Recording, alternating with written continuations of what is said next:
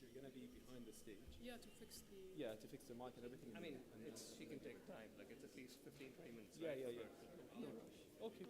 I'll go get Datuk, let them Get that, get yeah. mic'd up, and I think you know the audit. Jan, Datuk, and Adwa obviously is doing it. Okay, perfect. Yeah, I'll go get them.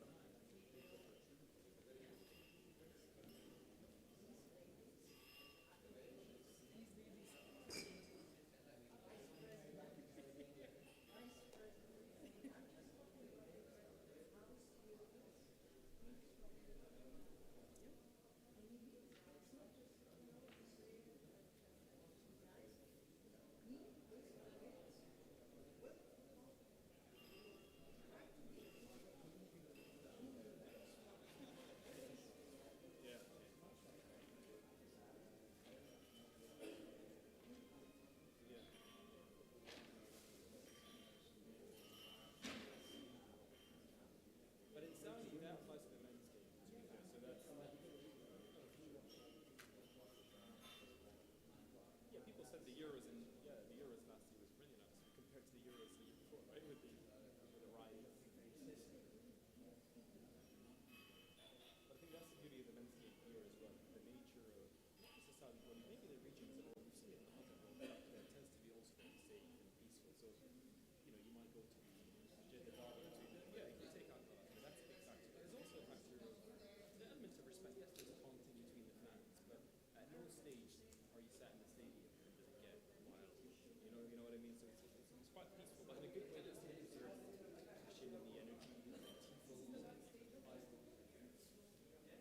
Sorry, if you excuse me for a second.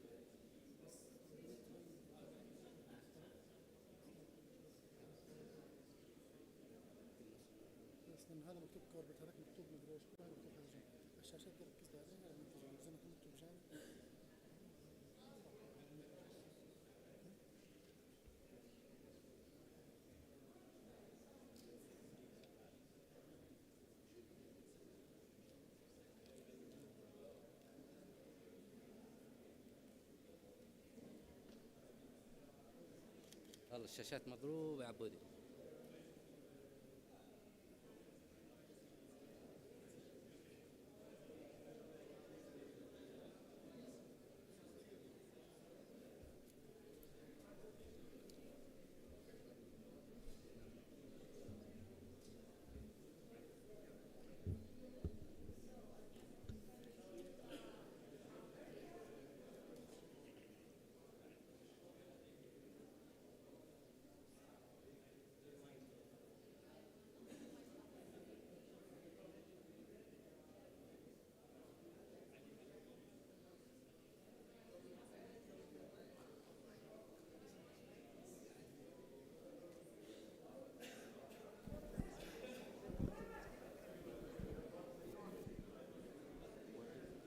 Ladies and gentlemen, please take your seats as we are about to start. Really quickly.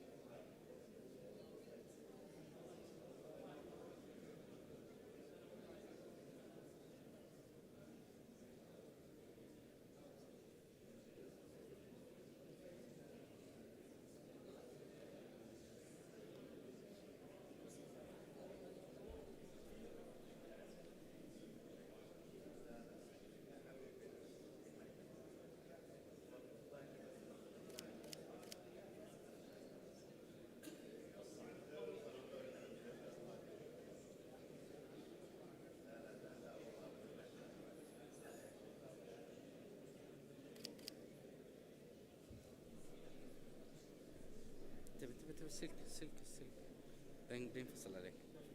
ايه لا بحاول قد ما ايه انا انتبهت له عشان كذا بل صباح الخير كيف حالك؟ ايه كلمت يعني شد ترى السلك مرة شد.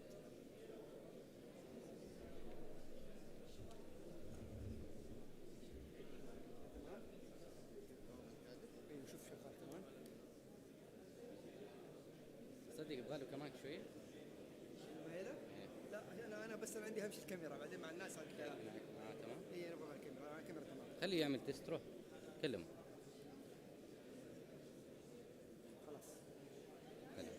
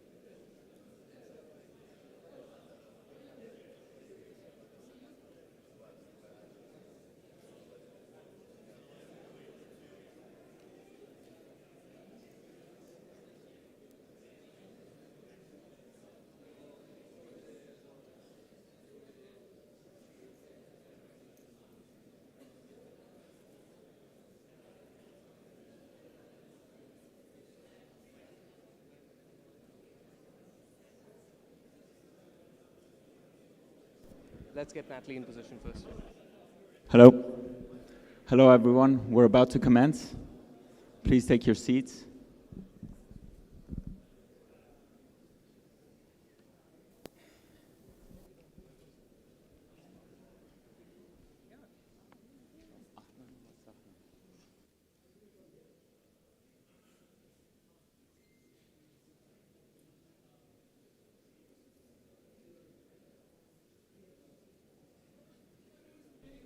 Hello, everybody. Please take your seats. We're about to commence.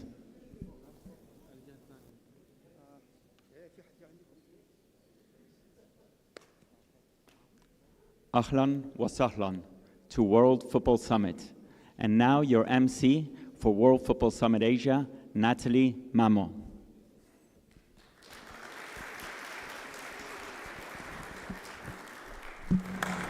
Your Excellencies, distinguished guests, football enthusiasts from around the world, ladies and gentlemen, Sabah al-Khair wa ahla wa sahla fikum. Good morning and a very warm welcome to the World Football Summit Asia taking place here in Jeddah, Saudi Arabia for the first time as we gather to celebrate the beautiful game that unites us all. My name is Natalie Mahmou. I'm a sports presenter and a former professional basketball player, and I'm extremely honored to be an Arab woman hosting the World Football Summit for the first time. Over the next 2 days, Jeddah will play host to more than 135 distinguished guests who will engage in enlightening discussions across more than 35 panels split between the main stage and the industry stage. So Saudi Arabia and WFS welcome you today to be a part of this dynamic exchange of ideas and experience that will shape the future of football in Asia and beyond. And as an athlete, my message is always to remember that football is more than a sport. It's a universal language that speaks to the hearts and minds of people from every corner of the world and has the power to unite, to inspire, and to create positive change in a world that is in very much need for. Because I believe sports has the power to make champions in life, even if they don't end up becoming champions on the field.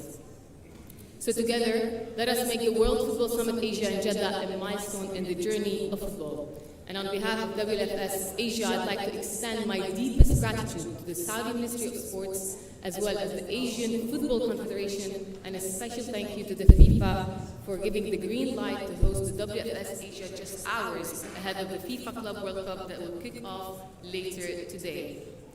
Now, behind this amazing event stands an army of incredible individuals that I've had the pleasure to work with in the past weeks. And leading this army is a person who goes above and beyond to always ensure this event is of the highest standards. I guess you're all familiar with him by now. Ladies and gentlemen, please put your hands together for the co-founder and director of the World Football Summit, Jan Alessi.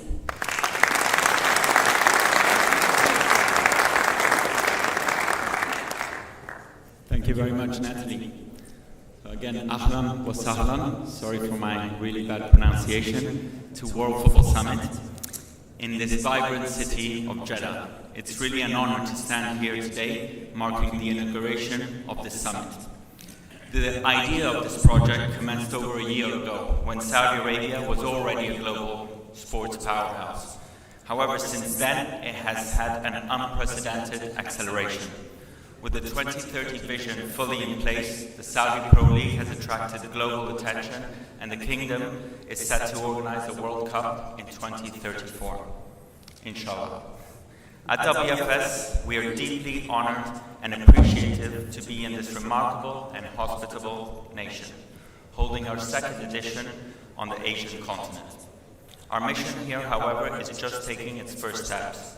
We aspire to make this annual gathering a consistent platform, offering a voice to everyone in the football and sports industry, passionate about its evolution and its advancement. This summit serves as a global nexus for like-minded individuals from every corner of the world committed to the growth of football and sports in Saudi Arabia and the region. Today, we inaugurate the summit with immense pride, hosting over 2 days, 143 speakers, and 1,300 attendees who have journeyed to Jeddah from an impressive 76 different countries. At World Football Summit, we pride ourselves with connecting leaders to build the football we want, the football we need. This means recognizing new dynamics and realities, such as the growing influence of new leagues and competitions, and uniting the global football industry to pursue the mission of creating an ecosystem that embraces innovation, professionalization, and sustainability. We trust that these 2 days will be filled with invaluable content and countless networking opportunities for all of our guests. Lastly, I would like to extend my gratitude to our partners whose support has made this summit a reality. A special thanks to the Ministry of Sports of Saudi Arabia and FIFA for their instrumental role, allowing it to coincide with the FIFA Club World Cup. Let's make these 2 days an unforgettable celebration of football and collaboration. Shukran. And now,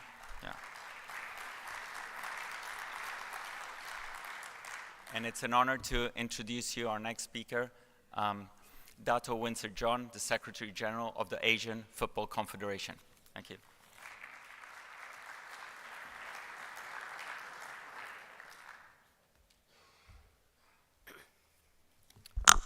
Thank you, Ian. Distinguished guests, ladies and gentlemen, a very good morning, and my heartfelt appreciation to World Football Summit Asia for giving the AFC and also me the opportunity to address all of you here today. I must also take this opportunity to thank the Saudi Arabian Football Federation and also the Saudi authorities for the warm hospitality and exceptional hosting capabilities. It's great to see so many leaders in football gathered here with the aim of networking, sharing new ideas, and charting the way forward for our great game, particularly in Asia. We are here with one common goal: to engage in constructive dialogue on the future of the beautiful game and how we can grow football together. So it is only fitting that we gather here in Jeddah, Saudi Arabia, an Asian nation that has dominated the football headlines across the globe in recent months. I think we can all agree that rarely have we witnessed a single nation undertake such bold ambitions to develop the beautiful game in such a short span of time. We at the AFC applaud the Saudi Arabian leadership for harnessing and believing in the power of football to unify and uplift a nation. It is a belief, a desire, and a conviction that it is shared by the AFC. Over the last decade, Asia has been the epicenter of the global game. Just 12 months ago, the footballing world tuned and turned its gaze to Asia in this very region for only the second time in this century. 20 years after Japan and Korea paved the way for the continent, the FIFA World Cup 2022 in Qatar was a resounding success. It was the clearest illustration of the rise of Asia and the incredible progress of the Asian football family. Not only in organization capability, but also in the development terms. For a record 5 teams in Russia, Asia was represented by a new record of 6 teams in Qatar. And our teams produced some of the biggest upsets of the tournament, as for the first time in history, the 3 Asian teams advanced into the knockout stages. For Asia, it's another giant leap forward.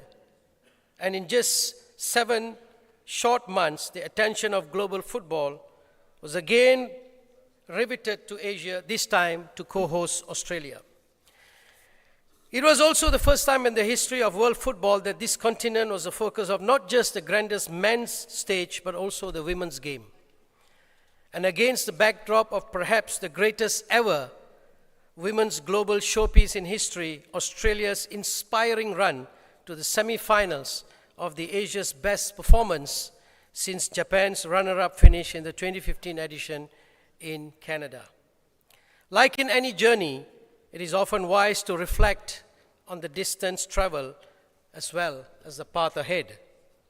In many ways, the foundation of the AFC's recent successes were laid in 2016. Then the AFC president, Sheikh Salman ibn Ibrahim Al Khalifa, launched the AFC vision and mission in Qatar. Against the fitting backdrop, the AFC president provided a clear picture of the glittering future that laid ahead for the people's game on our great continent. We set out the AFC's vision to ensure the success of Asian teams on the world stage, to be the world's leading confederation through strong members, and confirm football as the #1 sport throughout the continent. Supported by 7 mission statements, it was, of course, an ambitious strategy.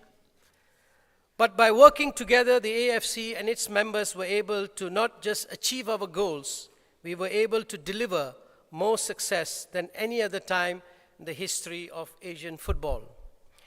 Given the context of the time, it was by no means a straightforward path.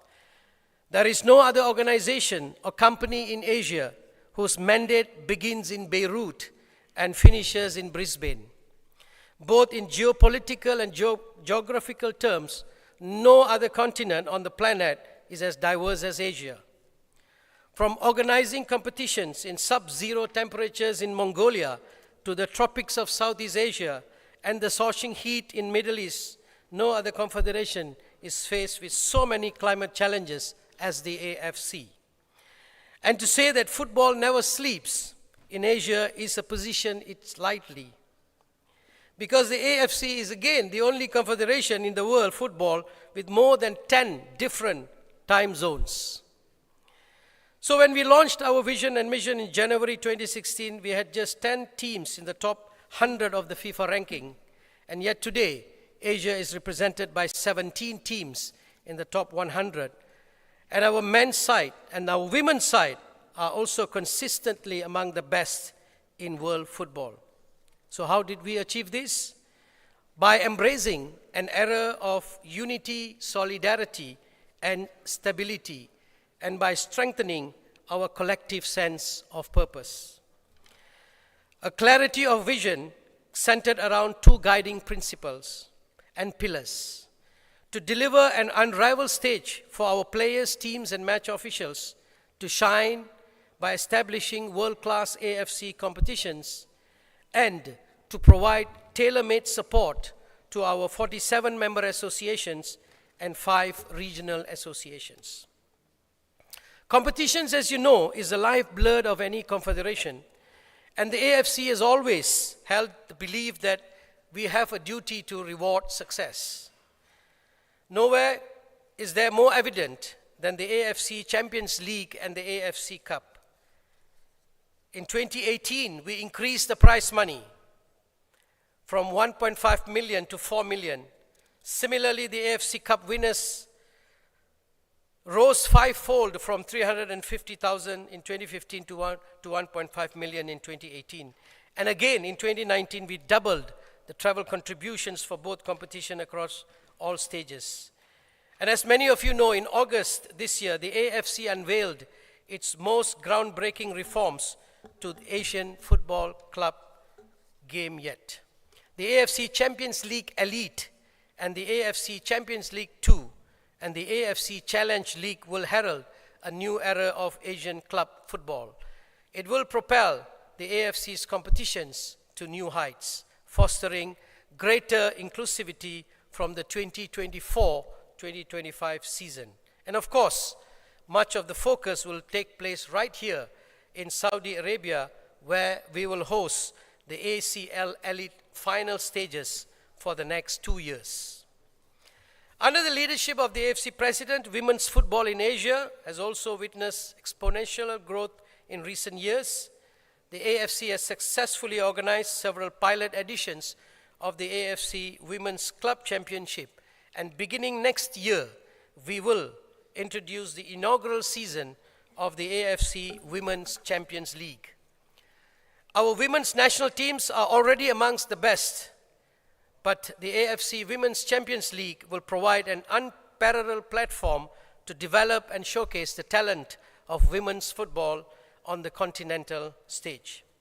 Already we are seeing our members, which include the Saudi Arabian Football Federation, take decisive steps in advancing the women's game, all with the aim of competing in Asia's premier women's club competition. We have every faith that the strategic reforms and the new funding model will raise the intensity, stature, and quality of both the men's and the women's club game in Asia. And it is with the same desire and commitment that has enabled our national team competitions to evolve into some of the most admired continental tournaments in world football.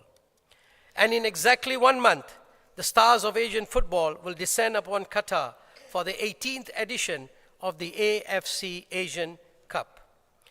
Close to 1 billion people interacted through our digital platforms in the UAE in 2019, with TV viewership nearly doubling from the 2015 edition in Australia, reiterating the undeniable appeal and rise of Asian football. And we have every faith that we will shatter all engagement records again next year. And I'm pleased to note that Qatar 2023 will also be the first edition to include the E-Asian Cup, which is set to feature the best gamers from across the participating member associations. To excite tomorrow's generation, we know that we have to speak to them in a language they understand and a platform they populate. The AFC has also outlined its desire to make people's lives better. The AFC Dream Asia Foundation continues to create a lasting and meaningful impact across our most vulnerable groups across the continent. And again, we must thank His Royal Highness Prince Abdul Aziz bin Turki Al Faisal, the Kingdom of Saudi Arabia Minister of Sport, who is the chairperson of the AFC Dream Asia Foundation Board of Trustees, for his steadfast support and commitment to make lives better. Dear friends, Asia will continue to be the heart of world football in the coming years. The FIFA Club World Cup will kick off right here in Jeddah in just a few hours, and I would like to wish Al Ittihad Club the very best. And immediately after the AFC Asian Cup Qatar 2023, the United Arab Emirates will host the FIFA Beach Soccer World Cup 2024 in February.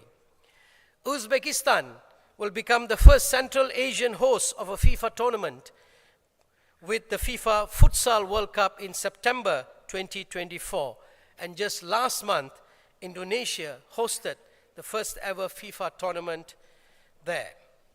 Further down the line, following the footsteps of Japan and South Korea in 2022 and Qatar 20 years later, the FIFA World Cup will return to Asia for the third time in the history, right here in Saudi Arabia.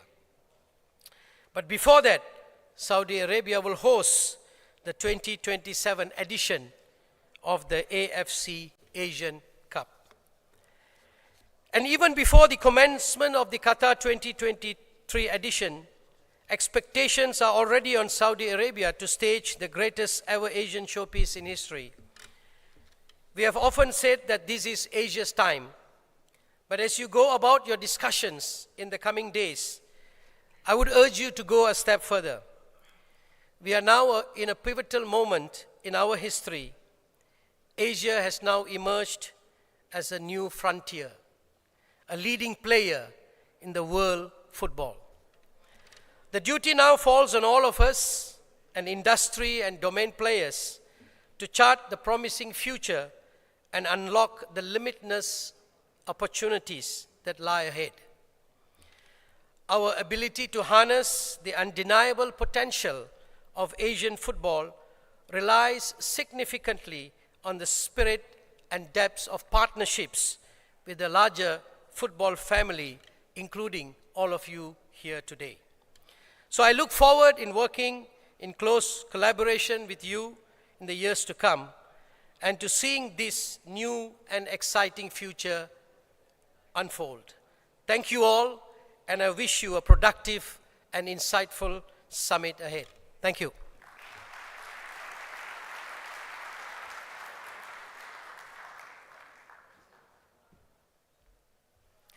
Thank you, Datuk Siri Winston John, for your profound words.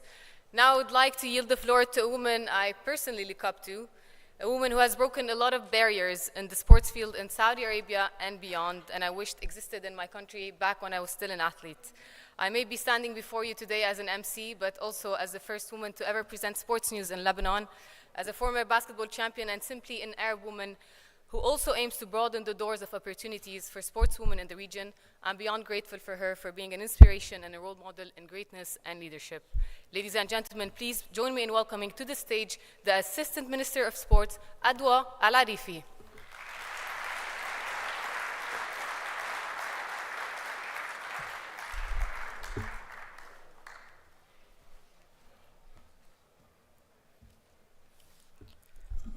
Thank you. Secretary General, distinguished guests, ladies and gentlemen, welcome to Saudi Arabia. Thank you all for coming and sharing this moment with us. It is a pleasure to welcome you all here. Today is a historical day for Saudi Arabia as we host the football family and kick off the FIFA Club World Cup. It is a moment we have been working towards for a long time, and it represents another step forward for our nation and our people who love football so much. For those of you who have yet to witness our passion for the game, you will see and hear it for yourselves, I promise. Just as it is all over the world, it's played on our streets and lives in our hearts. It unites us. It always has done. That was true for me as a young girl, where a group of passionate young girls, including myself and my colleague Lamia Al-Bhayan, set up the first women's community football league. We just wanted to play, and thanks to Vision 2030, His Royal Highness Prince Mohammed bin Salman, Crown Prince and Prime Minister of Saudi Arabia, now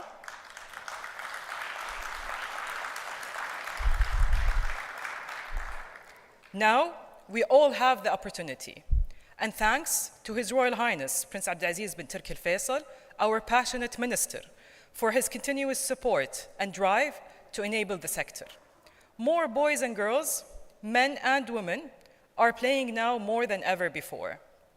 80% of the population follow, watch, engage, or play the beautiful game. And since Vision 2030 was introduced in 2015, so much has already been achieved, all driven by our passion and the energy of our young people, as you will see now with this short video.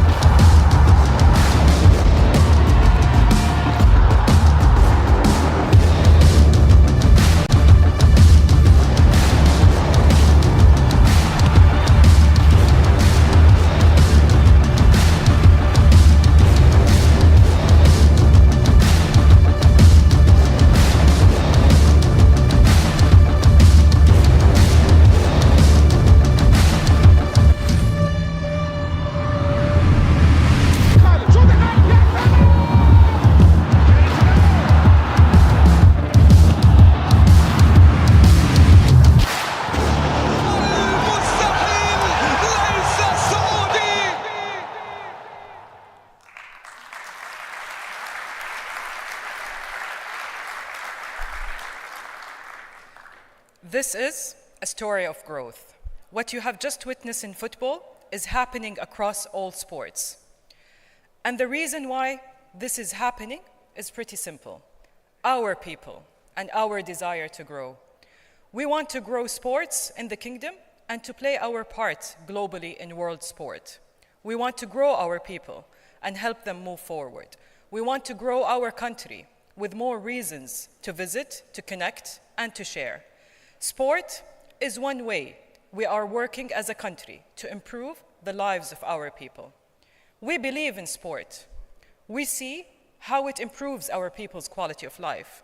We see it diversify our economy and lead to a more active and healthy society. And in Saudi, sport is accelerating the positive changes that are happening across our society. Saudi Arabia is a young country with a young population. We have over 20 million people under the age of 30 years old. And young Saudis just want to enjoy sport like the rest of the world. For decades, Saudis had to travel just to enjoy the sports they loved. Vision 2030 gave us the opportunity to change that, and it has.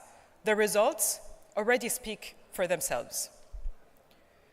And since 2015, we have tripled the number of official sports federations, from 32 to 97 federations.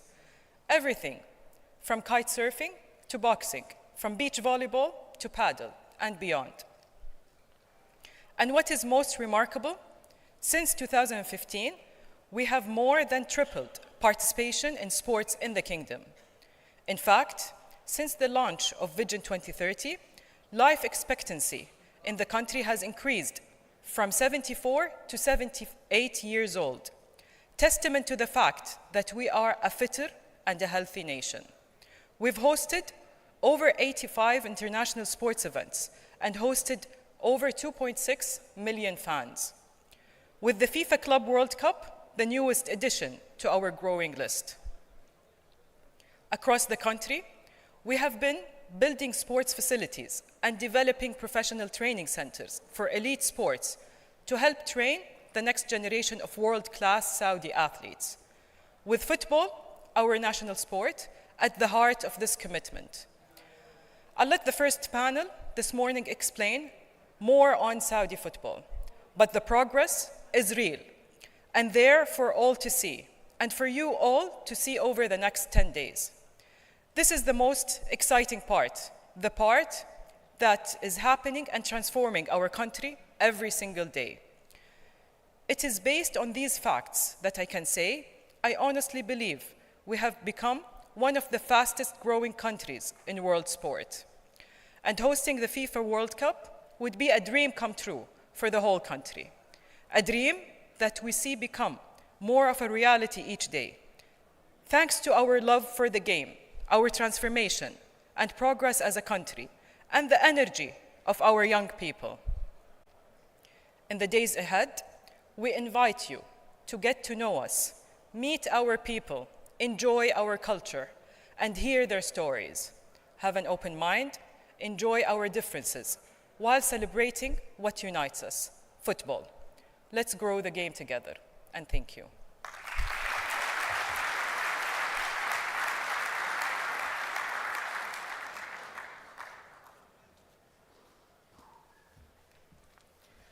Thank you, Adwa Al-Arife, for your presence with us here today. I think we are all ready to kick off the World Football Summit Asia here in Jeddah with over 1,000 expected attendees from around 70 different countries. Our first panel of the day is a revolution, and in specific, Saudi Arabia's football's revolution that made waves worldwide and gigantic offers extended to some of the biggest names in football, as you all know, resulting in historic signings with Saudi clubs and securing the rights to host the World Cup in 2034.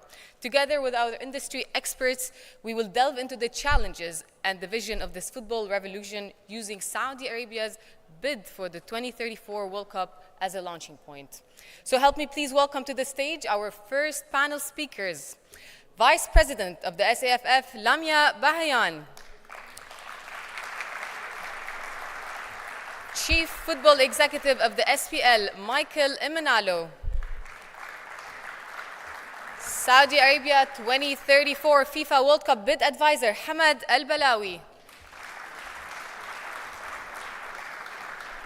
And Ali Khalid, the sports editor at Arab News, who will be leading the discussion. Thank you and enjoy.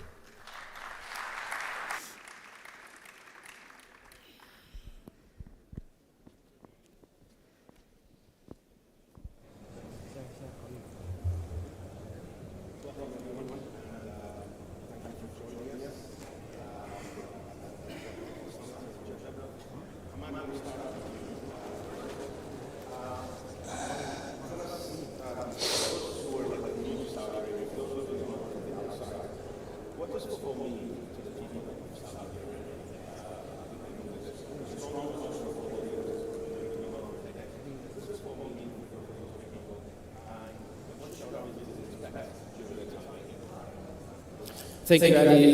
Good morning. Assalamu alaikum to everyone here, and it's a great pleasure to have you here on a very exciting 2 weeks. That's a real showcase of exactly that. Today, the Kingdom is witnessing a massive drive towards the development of football, but this is not anything new.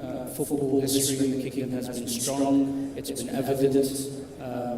One of the clubs that's participating in the Club World Cup at Etihad was established in the 1920s. The history and heritage of the club, clubs generally, has been vast. We were, in past efforts, looking at ways where we can develop our game, develop our sports, and we were really pleased to see one independent statistic, which is Saudi Arabia, 90% of the population are avid followers of the game. And this is a statistic which Saudi Arabia and its people front runners in this area, even comparing to other nations that perhaps are well known for their love of the game. The interest is there. I think our prerogative within the bid of 2034, but also with the development of the league, growing grassroots, is to ensure that there's the right conversion of interest into participation and interest into development pathway. So we're building off of a great history, and hopefully we're going into a new dawn, a great new ambition for our level of game. Absolutely.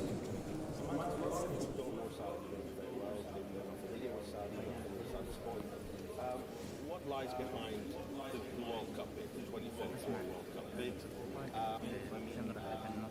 How does that fit in directly with the overall strategy of sports in Saudi Arabia? And what are the ambitions? What are the ambitions? What are the targets? What are the goals of this World Cup bid? This is a good question. I think in the last 8 years, what we've seen ever since the launch of the Vision 2030, we've seen a measure of development that's unparalleled anywhere in the world.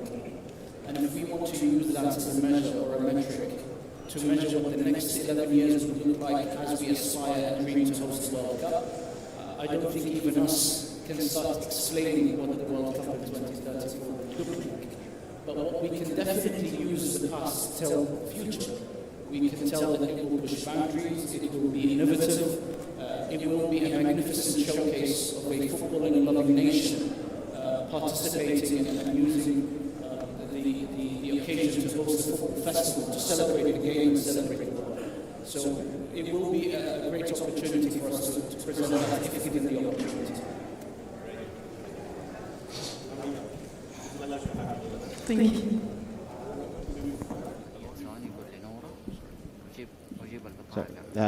Lamia, it's a pleasure to have you with us.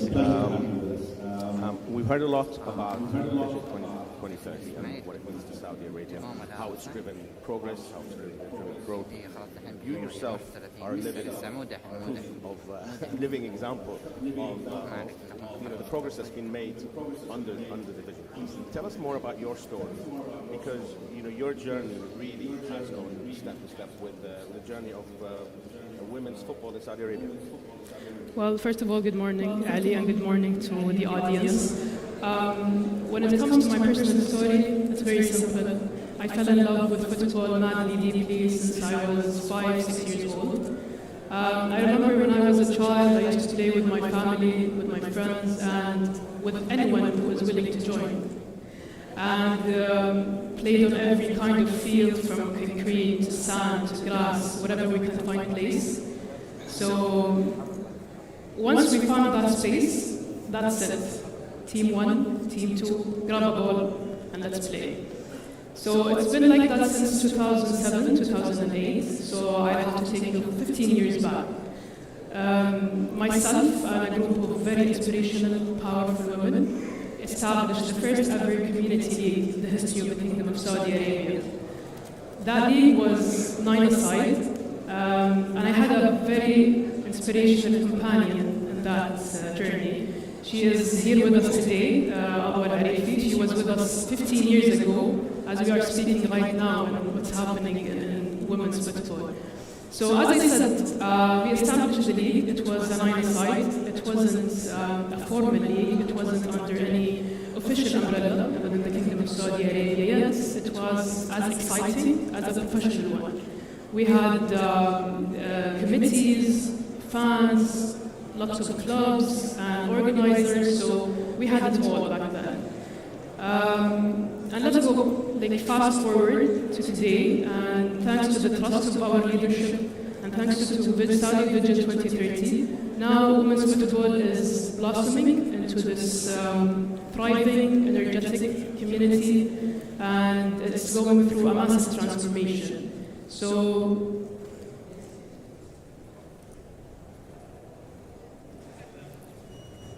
is this a problem with my mic also?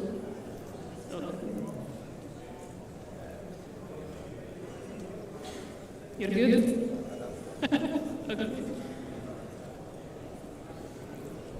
So anyhow, as I said, it's thriving, women's football, and it's growing into this energetic, thriving, vibrant community. we have achieved a lot, but there is a lot to come along the way that we have to work for.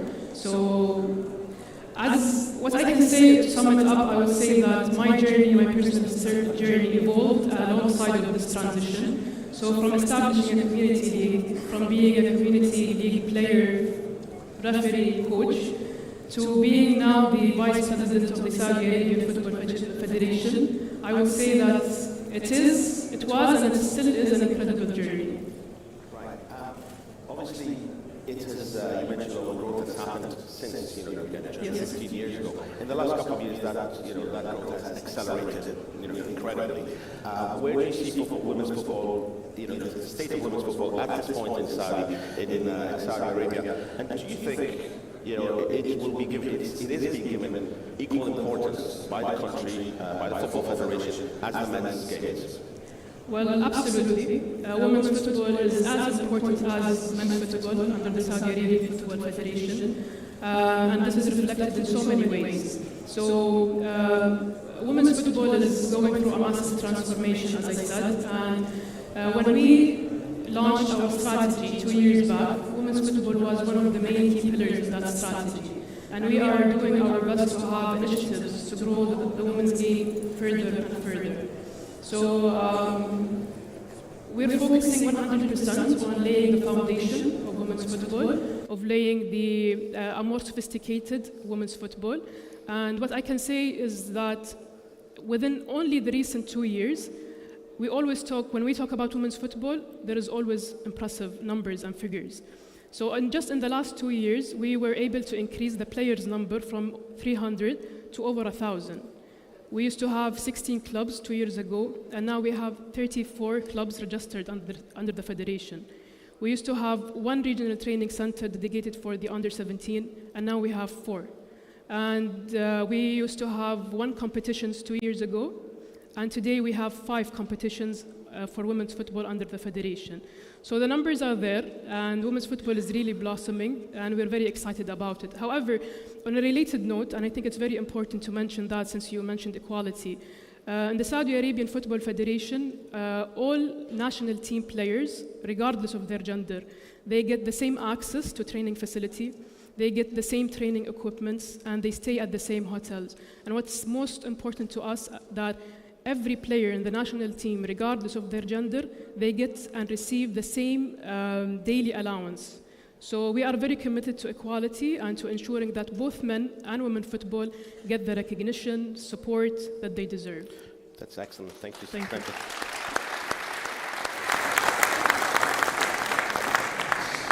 Michael, if we can come to you. Also a pleasure to have you with us. Thank you. Michael, so much has been said about the Saudi Pro League. What's happened since the summer has been incredible.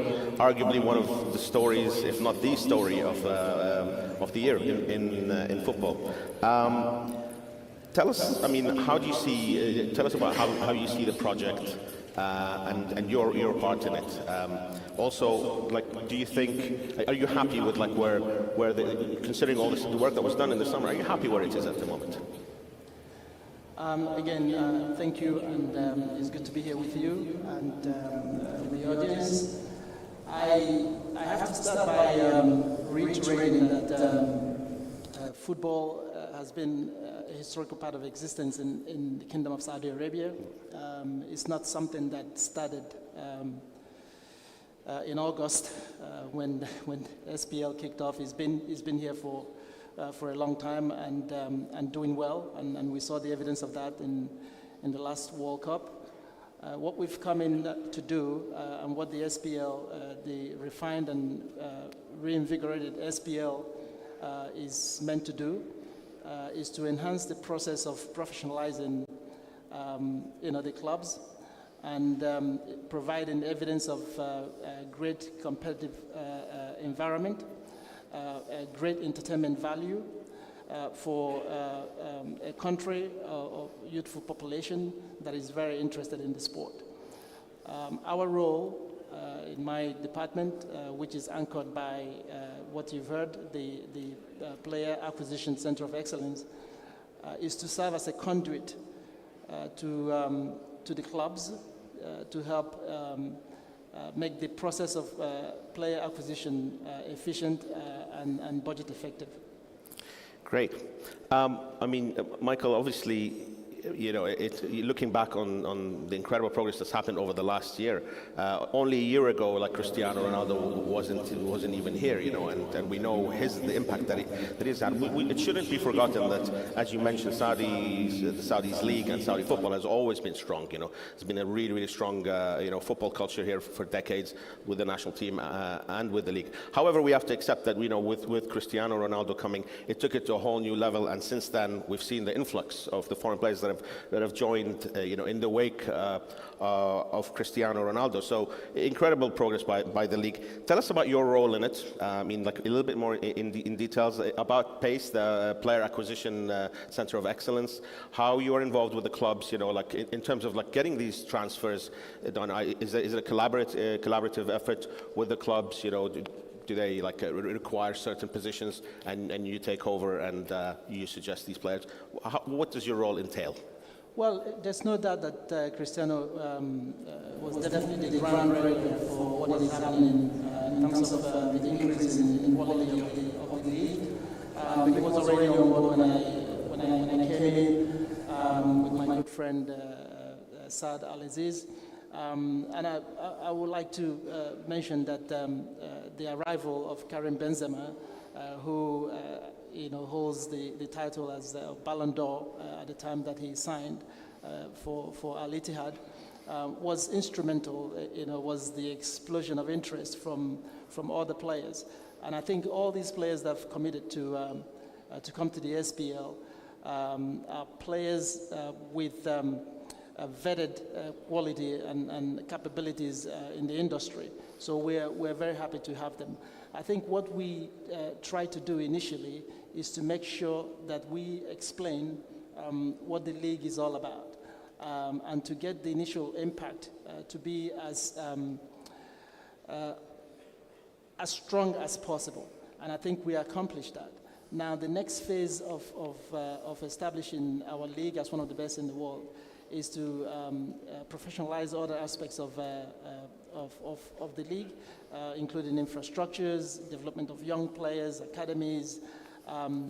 We anticipate an avalanche of pitches all around the kingdom so that the kind of story that Madam Lamia told will multiply, and young boys and girls in this country will have an opportunity to go out and express their great love for the game with ease and admiration. So that's where we are, and I think in terms of development of young Saudi national players, we're working on several different fronts. Infrastructure is a part of it. We have to look at education, that includes education of staff, new coaches, and also find varied ways, which is in conversation, of game time and game minutes and hours, which is a precursor to development. And we're actively working on this number of areas to improve the league.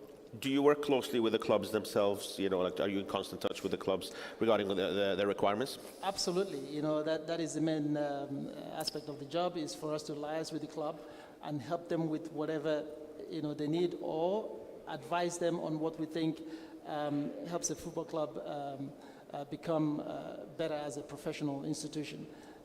Michael, I'm going to stick with you for a second. Having come so quickly, you know, like in this short period of time, where are we right now? You know, in terms of like, what's the main focus for SPL, for PACE, you know, in December 2023 going forward? What is that? And we'd like to, I mean, and again, you know, in terms of your plans for the future, is there anything that, you know, like our guests, you know, like some of the leading industry figures here, you know, do they have a role to play? How can they help? Well, I think it's very clear that the ambition is very, very high, and because of that, the expectation is accelerated. But we have to take a deliberate process, and I think where we are now is we feel that we have a very good competitive league, and we want to make it better. It's competitive in the sense that there is a development of a group of mid-level teams that are challenging the teams at the top.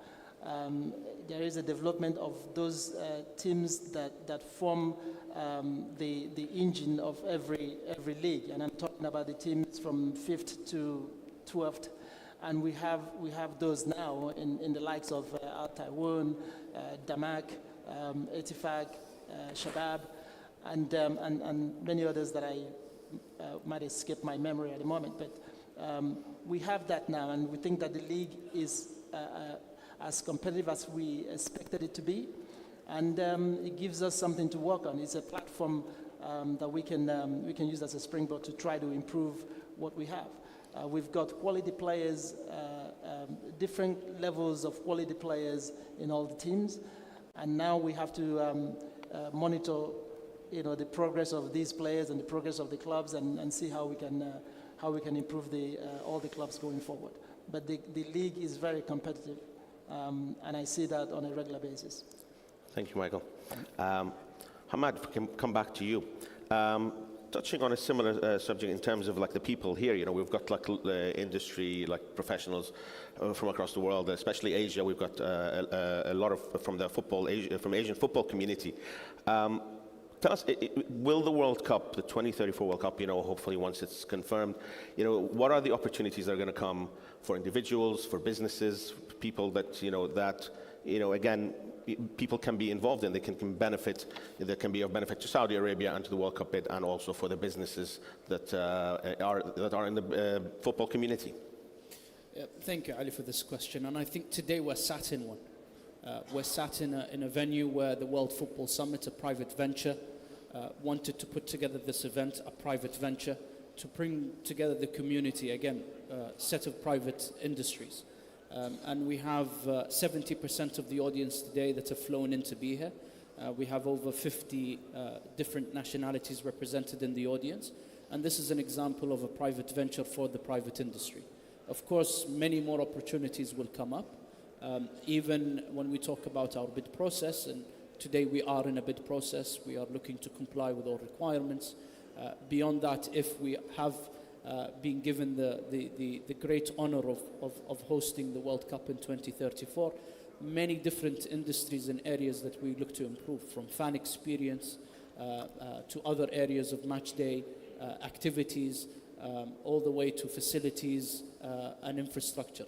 So 100% there are opportunities that are already being grasped, as is evident today. Great. It's a long road ahead, so obviously we'll keep an eye on that. Thank you, Hamad. Lamia, if we can come back to you. Obviously, so many headlines about the World Cup bid. So many headlines about what's been happening in Saudi Arabian football for the last year. But for you, as part of the Football Federation, what's being done to sort of safeguard the future of Saudi players? What's being done at grassroots to ensure that young Saudi talent is nurtured alongside, obviously, all the stars that are coming here? Yeah. So in the Football Federation, I think in any football federation, the strength of it will be in their youth and in their talent that emerges from their grassroots.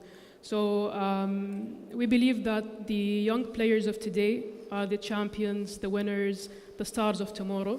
So the federation needs to put so much effort towards them. And in fact, that, as my colleague mentioned, that we are a very young nation, and in fact that 70% of our nation is under the age of 35. That gives us a vast pool of talent waiting to be helped and discovered. And this gives us this youthful energy around the kingdom. And we will do our best to have every potential out there that is ready that we will unlock. So it's very important that in the federation we need to have targeted initiatives towards youth. So for example, we do have 22 regional training centers around the kingdom, which are training centers only for the under 17. They have 3 to 4 times days a week of training, and sometimes it extends to 8 to 9 months. And we have also the schools league, both for boys and the girls. And what's really interesting about the girls league is in the first edition, there was the first edition in the history of the kingdom for girls to play in school. There were like 48,000 girls registered. And in the second edition, we have over 70,000 girls registered to play in school. And also in addition to that, we are educating the teachers. So we have over 700 licensed coaches that are teachers within the school to help us grow the ecosystem. In addition to that, in the Federation, we're focusing on enhancing and establishing more competitions for the age groups. We have now 14. However, every year we want to add a new competition for a certain age group. And we also have monthly festivals. So each month we have 1 to 2 festivals around the kingdom. So we will invite any girl or any boy to come and play football, to show off their talent on field, and to have this connection with the Football Federation. So youth is very important to us. They are the future of Saudi Arabia's football, and we're very dedicated to give all of our energy to our youth. I mean, incredible progress for youth football, for women's football in general, over the last few years.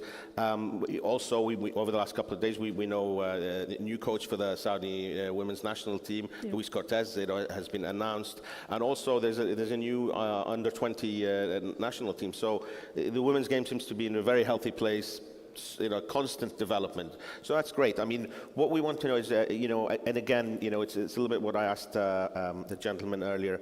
What's next for women's football? And again, how can the industry, contribute and benefit from what's happening in women's football in Saudi Arabia? So I'll break your question because I think there's like 3 questions there. So first of all, for our coach, Luis Cortez, we announced yesterday that he is the head coach of our women's national team.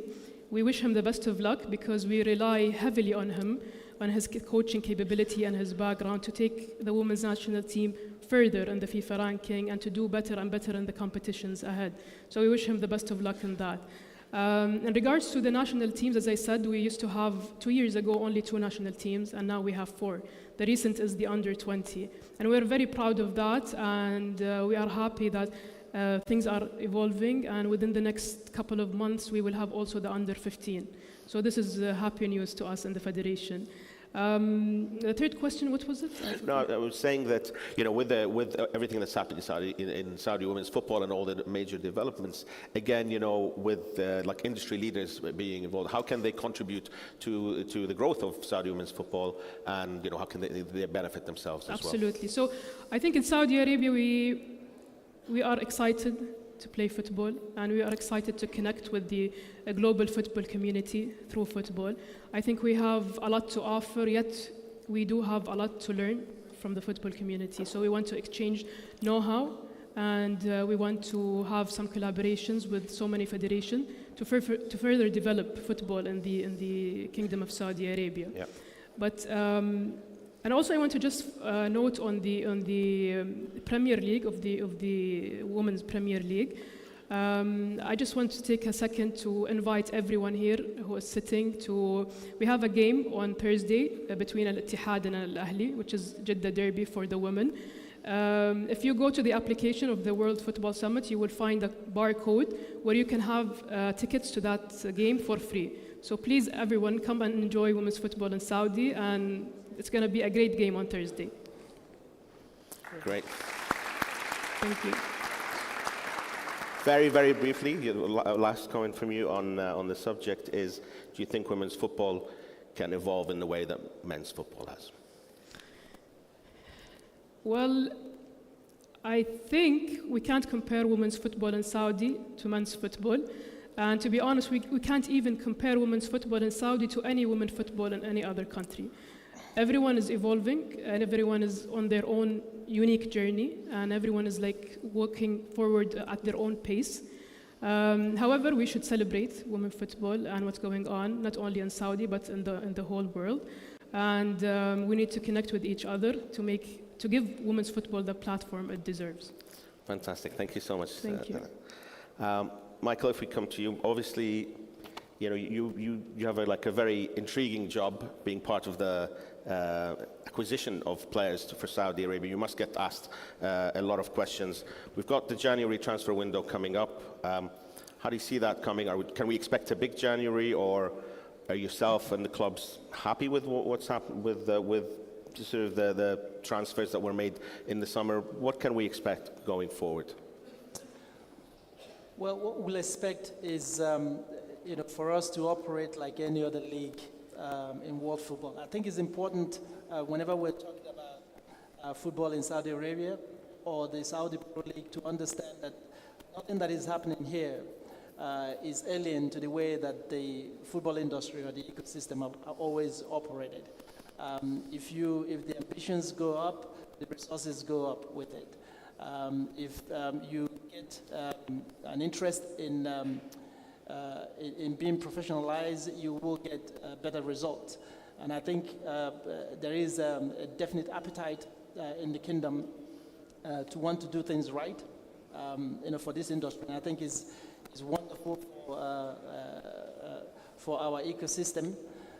Looking at all the dignitaries that are here and representatives of our colleagues that are here today, you can understand that the expansion of opportunities in the industry is good for everyone.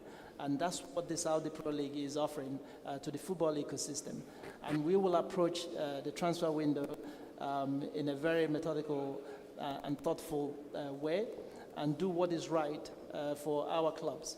Are we going to spend? I don't know how things are going to pan out, but what I can assure you is that there will be a very controlled and managed professional process through the window. That's great. Don't ask him for names, Ali. We don't even get any. I was going to say, he doesn't even tell us. We've tried. We won't tell anyone. We'll keep it a secret if you tell us any players are coming. Michael, you mentioned that what the league does is for the benefit of everyone involved in the league. Obviously, having all these fantastic players coming from abroad is great for the development of the league in terms of entertainment. And we would hope that the Saudi players, whether they're coming through or older players, would also benefit themselves playing alongside these international stars. But what are the steps that are being taken by the SPL? I mean, Lamia touched on grassroots football. What are the steps being taken by the SPL to sort of ensure that the young Saudi players as well get all the benefits and all the help they can get to progress in the league? Well, in the short term, we notice in real time the improvement of young players playing together with these fantastic players. You can only learn, from being associated with people who've performed this craft at the highest level. It does help. In the medium and long term, again, I emphasize that though we are all in a hurry to make things happen, we have to take a deliberate approach to the process to make sure that we do it right. There's no need to get in there and not producing anything of quality. And our goal, and we're having conversations with SAF and with the Ministry of Sports, and I can assure you that we have incredible backing, thanks to His Royal Highness, the Minister of Sports. And we're confident that we will eventually find a methodology that will be good for the development of players of all categories for our national teams and young players in the kingdom. That's great. Thank you, Michael.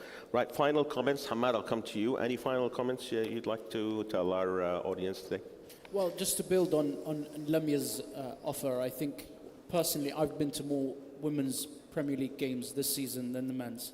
To feed off of the question, is it growing? I think there's interest there, there's development there. I think what we're doing from a World Cup aspiration perspective is going to grow the game at all levels for both men and women, boys and girls. And I think there's opportunity for growth. Even when you talk about the ambitions of the Pro League, I think what's happening there is going to benefit Saudi players. And we hear stories about people, doing the maths. How old am I going to be in 2034? Am I going to be able to get the opportunity to represent my country? And it's all very exciting. So I hope people understand and feel the excitement and the energy in the room and across the next fortnight. That's great. Thank you, Hamad. Lamia, last comments from you? Well, I just want to say that we have high ambitions, high aspirations when it comes to football. And we have a lot of passion, and we're very excited each and every day We wake up every morning and we work 24/7 to make our dreams come true, to transfer strategies into reality, and to be able to see that when you work on something really hard and then the next day you wake up and you see it happening live, you can feel it. It's a feeling that it's indescribable. So the passion is there, the excitement is there, as Hamad said, and we are looking forward for a great journey for football in Saudi Arabia. That's great. Thank you, Lamia. Michael, final comment from you. Well, I would just like to say that we are enjoying the unique position that we're in to be able to collaborate with all the football stakeholders in the country. And it's not nothing that we do is isolated to the SPL. And just to whet the appetite of those who are waiting patiently to hear something interesting, I would like to emphasize that the Saudi Pro League is open to every single player of whatever level that has interest in improving their game and improving their life in living in the Kingdom of Saudi Arabia. We are open for business. Thank you very much. Thank you so much to everyone of our panel and to our audience. If we can just give them a round of applause for that.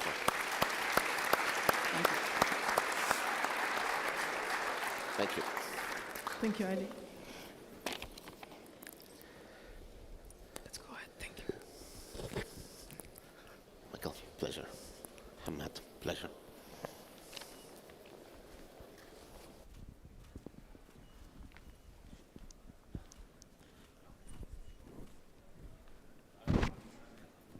Thank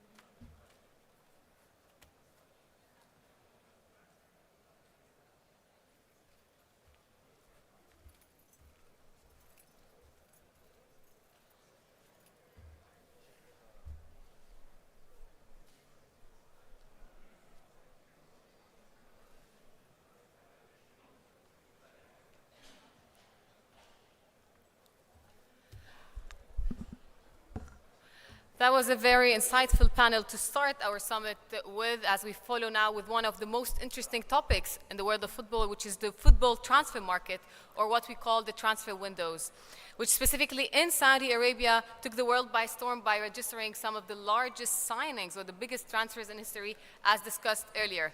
For most of us, what we hear is the end product, which is Cristiano was offered this, Messi was offered that, X signed here, Y moved there. However, behind this englobes an entire world behind the scenes, and in our next panel we will explore and expose the behind the scenes complexities within the football market. We will examine the strategies used by the clubs, the negotiation processes, the impact of financial regulations, and the trends that shape player movements. And we are privileged to be joined by those who know best today. So please put your hands together for our panel speakers: Marcos Mota, partner and Bishara in Mota Advogados;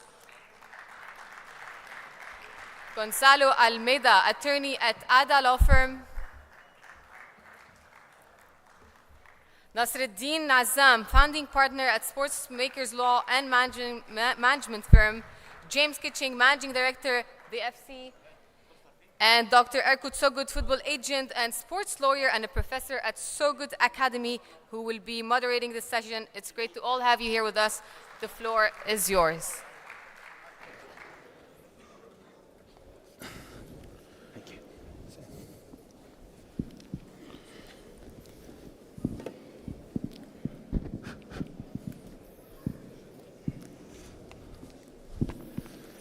Bismillahirrahmanirrahim. Assalamu alaikum. Sabah al khair. Ahlan wa sahlan. Good morning, everyone. Welcome to our panel discussion, Behind the Scenes, the Challenges and Trends in the Football Transfer Market. Something very interesting, and with this distinguished guest today, I think it will be amazing to talk about this topic. So what we will do, so you give you an overview, we go first and see what happened in the last decade in the football transfer market. Later on, we talk about some specific areas today, and then we will delve into the new FIFA agent regulations, which has a huge impact into the future, not just for agents, but also for players, clubs, and everyone else. So I give already the word and start right away with my panelists, with my great speakers. And on my right, I have Marcos Mota, and I will address the first question to you, Marcos. In your view, what has been the most significant change in the football transfer market over the last decade? Good morning, everyone. It's a pleasure to be here this morning to discuss this great topic. My esteemed colleagues, James, Gonzalo, Nasser, and Kurt, thank you so much. That's a very interesting issue, what happened the last decade. Actually, I think that the change in the transfer market has evolved since the late 90s, from the Bosman case in 95 that created the figure of the free agent. And I think that this has changed the entire market in terms of how the transfers has been built and engineering. Then you came to what I call the second cycle between 2001 and the late 90s. I think that the Galacticos were like a pillar that also has changed the market and the relationship between the player, the club, and the market. And I was fortunate to work with the Galacticos, advising, for example, Roberto Carlos, Robinho, Kaká, and many players that play in that fantastic Real Madrid in between 2000 and 2002. And then came the COVID, right? And also that's changed the market in terms of that the industry and the product went beyond the 90 minutes. The players as a content creators, the digital era with the FANGs, the Facebook, the Amazon, the Google, that has turned the players into superstars and clubs as content hubs. So I think in the last decade we experienced the super transfer of Neymar, 2017, that also has changed all the dynamic in terms of the monetization of a football player, the monetization of a whole league as the French league. And I witnessed that change in terms of the contractual issues that we faced at that time. And now with the cycle 3, I think that the cycle 3 is that where we are now, is the emergence again of the concept of the players are the new players, the concept of the sportainment, sports and football as an entertainment, and is a very important concept. And I think that here in Saudi Arabia, the way that this the product of the Saudi League, as Michael was explaining here, it's a very interesting momentum, how the market will change. So I'm very excited what is about to come in the near future. Thank you very much, Marco. It was Marcos for the introduction into this whole world, what happened in the past and what's going on today. I give the word now to Nasser. Nasser, what would you say? What's the major changes and trends in the football transfer market in the last decade? Thank you, Erket. A pleasure to be here with you and with my dear colleagues in Saudi Arabia.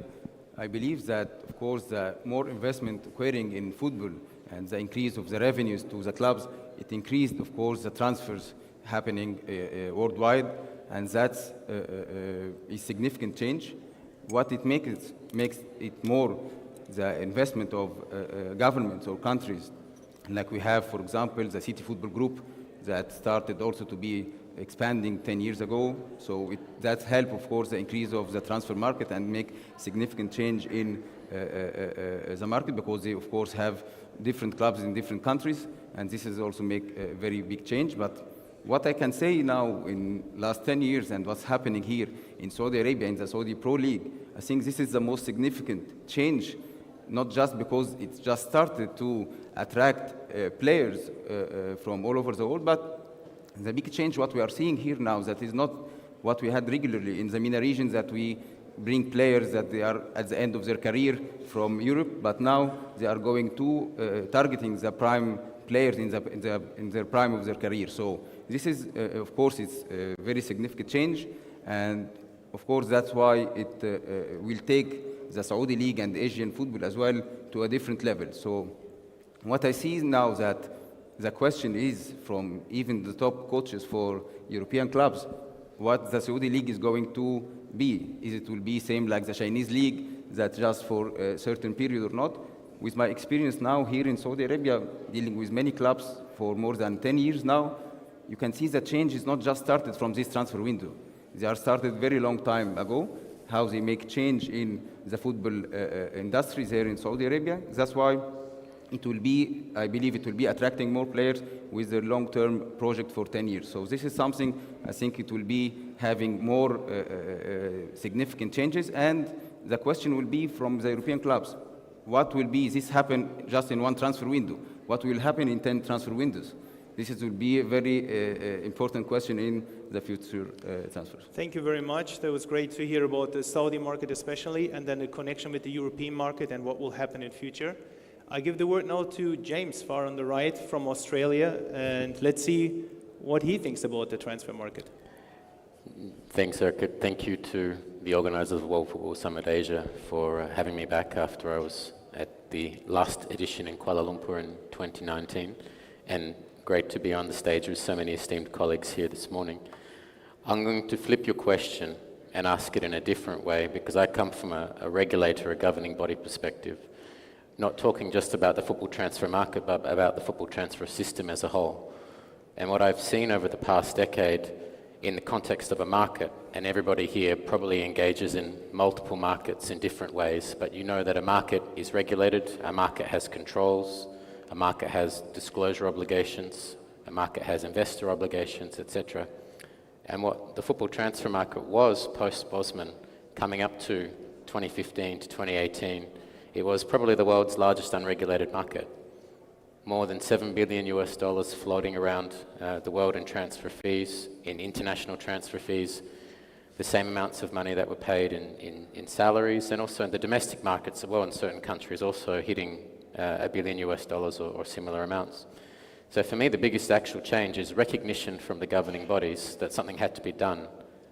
Something had to be done about those markets, not to stifle the markets or to control the markets, but to properly regulate the markets, bring in professional standards, bring in things which the clubs were all asking for with respect to protections for players or transfer windows or agent regulation or rules with respect to loans.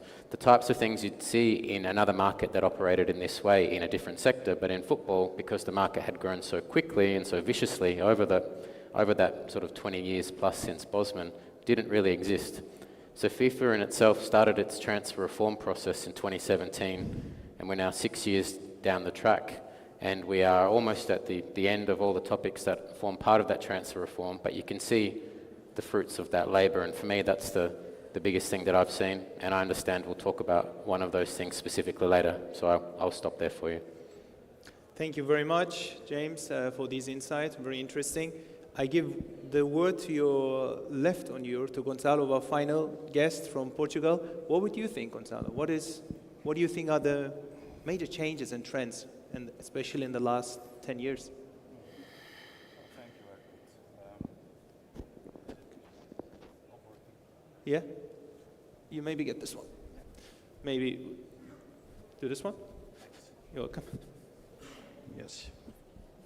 Well, thanks for the question. First of all, thanks the World Football Summit for the kind invitation to attend this event here.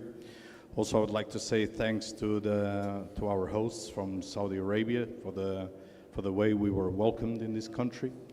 Coming to your question, the last decade, a lot of things happened. I still remember I started working at FIFA in the legal department back in August 2001, where I stayed for 5 years. And the last 5-6 years of this new administration, this current administration, there's a lot of improvements, a lot of regulation going on, new regulations going on. Of course, we have women's football regulated, properly regulated, finally. I mean, we were expecting that for a long time. The coaches, the employment relationship between coaches and clubs and national teams, it's also an important evolution for football, international football regulation system. What I would like to highlight, nevertheless, from a positive side is the prohibition of the TPO contracts back in November 2014. I think at the beginning, for us in Portugal, this was very important in terms of financing clubs. I think the same happened in South America and in Spain and in other jurisdictions. For instance, my club, Benfica, We could never have access to Brazilian national team players if it wouldn't be for investment from investment funds, you know, bringing the player with us. And I mean, I remember Ramirez, who was transferred to Chelsea in 2010. He stayed only for one season with Benfica, but I mean, we were champions, and at the end we end up getting a significant percentage of the transfer fee to England. So it was a winning solution for us. However, with time, we learned that this, for the industry, for the sake of the industry, to keep the money inside the industry is a much better game. And last, from a negative perspective, I would definitely highlight the introduction of in April 2015 of the FIFA regulations on working with intermediaries, which I think it was a major step back for the industry. The agency activity became we'll talk about agents. Don't say too much about that anarchy and absolutely illogical, to say the least. Yes, definitely. I agree. Thank you very much. I think there's these topics, especially South America, Portugal, TPO, what kind of effect it had before and after, how does it change the transfer market, the transfer world. It's affected Portugal and especially South America a lot, as you said, a very interesting topic. So now I will come back to you, Marcos. So drawing from your rich experience, Marcos, including the landmark Neymar and Lewandowski transfers, could you shed light on the evolving complexities and legal challenges actually in the modern football transfers? That's an interesting question. Basically, in the past, you used to call us as a sports lawyer. Now I think that we are much more like business lawyers applied to sports because it's a very complex environment. And there are certain things in life that very few people can understand, which is the quantum physics, the Bob Dylan lyrics, and the transfers. So I think that this is the reality that we face nowadays. As I said before, we have a very clear concept now in place, which is the sportainment, the sports as entertainment. In the past, we had clubs, teams that became clubs, that became nowadays corporations. We had in the past players that became athletes, that now are content creators. And this dynamic has changed also and applied in the transfers, in the way that we build a transfer, in the way that you give a legal certainty in a transfer. Because I remember the first deal that I operated, like in the late 90s, was a transfer from Atletico de Madrid to Flamengo in Brazil. And the contract was only 3 pages. That we have the name of the parties, the financial conditions, and the FIFA jurisdiction. It was the first time, Gonçalo, that I saw a FIFA jurisdiction in a contract. And when we turn into Neymar, just to name one of the players that we advised, we have more than 150 pages. In the past, we used to have like the linear, as I call, transfers, but now we have exponential deals. The variables in the contracts are very complex, and the lawyers, they used to call the day that we sign the contracts at the closing day. Nowadays, I call it a kickoff day, because actually is when the deal starts, is when you sign the contract.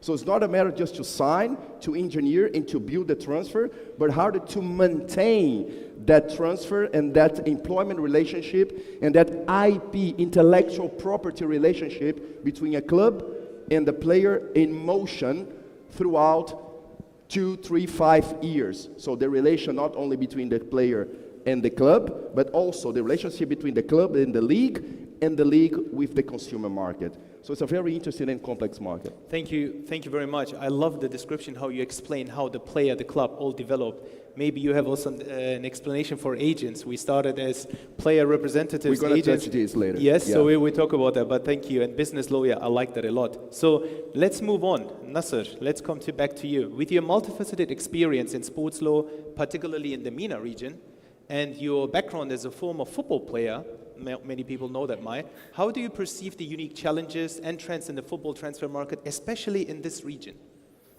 Okay, of course, the MENA region has, as everyone see, is developing so much recently, and when we say about the Saudi League, we were in Egypt, for example, we're all following and waiting that the possible of Salah transfer from Liverpool to Etihad. and will he play with Ittihad in the World Cup for clubs or not here? So this is make really a significant change that also in the MENA region. But the challenge is what I see with my experience with many clubs in the MENA region always that my dear colleagues come say, okay, unpaid transfer fees or salaries. And this is why it's more occurred in MENA region is related to maybe the limited resources for the clubs. Is not generating same revenues as the top European clubs, for example. That's make maybe problems that the payments not made on time. And this is what creates a problem. So what is important for future is how to work on these leagues in order to provide more revenues, and this of course occurring in Saudi Arabia and occurring also in another leagues as well. We have, for example, the recent Iraqi Football Federation has launched agreement with La Liga for 3 years project, and this of course will help to increase the revenues of the clubs there. So we need more working on this kind of projects for partnerships that help the clubs in MENA region to do that. Also, what important significant change what's happening in MENA region, we used always to have our clubs as association, established as association, not private clubs. This according to the national sports law in MENA region countries. But recently, we had change of the sports law in Egypt 2017, in Saudi Arabia, in Emirates, that you are allowed now to have a private clubs in these countries. And this allow more investors, big investors to come to the market. And of course, this investment help, of course, to develop the market. But at the end, as I say, as a football player, I have, of course, still need more work to be done in order to develop also, as Marcus say, how the revenues, how the players' contract is 150 pages. No, we also need to work more on that aspect in the MENA region with the players as well. Thank you. Thank you very much, Nasser. I think one of the MENA regions I sometimes experience the problems as an agent or a sports lawyer with payments, and we talked about that earlier, right? It can get better in terms of player salaries, that it's paid on time sometimes, because when I represent players in the region, the first thing is, will I get my money on time? That's the first question, right? In many countries, but it's getting better. It's changed in the last 5-6 years, and we're seeing a development. But I want to give my word now to, I'll come back to you, if it's okay, because James is already waiting and looking at me. So James, given your significant role actually in shaping sports regulation, you're an expert in that at FIFA, but also your expertise in governance and the strategy, how do you assess the impact of evolving regulations on the global football transfer market? Good question. I think the key word you said there was evolving. So, as I said earlier, one of the big issues with the football transfer system, the football transfer market in the previous 2 decades was post-Bosman, as Marcos identified, regulations were put into place which reflected that decision, and then subsequently there was really no movement from the international side for 15 to 16 years, and the regulations didn't keep up with the market. They didn't keep up with the amounts of money being invested, the transfer fees being paid, the growth of player movement across the world with the introduction of free agency into football. So the key issue in terms of the impact of regulations on the transfer market itself is whether they evolve with the market, 1, and 2, whether they are actually fit for purpose. Because the point of regulation is to ensure that there is an equal playing field globally or locally, depending if the regulations are global or local or however they might be shaped. But also regulations are designed to put into place rules relating to fairness and integrity, but also they're there to address any problems or issues that might arise. And if there's something which is not a problem or not an issue, then there's no need to over-regulate in that aspect. So when FIFA did go through that transfer reform process starting in 2017, what it started with was that last point that I mentioned is, what are the problems that are identified within the market? What are the problems within the system? Let's take the feedback from FIFA, the players, from the European Clubs Association, from the World Leagues Forum. Let's go to the stakeholders and let's ask them, what are the problems that you see? What do we need to address? How can we evolve, modernize, shape our future regulations? And over that last 6 years, there have been some excellent wins. Gonzalo mentioned one, which often falls through the cracks, but coaches. So players, very rightly, have big protections globally within the football transfer system when you go to play in a foreign country. but coaches effectively fell through the cracks. And as you all know here, coaches are the other actor in football, aside from the referee, but the other actor in football that we like to go watch and enjoy the theatre and the entertainment that occurs in that space.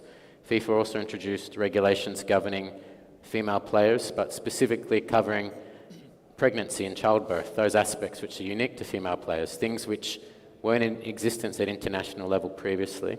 But then also, by FIFA introducing that, forces countries that haven't recognised that within their football regulations to also adapt and introduce those types of rules into their football frameworks. There are many others that I could address, but ultimately the idea of the regulatory framework is it needs to evolve, it needs to modernise, and it needs to stay adapted to the common and updated reality of football. The last quick point, as you mentioned with TPO, third-party ownership of players' economic rights, FIFA addressed that in a way in 2014 where it said, we're going to prohibit this. There wasn't a real study done of the impact of it on the industry. It was just decided we're going to stop and we're not going to do anything, we're just going to ban and prohibit this outright. One of the big hot topics and big challenges now in global football from a transfer system and integrity perspective is multi-club ownership, cross-ownership. And so, as I said yesterday at a different conference, I think it's incumbent on regulators, and particularly FIFA in this case, to address that topic because it's a live issue, but also address it in a way which takes into consideration all of the feedback from stakeholders that are involved in the game, and take into consideration also those multi-club groups and understand the motivations behind why this has found its way into football. Much like with TPO, there was perhaps a lack of understanding as to why TPO was prevalent and what the motivation behind TPO was for clubs like Benfica getting involved or other clubs getting involved in that space. So evolving regulations, the two key words you should all take away from today. Thank you very much, James. We're talking about multi-club ownership is the future, but I think it's the present. And that's where we are today. And seeing someone like you in future regulating that area, I think something will come up. Thank you very much for your comments. It was really great. So, Gonzalo, let's come back to you. You are an expert in both sports and immigration law. And could you discuss the immigration laws and policies specifically impact the player transfers and contract negotiations in the football transfer market? Well, yes, absolutely. And most of us don't really realize how far it influences the transfer market. Immigration laws really have a huge impact on this specific market in football, but not only.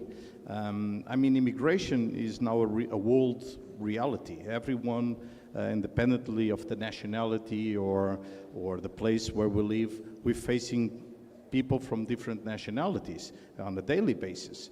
For instance, going out a bit of the sports portrait, the residence permits by investment, the so-called golden visas, there's more than 100 countries in the world, you know, having these immigration policies whereby making an investment you can obtain nationality. So this shows up how much immigration is an aspect of paramount importance in society in general and in sports in particular. So the Brexit is also a very good point, you know. With the new reality in England, the relationship with EU players has completely changed. The criteria were more severe, now they're softer, but still, in order to obtain a work permit or the visa, you need to comply with a certain amount of criteria, such as the caps you had in the previous 24 months, before you apply to the work permit, the league where you're coming from, because if you're coming from one of the big five, you get a better score. The continental competitions of your former club, how far your former club went. So this is called a 15 points system in the UK. So this immigration, it's always been an issue. For instance, between Portugal and Brazil, every year we have more than 200 players coming from Brazil to Portugal. It's the #1 flow, immigration flow in the world. And then the second one is from the UK, from England to Scotland. And then the third place, guess what? We have from Portugal back to Brazil. So you see how this is important.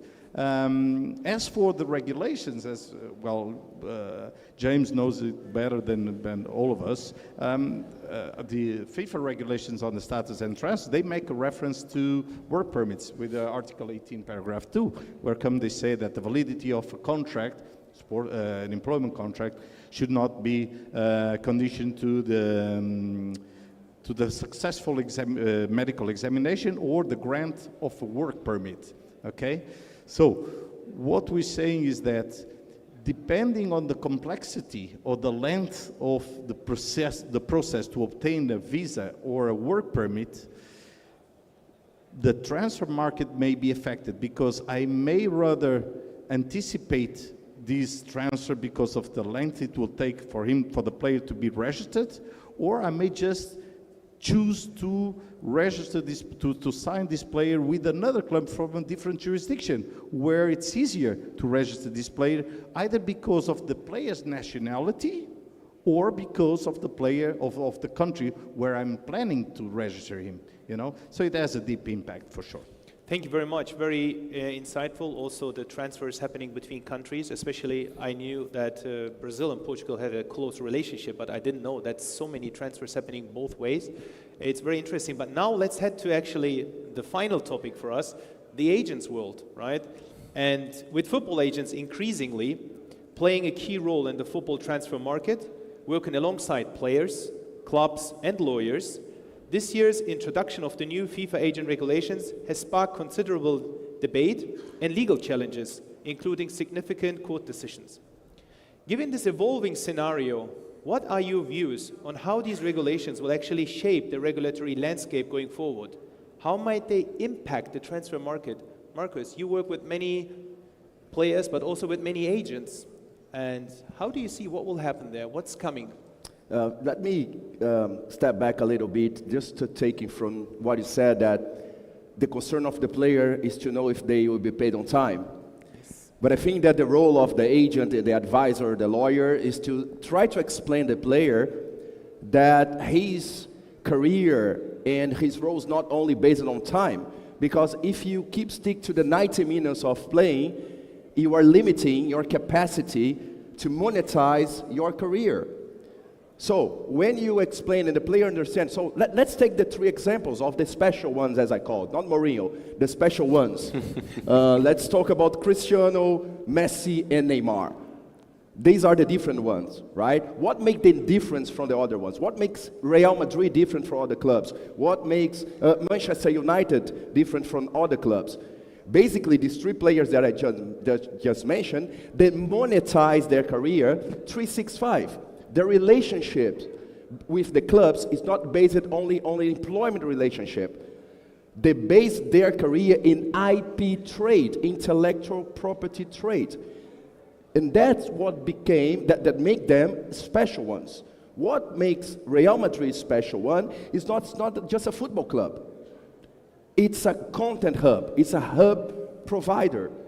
And that makes a difference between a popular club, that's a very important concept, and a global club. And then come to the agents. I think that FIFA they made a mistake in 2015, deregulated the market. The market became a no man's land. Now they came into the picture again, try to regulate. It's impossible to please all the agents. I think the cap is something that definitely needs some attention, because I think that somehow is debatable, but I don't go into deep on this. But in general, the FIFA regulations on agents, it's a good one. Basically reintroduced, number one, the concept of the permanent education, and this is very important. Number two, brought back to FIFA the jurisdiction to deal with matters related to agents, allowed minors to be properly represented. Can you imagine that we advised Vinicius Junior transfer to Real Madrid, and the agent of Vinicius Junior was not able to get a remuneration for the job that he'd done, operating a multi-million deal, I always say that the minor between 12 and 16 is the critical moment of a player's career. Is when the player needs and must be well represented, because it's when he will sign his first professional employment contract. So the agents' regulations and the actual market brings to two phenomena. Number one, in the future, talking about the future, the MCOs, multi-club ownership. And why multi-club ownership is an interesting phenomenon? Because now it's not only about controlling the specific deal of the specific operation. Now you control the system. And when you control the system, you control the entire market. And about the agents, what's going to happen, in my opinion, the MCOs related to the clubs and the MAGs, I'm calling MAGs, the multi-agency groups, CAA, Warsuman, Stellar, WME, Rock Nation. You see why this is similar to the MCOs? Because doing so, the MAGs, the multi-agency groups, you do not control only the deal. You control the entire system in terms of, again, intellectual property, content creating, management. That's the difference between to be an agent and to be a talent manager. This concept is very well established in the US market, as you probably know. And in doing so, you're absolutely out of the regulations. FIFA has no jurisdiction over commercial matters. So, for the agents here in this room, focus in not controlling only the deal, in not controlling only the player, but in controlling the system. Because when you control the system, you control the entire ecosystem of football. So don't see the FIFA regulations as an enemy or an evil, but rather as an opportunity to play around the system and enlarging the activity of not a football agent, but a football and talent manager. Thank you very much, Marcus. I was even listening as someone who's 20 years in the business and the agency world. I think many agents will come up to you after this and ask you for more questions. So it's very interesting. Especially, let's grab a coffee. Yes, especially, I agree, we need regulations, we need transparency, we need ethical standards for agents worldwide, and especially education. And someone from the regulatory side, I jump over to James, because regulations, James, what do you think? Well, firstly, you have to pass Marcos the mic so he can mic drop, because that was excellent. So, but look, Marcos was right, and I admitted it while I was at FIFA, and many other colleagues as well would happily say this publicly, but FIFA made an error in 2015 when it decided to deregulate the football agent industry on a global basis and push back that responsibility to the 211 member associations. Because what happened at that point was, as Marco said, I think you called it a jungle, it became a Wild West, or might have been you, Urquhart. Basically, you had a mishmash of rules with some federations taking their responsibilities with respect to agents seriously, others not. Who's in charge if we have a problem? What happens if this club decides not to pay me as an agent, or I don't get my commission because I'm working for a player that disappears? Problems arose. But I actually take the debate back even further to the concept of what an agent is actually. And now everybody here in this room would have used an agent at some point. You all have an accountant that you might ask to make financial decisions on your behalf, or a financial planner. You might have had to engage a lawyer to do something for you in a court, or to draw up a commercial contract, or do something with respect to one of your businesses. You might have had surgery, and the doctor has to make a decision while you're under anesthesia. You've given them the agency, the power of attorney, to step into your shoes to make a decision on your behalf in your best interests. All of those types of industries where you have an agent-client relationship have a number of different factors involved. One is education to access the industry. The ones that I just mentioned normally have a bachelor or master's degree. In football, we're talking about introducing an entrance exam so you understand that what the rules are in place and the things that you have to do around that industry itself. All of them also have what Marcos called professional development. If I take my bar exam in 1993, in 2023, I'm not really going to be up to date with the most modern rules. Or if I get my doctor's license in 1996, again, by 2023, the procedures have changed. My accountant license, my CPA, whatever else that might be. So for a football agent, it's also important to keep up to date with modern trends, modern standards, and changes to the rules. In all of those frameworks as well, for other industries that have agents, there's professional standards that agents have to comply with. You all would have heard of disciplinary boards, of medical disciplinary boards, solicitor disciplinary boards, etc. There are professional standards that people that want to participate in the industry after they've received their license have to adhere to. And if they don't adhere to those things, then they may be disciplined. They might lose their license. Their license might be suspended. They might have conditions put on their license to ensure that their behavior in future is improving.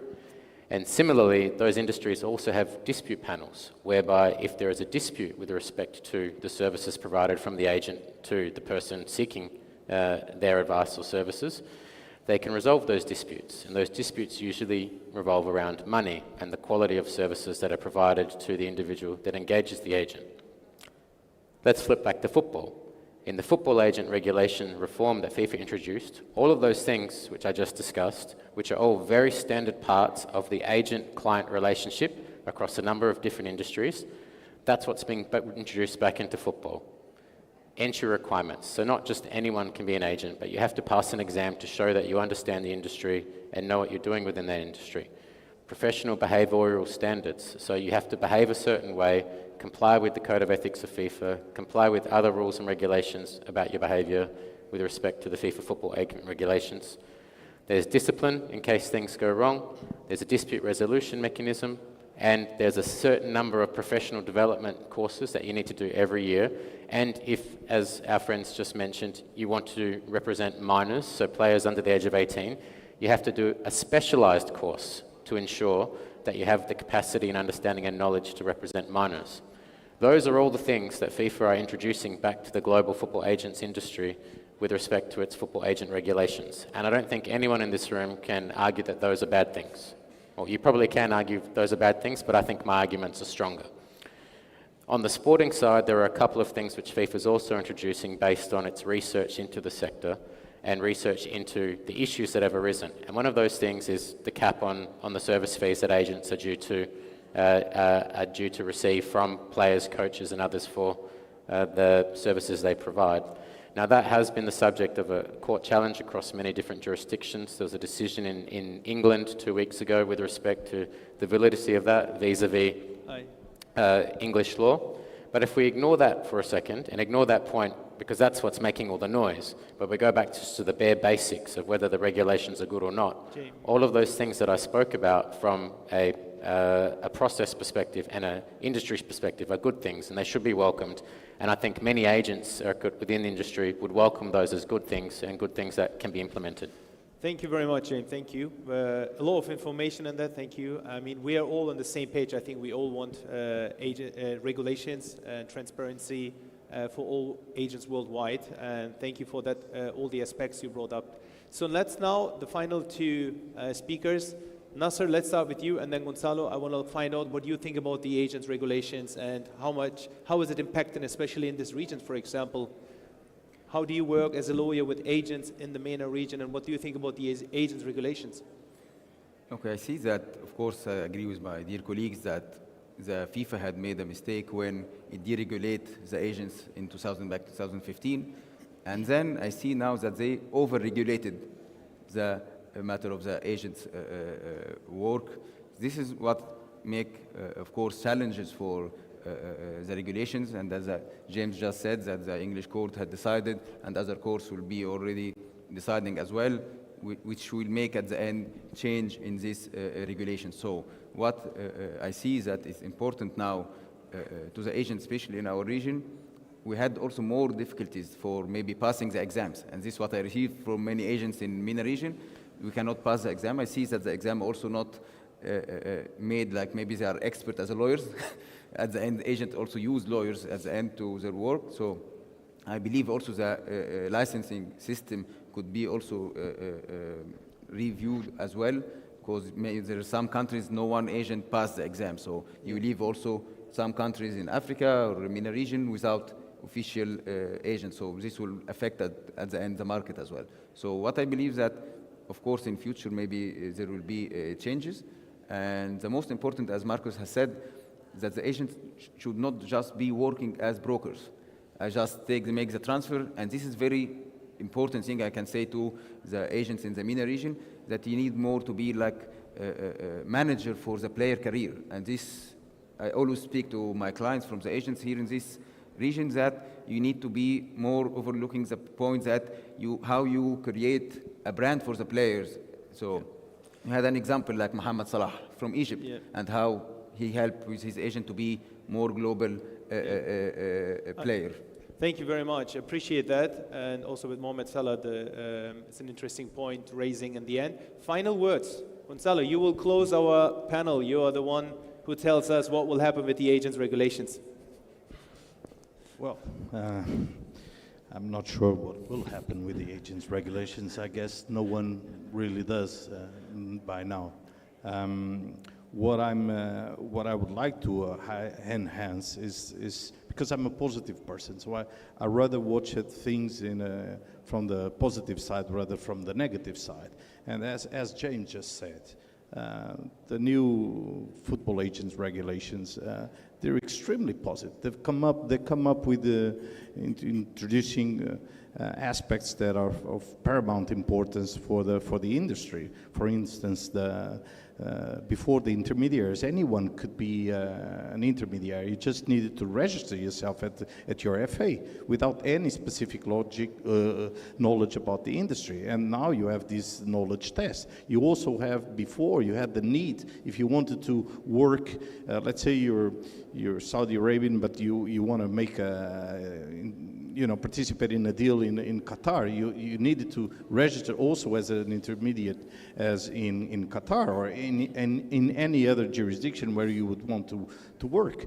So now you have a universal license, and now, as Marcos just said, it's fair, it's only fair that as an agent, if you represent minors of age, you are remunerated for that work, and so there's and of course we have the jurisdiction of FIFA back, which is of vital importance to have these specialized people deciding upon disputes about football instead of having common courts, sometimes with people, judges who have no knowledge whatsoever about the specificities of sports. I mean, this is a tremendous evolution, positive evolution. Regarding the regulations itself, we'll see how it goes. The way I see it, it's going to be hard for I imagine that the idea of FIFA, when they established these regulations, was to have a universal, transversal to all countries around the world. But now, if England is not gonna make part of that group, this is gonna bring some competitive advantage to the English market, or to the German, perhaps in the future, or the Spanish, depending on the definitive court rules. And many of our clients, just to give you a final example, many of our clients, they tell us, look, if I have to choose between jurisdiction, a club registered in a national association where the FAR are implemented, or England, I will transfer my player to England, where I can collect a higher commission. Or I will dedicate myself to just intermediating players, and then I'll collect a 10% commission. Or I'll stick to my top players. And this, just to finish, this will lead us to this question. If we keep this service fee cap, many of the players who have average salaries, still very good salaries, like 100,000 euros per season, the agents will only collect 6,000 maximum according to this service fee cap. Would that be enough to keep them satisfied? Probably not. So these players, they will, unless they pay a fixed fee to the agents, like they pay to marketeers, lawyers, psychologists, anyone, I mean, these players are going to be abandoned. Thank you. Thank you very much. I think we're over time already. We don't want to let the other panelists and guests wait. That would be rude. I want to say shukran jazilan, ma salama, thank you very much, and big applause to our great speakers.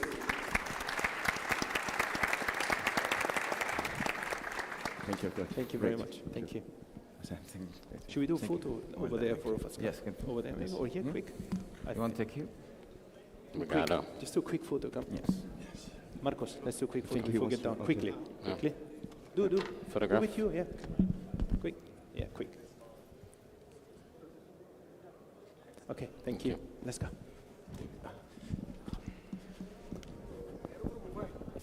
Thank you once again to our speakers and to all our attendees here with us today. Our next panel is of major importance, especially in an era where sports plays a major role in shaping societies. It's essential to recognize the deep influence they have beyond the playing field. The intersection of sports and social procurement opens a gateway to harnessing the economic power of sports for the greater good. In collaboration with Yunus Sports Hub, we're about to explore how strategic decisions in sports procurement can contribute to building a more sustainable, inclusive, and equitable world. And this is through our one-on-one chat with an exceptional mastermind who will share with us his knowledge, experience, and visions for leveraging the economic influence of sports to foster positive change.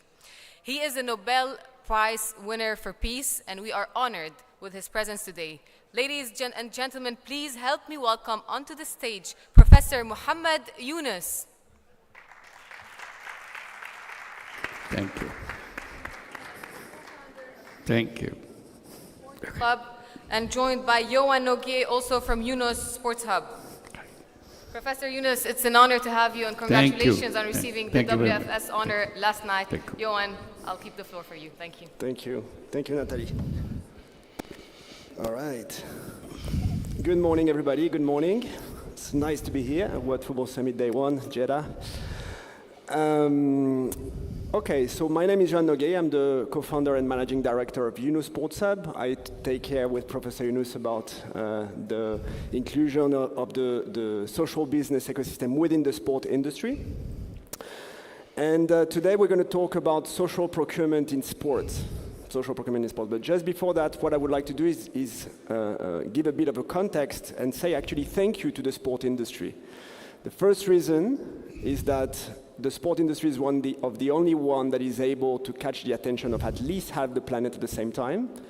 On my side, I cannot even catch the attention of my kids for more than 5 minutes, so it's a big achievement.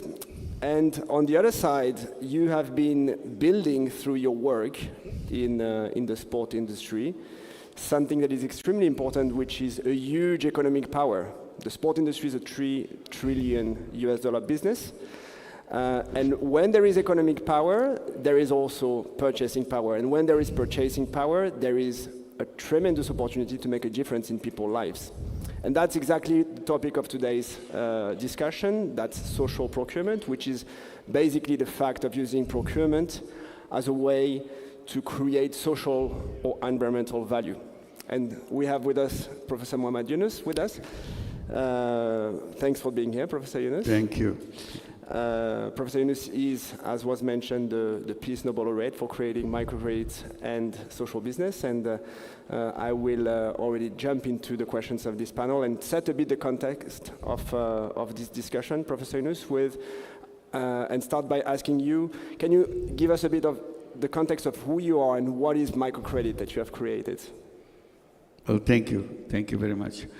About the social power, about the sports, it's an unutilized power. Sports, the issue that we have been raising, that it has used part of its commercial power and part of its entertainment power, but the whole social power remains unutilized. That's the issue that we try to raise, and we try to explain how this power can be utilized. These ideas are connected with each other, that we have been doing our work back from 1972, 73. I was a young teacher at the university, teaching economics. And Bangladesh situation at that time was terrible poverty, destitution. 86% of the population of Bangladesh was under poverty line. So you can imagine that the whole country was under poverty line. And then it got worse. I thought we hit the bottom. Then when we saw that it's not the bottom yet, bottom to come. In 1974, we have the terrible famine in the country. People dying on the street. Literally, you see dead bodies on the street. not because any disease, not because of any war, just because people didn't have enough to eat. It's a terrible thing to see and live through that. So seeing this from the eyes of a young teacher who had great ideas about what need to be done for the country and so on and so forth, suddenly abandoned everything, that we are not capable of doing anything, even cannot save human being from death by starvation.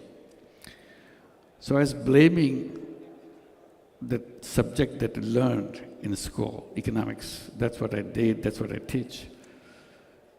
And I keep saying that the thing that I learned in school, the thing that I teach in my classroom, these are all empty words, useless words, just to keep us busy with some job. It has no meaning in the life of the people. And we became useless when it comes to be of help to anybody else. So I was trying to see if I can make myself some way, even a tiny bit useful to another person. Not the whole country, not the whole district or city, just another person. So in that effort, I just started going to the village next door, full of poverty, full of starvations and so on, but next to the university campus. It's an amazing situation. It's a beautiful campus, it's a new campus, built, is as good, as beautiful as any campus anywhere in the world. But right after that boundary line, you have destitution, poverty, ill health, and everything else. So I said, how do we break this through to go out of that boundary line and make us see the reality of life? So I said, okay, university can do whatever it does, but I want to see if I can find a way to make myself useful to at least one person. Because I have no use for myself, so at least if I can be useful to another person, that would be a good start. So I started doing that. In the process, I learned a lot about people, about poverty and so on, just being with them. It's not a research project or anything. And I did a lot of little things. Because every day I go, I want to make sure that I do something to help another person, even in the tiniest way. And that made me feel a little bit better as we got to know them. But one issue kept coming back. People need some little money for survival, for start something they're doing, but carry on their business or whatever they are doing. But they go to the loan shark, and loan shark in the process take away everything from them. So one idea I came up with, can I protect the victims of loan shark, at least one person? So that's the idea that came, and how to protect a victim of a loan shark. I thought it's very easy. That person goes to the loan shark because he or she needs money. If I give the money instead of loan shark, then the problem for this person is solved, because loan shark cannot touch him anymore. So I have protected this person. So that idea started explaining to people, if you need money, why don't you come to me, see if I can help you, I can give you the money. Don't go to the people who are already doing that in a terrible way. Initially they were reluctant, they don't know what my motive is. They were doubting my motive. I said, it's okay, it's up to you to decide. Then some people came forward, took my money from me, and it became gradually very popular. Everybody wants to take money, it's so easy, it doesn't take away anything from you. And I was very excited that at least I have protected some people from the loan shark. So that was the beginning of the whole idea. Then I got into controversy with the banks. When I went to the bank, I said, I can go only that far in giving money. My money is limited. Why don't you give the money to the poor people they need? Banks immediately rejected. No, that's not our job. Our job is to finance people who has money, who has businesses, and so on. So I had a lot of kind of controversial relationship with them. I accused them. I said, you transform the whole banking system upside down. But to me, a bank should be someone who gives money to people to do business with them and so on. But you do it in a very strange way. You lend money to people who already have lots of money. And you don't lend money to people who don't have money at all. I thought the real banking should be the other way around.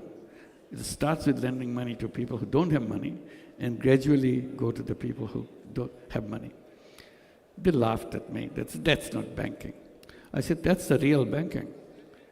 So in that controversy, I thought I should convert myself into a little bank for the village. So I finally, after a long process, I got the permission to set up a little bank for the village. And I named it Village Bank because I wanted to do it in one village. But it became so popular, we started expanding and expanding. It worked beautifully.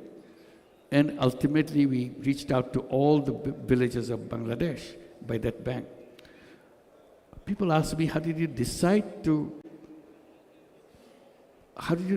this bank? That people take money and pay you back and you comfortably run the business without any trouble. I said, the idea is very simple for me. I am not a banker. I never wanted to be a banker. That has never crossed my mind. But now that I'm in it, I wanted to learn how it is done. So whenever I need a policy or a system, I look at the conventional banks, how they do it.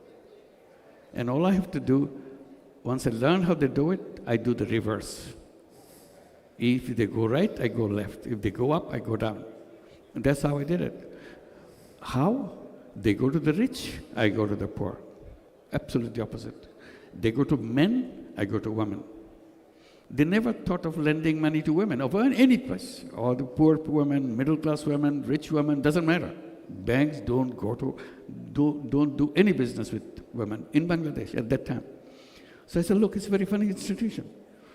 So I reversed that. Conventional bank want to do business in the cities. I reversed it. I go to the village. They go to the city center, I go to remote village. They want collateral. I said, that's a very funny thing. You want to lend money to poor people, how do they give collateral? They have no collateral. So I reversed it. I said, no collateral. In our business, there's no collateral. So since we don't have collateral, we don't need any lawyers. You will never hear any bank without lawyers. They are filled with lawyers. Everything you do, lawyers have to come, pages and pages, you have to sign every page, and everything you commit, have to maintain. I said, forget about all those papers. They don't know what these papers are. So why can't we create a bank without papers, without lawyers? So Grameen Bank that we created is a lawyer-free bank, is a legal document-free bank. Then they say, how do you do that? I said, it's based on trust. They said, it's a very funny thing. You run a bank with a trust? I said, no, ours is not a funny thing. Yours is the funny thing. Because you call it credit. You know, the meaning of credit is trust. You took that idea of trust and created a whole institution based on distrust.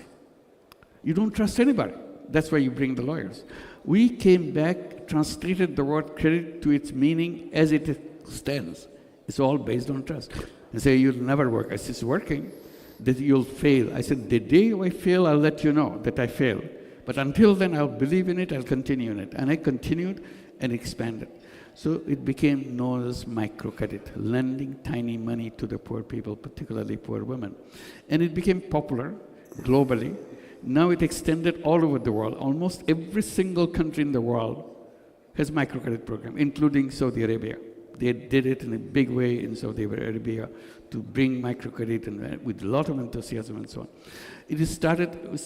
I was invited to do it in the United States. I was okay. I said, it can be done, no problem with that. I don't see any problem. So we created an institution, an organization in America called Grameen America.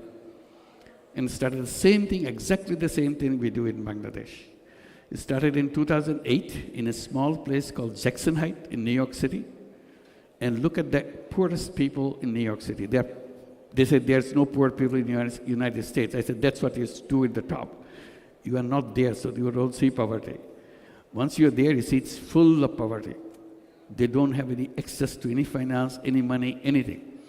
Most of the immigrants don't even qualify to take social money given by the government, so as a charity money to sustainable money and so on. No, they don't get it. So they became a natural client for us to take money to start a little business on the roadside, selling food items, selling cosmetics, and selling some handicrafts and so on, just like the way it is done in Bangladesh. It started in 2008. Today, in 2023, it expanded in 35 major cities in the United States with over 200,000 borrowers, 100% women. This is the first year of all these years we'll be lending out over $1 billion to all these women with perfect repayment record all throughout. And in next 2 years, we'll be lending out over $2 billion a year. And hopefully, again, we'll be maintaining the same record of repayment rate. In 4 years, we'll be crossing the $5 billion a year. So that's how it began and started that. So we challenged the whole banking system. I said, poverty is not created by the poor people. Poverty is created by the system that we built, institution that we built, concept that we created. That is the cause of poverty. We have to redesign those institutions, like the banking system, so that there's nobody is poor. Everybody has the ability to transform their life in their own way, provided the institution is the right way. That's what the microcredit is all about. Thank you. Thank you. Non-content. Thank you. Thank you. Non-content of having done that, you came up then with the concept of social business, which is an extension of microcredit. Can you define a bit more what a social business is? Because this will be important. One thing led to another. It's just a natural progress. I had never any plan to create a bank. Never in my life I thought I would be a banker. Now I find myself, people introduce me, oh, here's a banker to the poor. I said, wow, I'm a banker now. Then I raise a question.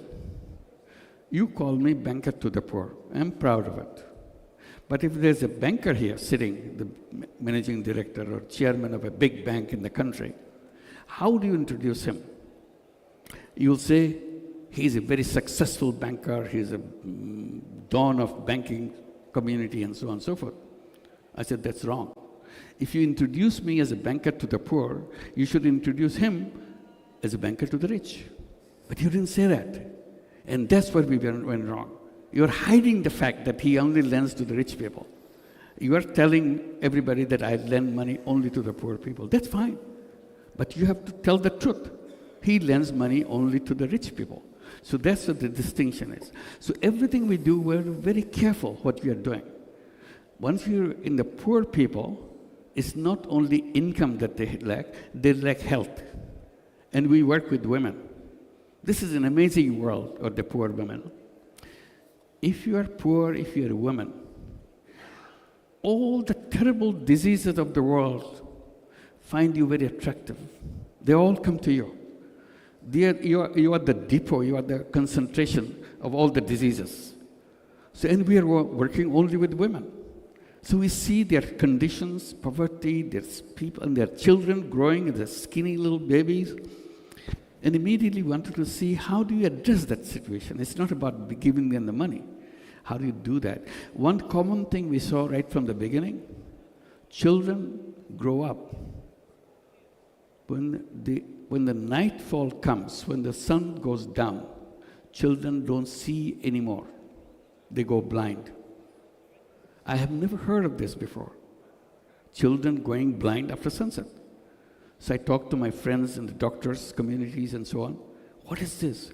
Oh, this is a disease. It's called night blindness. That exactly defines what the disease is. Night blindness. At night, you become blind. Is there a cure? He said, yeah, it's a very simple cure. I said, what is that simple cure? Tell us, because we work with them. The cure is, it's a deficiency, vitamin A deficiency. And how do you get the vitamin A? Oh, just buy the vitamin A tablets, give it to them. I said, no, we don't want to recommend them to buy tablets and eat. Is there any other solution? Yes, change the food habit. Give them vitamin A-rich vegetables. And there's plenty of vegetables in the country. So we started thinking how to do that. We tried this, we tried that. Then we came out with an idea to encourage them to grow vegetable. They said, we don't have seeds. I said, we'll bring you seeds. So we got the best seed possible from international sources, from local sources, and packaged them with the 1 penny a packet. 1 penny a packet. We made them everything, all vegetable, all the seeds you have, only 1 penny per packet. And people find it so simple. All we say, take this and sprinkle around your house. It will grow. And they took it up. And they started feeding the vegetable to the children. And we are happy that we are selling our seeds, and that means they are interested in it. 1 penny per packet. So our staff, when they go to the villages, work with the women, always carry a bag of seeds so that they can give it. And seed not only remained with the poor people in the village, all the other women also started buying the seed. So our seed business started growing. That was not our intention, but it started growing. As Grameen Bank grew, our seed business grew. It became a company, seed company. All we do is selling vegetable seeds. At one time, we became the largest seller of vegetable seed in the whole country. Largest seed seller in the whole country. We are amazed that nobody else is doing it. We are doing it. And as it happened, the night blindness gradually disappeared from the whole country. Night blindness totally disappeared from the whole country. Today, you go to Bangladesh, you tell people in the villages, do you have night blindness? They will say, what is night blindness? Never heard of it. It became a part of history. Poverty became a part of history. Night blindness became a part of history. We created a business to sell seed, but we are not trying to make money out of it. But we want to cover the cost, that's all. We wanted to save every cost possible so that it becomes cheaper and cheaper, so that people can benefit from it. And then we started healthcare. We started setting up healthcare system in the villages and bring people to receive the healthcare for the people, particularly pregnant mothers. They don't have any attention. Children are born without any attention, just like any other animals who give birth to their babies. Women in Bangladesh delivered baby like that, had no idea what to do with it. And they did things customarily in a way which is harmful to the babies. And it became a custom, but it's harmful. We said, no way, you cannot do that.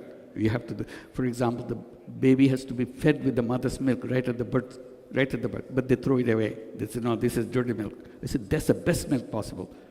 Creator has given you the best thing packaged with you so that your children can live. So we had a campaign, and we created healthcare for the babies, we created healthcare for the women, and so on. There was no toilet in the country, in the villages particularly, no toilet. People just go out in the open. We said, no way, that spreads the disease.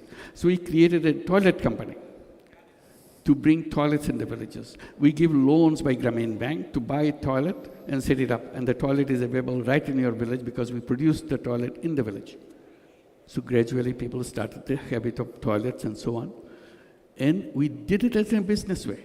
Business to cover the costs, but not interested in making profit. Because we wanted to solve the problem. Our entire commitment is to solve the problem. No matter how big the problem is, how to crack it, how to make sure that it's available to people in a way they can afford it. And this is the birth of this idea of social business. So we didn't have a name for it, we keep it a name. It's a business where you don't want to make money. Your only interest is to solve problem. And we call it social business. Defined as a non-dividend company to solve human problems. And that idea has grown, and we created lots of companies. We have more than 50 companies that we created, including telecommunication company, to bring telephone in the hands of women in the village. She never saw a telephone in her life, because telephone didn't exist in the country. We said, no, telephone not only will exist, it will come to the poor women first. People say, what do you do? It's not a business. I said, yes, it's a business, but not your kind. It's our kind of business. We want to solve problem. We gave the telephone in the hands of poor women, not for her to call everybody else. We said, sell the service of the telephone. You have a technology which nobody else has. If anybody has to make a phone call, they have to come to you. He may be the richest person in the village, but he doesn't have a telephone, because our company never gave him a phone. Our company gave phone only in the hands of poor women, but so that he can come to her to make a phone call, or invite her to his house and pay a very big fee for coming there, and she makes money. They became known as telephone lady. Whole country became filled with telephone ladies selling telephone service. But not with the intention of making money for ourselves, making sure women have income, women have technology in their hand, women who never understood what the telephone is, now she's the master of telephone in the village. And if once you have one telephone set in your hand, is the quickest way to get out of poverty, because your income just flows in. Everybody wants to make a phone call because their relatives, their sons are working in Saudi Arabia, in the Middle East, no way how to talk. Now you can talk. You just pay me and you talk to your, otherwise you cannot talk to your son or to talk to your father, your husband, whoever is working in some places, in the city or in some international places and so on. So that is the crux. That's the genesis of the whole idea of social business. Thank you. Thank you, Professor Innes. And so these, of course, this concept developed throughout the world. Today in France only, we have 10% of the employment that is done through social business and social enterprises. This is, this became a global movement, and in some countries it has a very important weight. And that's where all this idea of social procurement in sports came from, because you start getting involved with the sport industry. And with Paris 2024, we agreed to start including social business within their value chain. So just for those who do not know, Paris 2024 has a very strong commitment when it comes to social business procurement. Basically, they have a budget of 7 to 8 billion euros to organize the games. All of this money is going to go to pay suppliers of product and services. And the idea of the social procurement effort of Paris 2024 is to see, okay, what do we have in this value chain that could be potentially done by social businesses? How do we maximize the amount of social businesses that can deliver something for the games? And that is, for instance, the catering. You need to provide food for 14,000 athletes during the Olympics. How do you do to actually work with social business catering, which will be supplying, food, but will do it with the support of long-term unemployed people, which will be sourcing locally grown product, and so on and so forth. So you will have the same product, which is the food, but a completely different social value. But in sport, Paris 2024 has done this commitment of 10%. This is amazing. They will want to do 10% of their procurement through that. But 1% is also something that is really important. Like most of the organization, and you say that across the board in all the industries, most organizations should start with 1% on social business. Can you elaborate a bit on that 1% idea? Yeah. You brought up the whole subject of sports and social business and so on. But I also get our French connections before I come to the sports part of it. While we're kind of campaigning for social business and in Bangladesh, inviting others to participate, there are so many problems in Bangladesh. I said, you can solve this, just initiate a social business, and you can do that. So still initiatives are coming. But never thought some multinational company headquartered in France will become interested in the idea of social business. I was shocked when I get a telephone call from Frank Ribot from Danone. I had no familiarity with the word Danone, because Danone doesn't work in Bangladesh. It works in India, but doesn't work in Bangladesh. I never heard of that. So I was not familiar who this guy is, why is he calling me, who's Danone.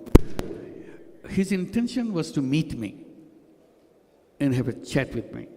He said, if you are coming to Paris, I'll be very happy to spend a day with you, discuss this, what is the social business that you're doing.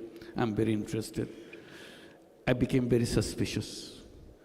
I said, he found a way how to make money out of social business. He figured it out, because multinational company means money-making kind of initiative. They have no idea how to help people and so on and so forth. So I kind of imagined this guy's same way. But he was so insistent. Finally, when I was visiting Paris for another conference, we got together and he asked me all sorts of questions what social business is. At the end, his proposal was, can we, Danone, get involved with social business? I was surprised. Does he understand what social business is? There's no money for you in that. It's only solving problem. He said, yeah, I understand that. And I want to be part of it. I know I can do that. So gradually he became more and more interested. I paid a lot of attention. Then he came to Bangladesh to see how it is done. And he said, yes, we'd like to do a joint venture with you. Grameen and Danone joint venture in Bangladesh. What will be the issue that you'll be focusing on? What problem you want to solve? Because every social business has to be designed around a problem, because your intention is to solve the problem. I said, well, there's a lot of malnutrition in Bangladesh. Children are malnourished, always, because the poor people cannot feed them enough food for the children. So I think you can address that. 48% of Bangladeshi children back in 2005, 2006, when we were discussing this, were under poverty line and were malnourished. I said, do something to bring nutrition to the children as a social business. So their entire research team in Danone got busy, what kind of thing they can produce so that they can sell it to the poor people, and it brings nutrition to children. Ultimately, they came out with the idea of creating a special kind of yogurt to sell to the poor children so that they eat the yogurt. It's a very enjoyable yogurt, and make it very cheap and cover the cost, and they will be able to overcome the malnutrition. How? Because in this particular yogurt for Bangladesh that will be produced, we'll put all the micronutrients which are missing in the children. And Danone, a specialist of taste, they know how to hide the bad taste of all the micronutrients. So they hide the taste and give a beautiful taste which is loved by the children of Bangladesh. They tested out various tastes among the children and found a special taste which every child likes. So put the taste, put the macronutrients, make it in a little cup, cost very little, so that you eat this every day. If you do it for 5 months, 6 months, 7 months, all your deficiency of nutrition is gone, you become a healthy child. You are laughing around, you're jumping around like any other child. You go to the mother, is your yogurt working for the child? I said, I don't know, but it's very difficult to control my child. He's always on top of the tree, he's running around, I can't find him anymore. I said, it's working. Because otherwise the child will be sitting in the corner of the house, crying away, because he doesn't have any strength to do anything. Now the mother finding it very difficult to control the child. I said, that's a good sign, that you're controlling, you can't control.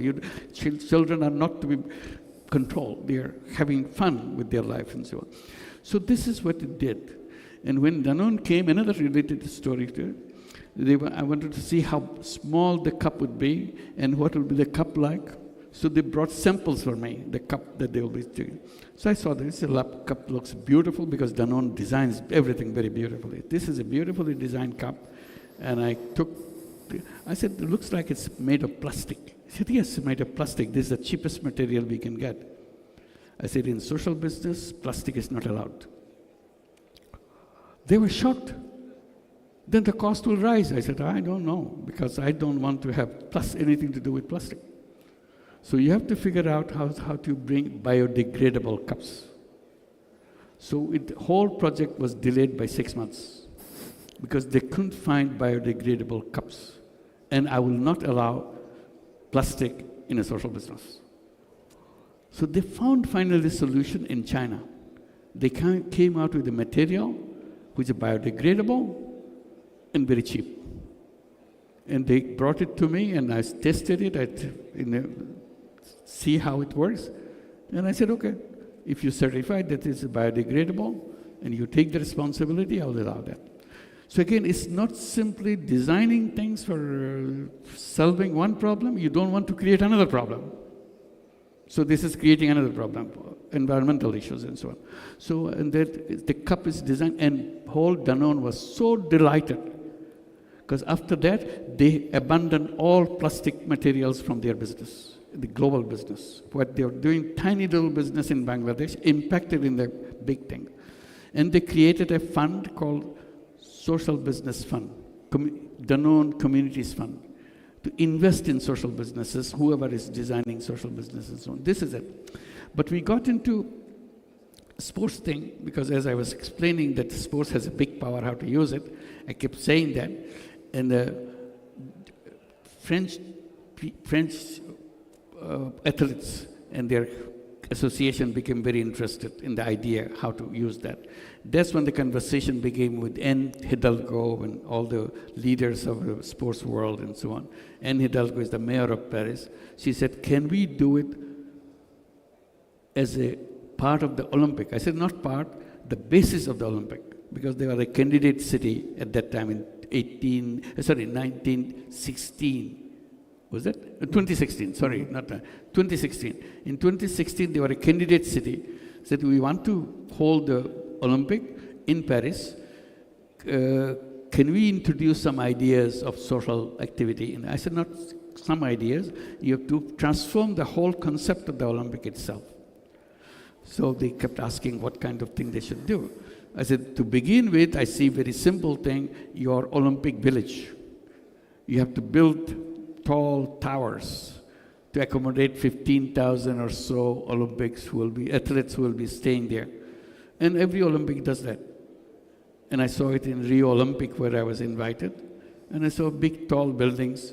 I told the French, I said, why do you have to build tall buildings? After the Olympic is all over, then either you demolish those buildings or you sell it off for a few small amount of money, some construction people or some real estate people who will rent it out and make money out of it. I said, no, that's not the social way of designing an Olympic. What will be the social way? I said, you design that Olympic village not only for the athletes to stay there for 20 days or 25 days during the Olympic, but a permanent use. It's designed for the people who will make permanent. Who are the permanent use? I said, look at the homeless people. I'm sure Paris has a lot of homeless people. I'm sure Paris has a lot of people who cannot afford to pay rent. So too destitute. Why did you build these buildings for the homeless people, for the people who cannot afford rent? And you are holding this whole Olympic in Chandonnais, which is the poorest part of Paris.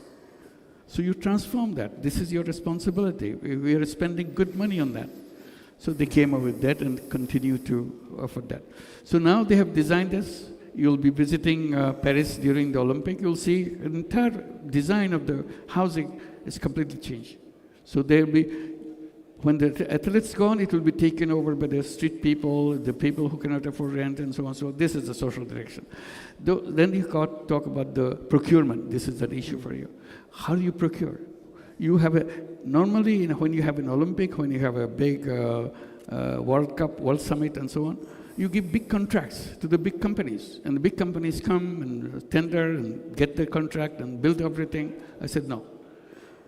It should be addressed to the small companies, people at the bottom, so that they can participate, benefit from your big project that is coming out.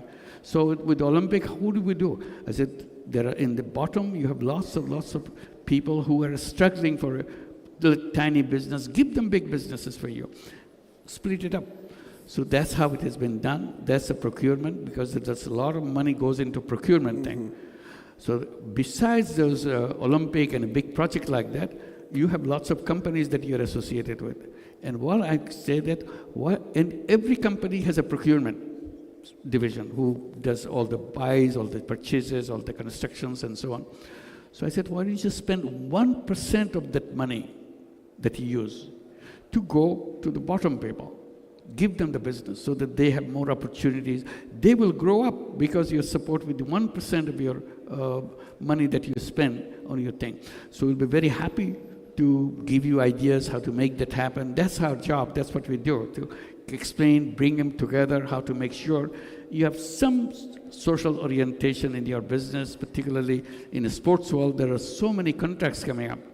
Can you use a percentage, 1% of that cost, 5% of that cost, going into the people who are designing things by hand, painting things by hand, and do it with your quality. There's no compromise on quality, but train them up so that they can participate. This year you help them, next year they're experts on it because they are growing into it. So this is what we are trying to say. Thank you. Thank you very much, Professor Innes. So call to action to all of you in the room. The 1% that Yeah. Professor Yunus is talking about is something that we can definitely start with. Social procurement is not rocket science, and it's actually something that that you could do, that you can do in-house. I will hand over now to Natalie. Thank you very much, Professor Yunus, for your presence. And thank you to all the participants. Natalie, up to you. Thank you.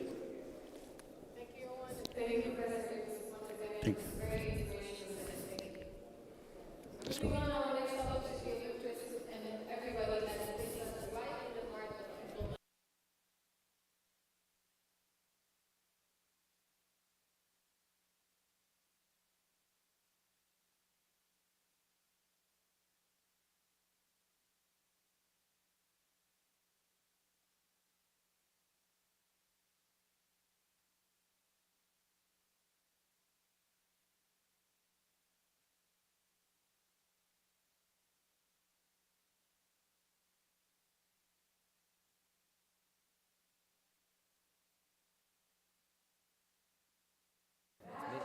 Oh, sorry. Just go on. Yeah. First one, right, I take?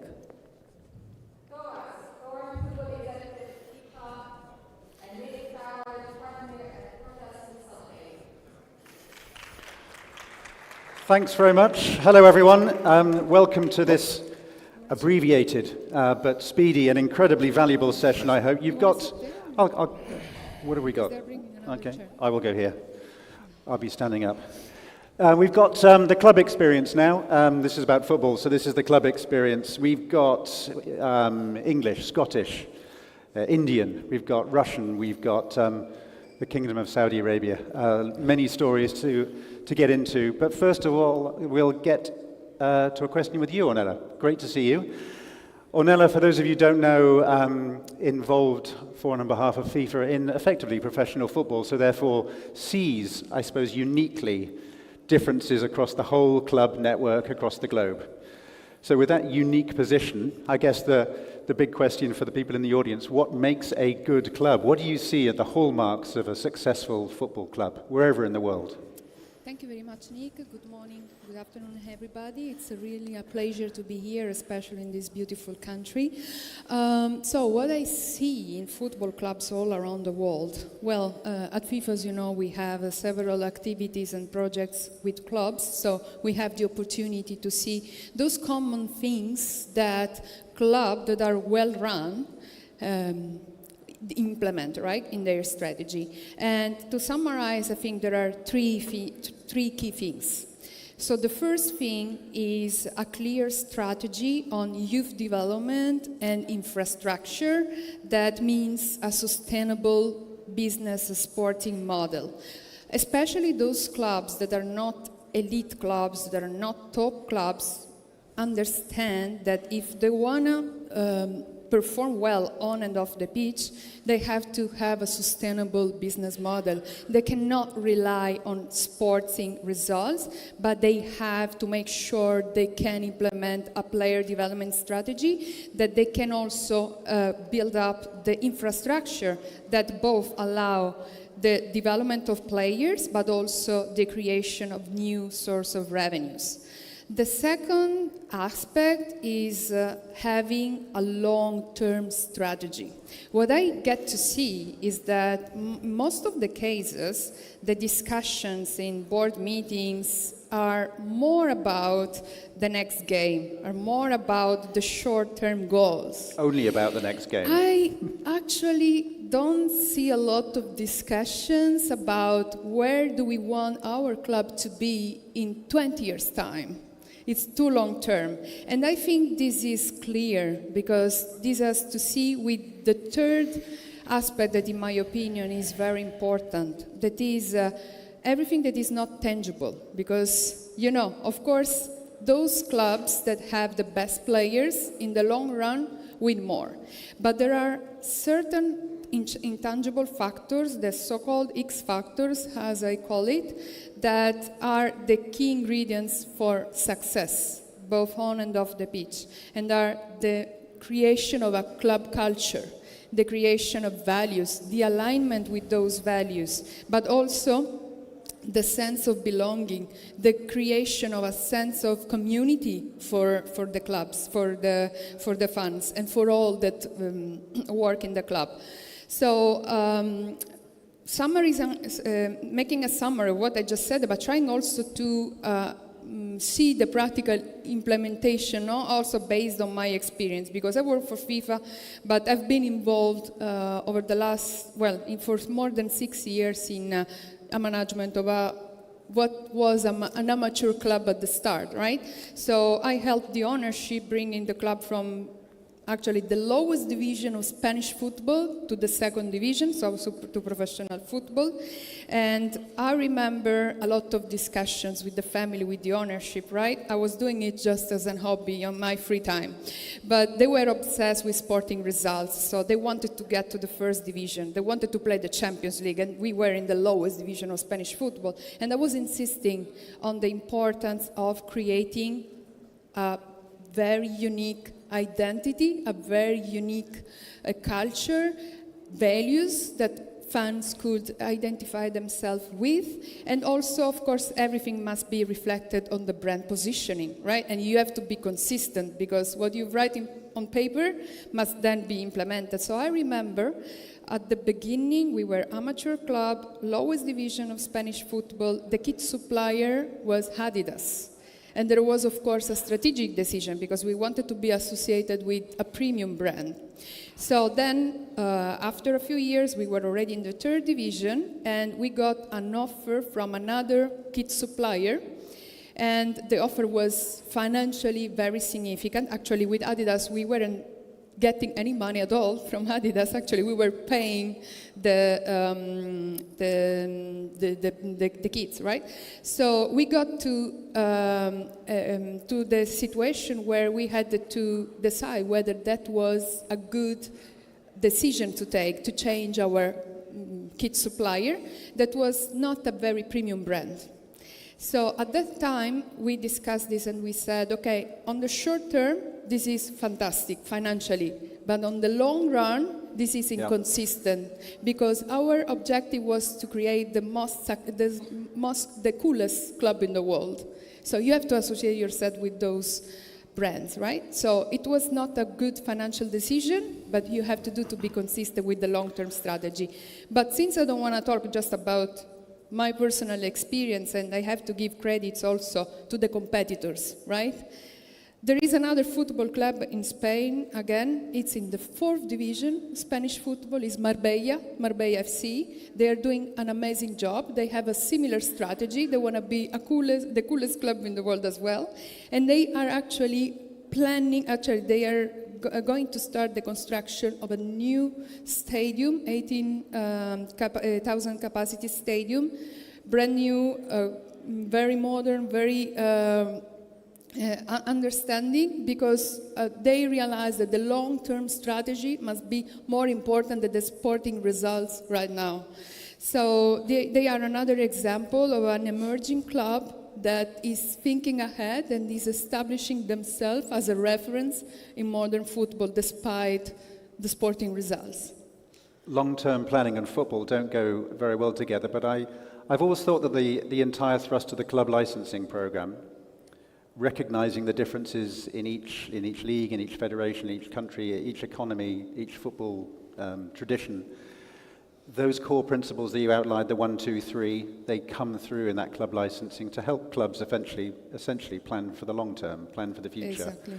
And not just concentrate, Raj, coming to you as, the first thing we talked about this morning was your 1-0 win last night, because that's absolutely your focus. You bring a perspective from England to Scotland now to the ISL with Odisha. What are the similarities, what are the differences that you found in those very different football economies? Yeah, there's two aspects to it. So having worked in English football or British football for over 25 years, you're conditioned to think a certain way and work a certain way in football. And when I made the move to Odisha Football Club, who play in the Indian Super League in India, you have to immerse yourself in the culture. You have to adapt, and you have to. That doesn't mean you compromise your principles, but it's bringing the best practices to the game, but also understanding how the host country operates. So just to give you an example, perhaps in England, if I expect any reports, and I'll say by a close of business, it's normally given to you by 4 or 5 o'clock, but in India it could be 11, 12 o'clock. So that's just a small example. And going on from that context, from a business perspective, what I understand is now in England, irrespective of the club you support, if it's a championship club, League One, League Two, businesses generally tend to support your local club. It's the culture. And irrespective of where you are in the pyramid, in the football pyramid, the investment is proportionate to that. Now in India, there's a different culture. They tend to support the winner, shall we say, or the best team. And only one team can win a cup. Only one team can win the league. And cricket, as we all know, is the number one sport. But rather than see that as a weakness, we draw inspiration from that, because you are talking of a population of 1.4 billion people. And prior to India winning the World Cup, the Cricket World Cup in 1983, it was hockey. Prior to hockey, football was quite popular. And what I've seen with businesses now is that we've tried to adapt and perhaps navigate our way around the way they operate. So, for instance, we've now created a community department, which has been going in England for over 30 years. And the community department, how we work around that is to support local boys, girls, and families. And the key pillars of the engagement strategy is based around gender equality, education, and exercise through sports. And the whole purpose of this is that companies, it aligns with their objectives, with their goals, irrespective of whether they're football fans or not. But it amplifies the football club, and it helps us bring and engage with people that perhaps were not associated with the football club. And the other trend in India is that certain organisations, if they generate so much revenue or profit, have to put 2 to 3% of that profit back into charities. So this is how we are trying to monetize and capitalize in India. So there is a stark difference between Europe, possibly certainly England, and in India, but it's how we navigate our way around that. And as you've quite rightly mentioned, even the infrastructure on and off the pitch, we've tried to change. And slowly but surely, it's what I've experienced over the last 3 years. It's growing. Football now, you're getting numbers of 200 to 300 million people watching the game. Now in India, compared to cricket, it might not be huge, and I'm using cricket for a reason. But yet, in some countries, in some continents, that's huge figures, and they shouldn't be dismissed. And football, the trajectory of football in India is growing and continuing to grow, and I'm proud of that. I spend a lot of time in India, as we were talking about, Raj, and the growth of football, what the ISL in particular has done is remarkable. Obviously, I have to always mention Kabaddi when I'm talking about Indian sport, but we'll talk about that another time. Just interested, in the context of this very different market you're operating, your owners, I guess, set you objectives like any business would. If you were to say what those 3, 5 core objectives are for you right now, what would they be? Do you mean business in business terms? The football club as a business. The football club as a business. Winning games is a bit of a given, but of course, every football club looks to become sustainable. But what we've tried to do is look at it from a global perspective. So, in terms of we've created a global football alliance, and the whole purpose of that is to work with clubs across the world. So we have a partnership with Watford Football Club, my former club. We have a partnership with Avaí in Brazil, and obviously the reason I'm here today is to build partnerships with this region, because I feel that what you will find is that in Europe it's growing and it's continuing to grow, but we also have to come together in Asia. And I look at Saudi Arabia and I look at other teams in the region who domestically, internationally are doing so well. But as a region, we can all elevate. We can all become something. And as I said, this will only help Asia as a whole. And yesterday, and also going back to your points, the other objective is the infrastructure. So on the pitch as well, we sort of invest in science. Statistics aren't the only thing, but we do invest in science. Our facilities are arguably the best in India, thanks to the government of Odisha. So our training facilities, right through the training ground, right through to nutrition. We have a psychologist. So we've professionalised the whole club with the aim of globalising. Now, people use the word globalising loosely, but the whole purpose is to bring businesses on board. You know, when you're talking about social media factors, and you're talking about the media, you are talking 1.4 billion people, and they are sports fans. And after yesterday's win, I only found out we progressed through to the AFC knockout stages when we landed, which has helped me this next couple of days. It just shows the measure of the club and how far we're coming. So there's a number of areas, Nick, that we need to improve on. I accept that, but it's progress. And what I've seen across the club now is that we are being, we only had an event at the House of Lords only 2-3 months ago, with the so we're trying to bring businesses on board from right across the board. And in India, like I said, when you talk about community, you talk about other factors. There's player sponsorship. So there's other projects that we can bring on board to help companies from who have a small amount to spend to right across your shirts, to millions. And that's, I think, is our short to mid-term is what we're trying to do, but we're doing it in stages. Okay.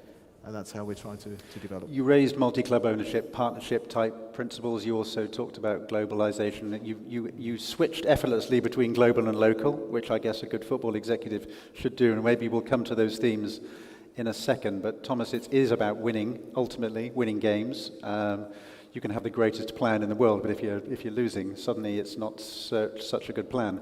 From a football perspective, from what you've seen, where do you think are the hallmarks of a really good club from a football perspective? We had Michael on here earlier on with his fascinating role here now in the Kingdom after Chelsea, so he has interesting perspectives. Your perspectives on that, when you look for a good football culture, a good football philosophy, what are the hallmarks of that?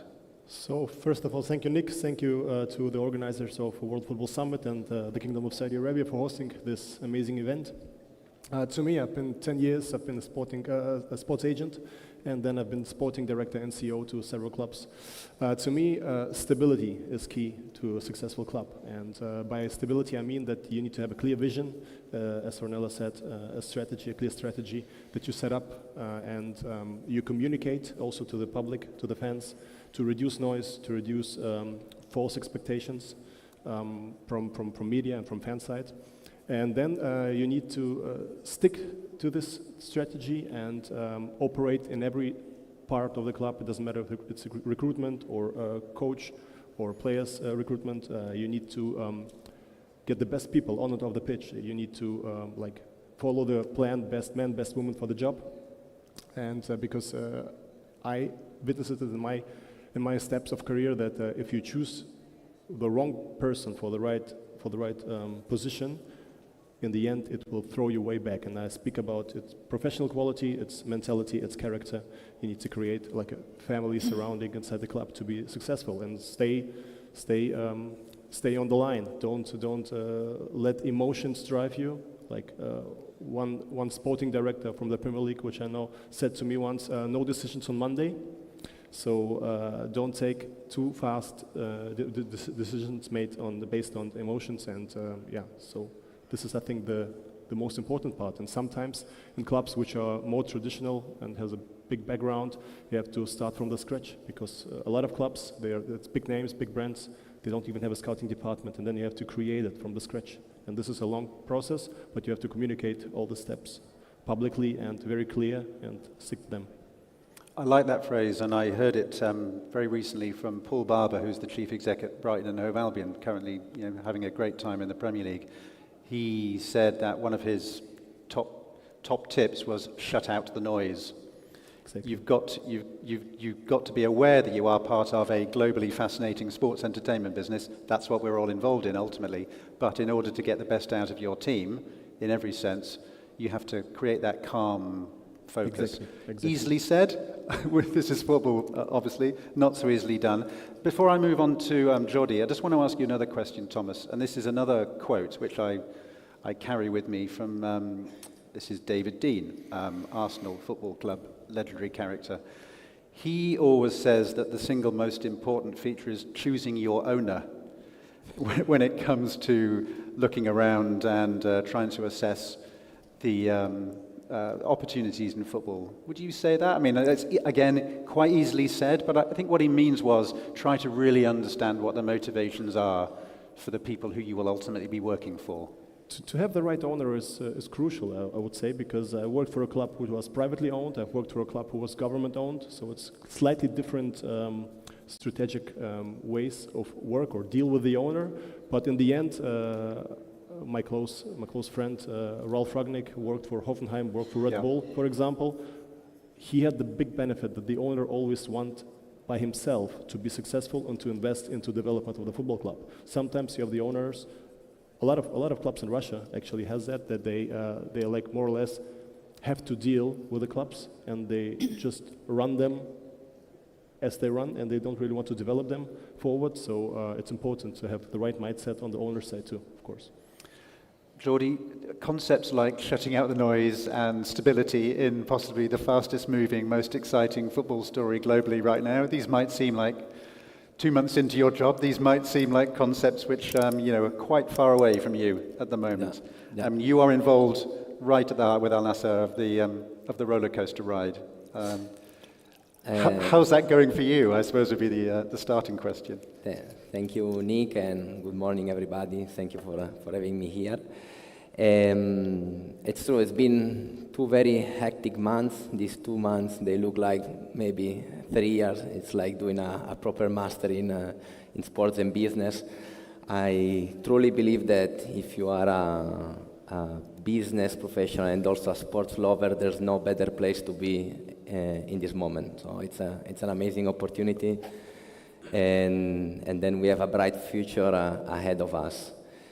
I just want to reconnect to what Thomas just said about the ownership, right? I'm quite lucky to have an owner that is very ambitious, meaning that we have the possibility to dream big. And when people ask us if it's something that is going to last only a few years, I definitely say that it's a no. And this has been shown by the fact that 2034 we are actually aiming to host the World Cup.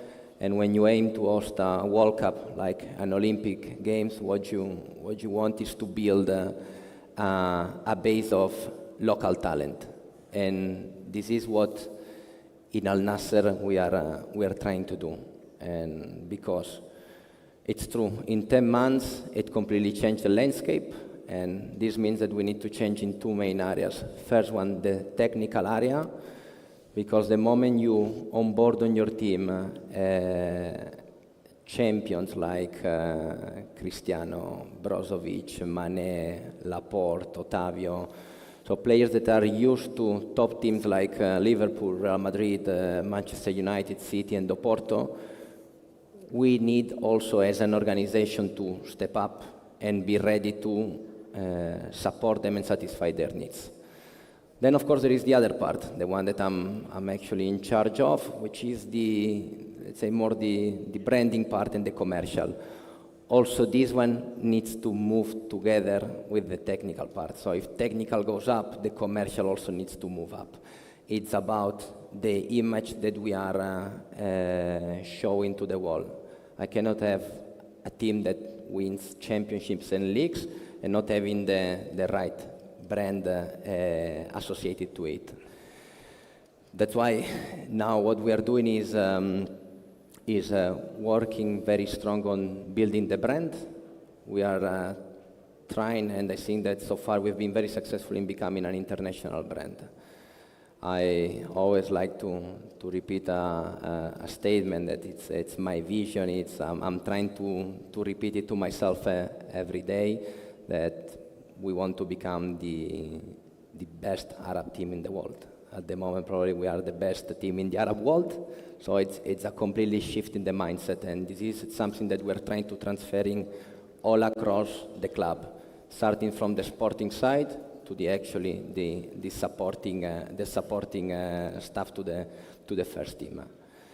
What we're trying to do is to internationalize the brand. How we do it? Of course, we need to leverage our international players. We have an amazing opportunity, and we need to take the most out of it. But I'm going to use the international players also to talk about my local players. It's very important. Imagine that our local players 1 year ago, they were playing in a league that was not very popular on the world, while in 10 months they become top 5 in the world and number 2 in the region. Meaning that also our players, they had to face a new world, right? They have to face the media attention that they never had before. And that's why we have very good international players that actually they came to Saudi with the right mindset and the right approach. I come here to play, and I come here to improve the ecosystem. Improving the ecosystem means helping my local players to become professionals. And this is seen, as I said, across all the areas. It's not only about the communication and branding, but it's also bringing the best professionals in the medical area, physiotherapy area, in the technical direction of the team, because this is what our international players are expecting. Really interesting, Jordi, obviously my experience mostly Premier League, so that's the model I know best. I'm really interested in your perspective, and then Raj, I'll come to you from an ISL perspective. That question, how much are you working as an entire league ecosystem? Do you see your absolute priority as Al Nassr, and you've just articulated, the rather substantial assets you have under your control at the moment. Yeah. But how much are you feeling yourself as being actually part of driving the Pro League, the Saudi Pro League as a whole? How much is it a collaborative effort at that, or how much are you absolutely focused on your club? Yeah. I mean, it's when I said it's a great opportunity to cover this role in Al Nassr, it's also because you have the kind of responsibility of the full league. Al Nassr is the most popular team around the world, and this means also that we have the eyes of the world on us. If Al Nassr is successful, the league will be successful. If the league so far has been successful, it's also because Al Nassr has been doing an amazing job, and also because we have great players that bring the name of Al Nassr and the league around the world. My focus, of course, is Al Nassr. I'm an employee of Al Nassr, and of course it has implication on the league. We're going to start working closely with the league to understand how we can improve the product or the overall product, because at the end, a league that is built on on a single team does not have enough room or road to go. Meaning, we are here in a very collaborative approach with the league. Let's try to make a better product, a product that hopefully is going to be the best one in the world. And we truly believe that it's going to be the best of the world. That's the ambition, that's the long-term aspiration. That's why I always say that we are here to stay. My impression, Raj, is that the ISL is quite centralized in its view of promoting the league, and therefore the role is less for the clubs. Is that right? Same question for you. How much of your life is club and league? Club and league. The league, I mean, it's like any league around the world. They're there to enhance the clubs. But going back to what these gents said, that most of my role is obviously club related. Yeah. Because if the clubs do well, and echoing what Jordi just said, whether it's Adisha in my case, if we progress, we continue to progress in Asia, then it not just enhances the Indian Super League, it's good for football across India. And as I said, there are pockets of areas in India where football is the main sport, and if we can move the dial even in a small way, it will help the whole sporting ecosystem in India, certainly in football. But from a league and a football perspective, we get involved as much as we need to. But I would say that it's no different to any other organisation or governing body across the world, really, if that's what you're looking for. Ornella, we talked about what a good club might look like. I think just as interesting, perhaps, to the audience is what alarm bells you can see. And I'm going to start with you, and Thomas, I'm going to come to you next in relation to this question. When you're looking at a club and you're thinking, that doesn't look so good, are there any particular aspects that stand out to you? Look, from a financial perspective, merely financial perspective, I look at the wages to revenue ratio. This is a very, very important indicator about the health of the club, right, financially, even though we must admit that it doesn't always means that for all the clubs is the same, because every club is a unique ecosystem, so you have to understand also what is the motivation and what is the long-term strategy. So in principle, especially, for example, for well-established football clubs, alarming situation is when the wages to turnover ratio is over 80-90%.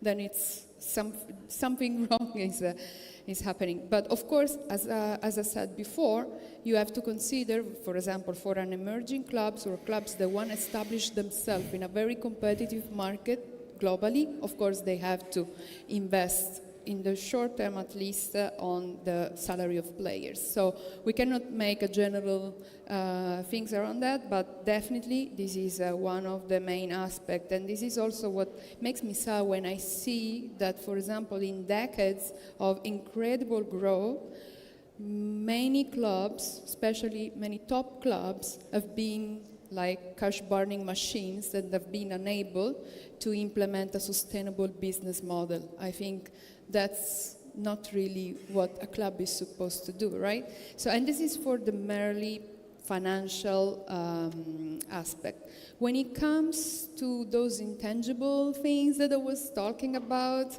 well, I look a lot at, for example, also to follow up on what Thomas and you said before, the motivation. What's the long-term strategy, right? And you have to make sure that every decision that you take in the club is in line. So, for example, when, as Thomas has to look for the motivation of the owner, also the owner has to look for the motivation in the people he hires, especially the key people.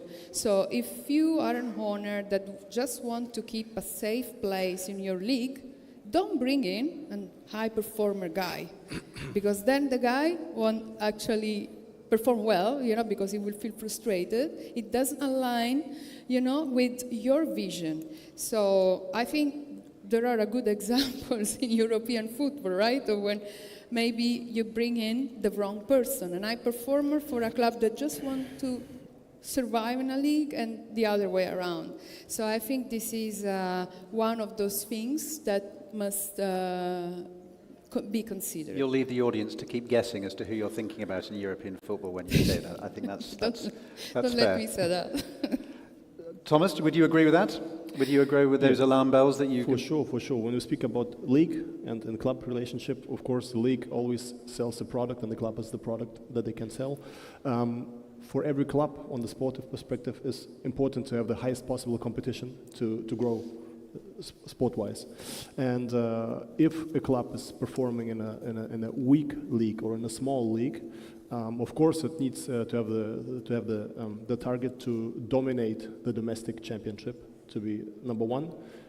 This can be done anywhere in the world. When the club is in a shell, you can create infrastructure, you can create coach education, coach development, players development inside your shell, and you can be successful inside any league, which is not that big.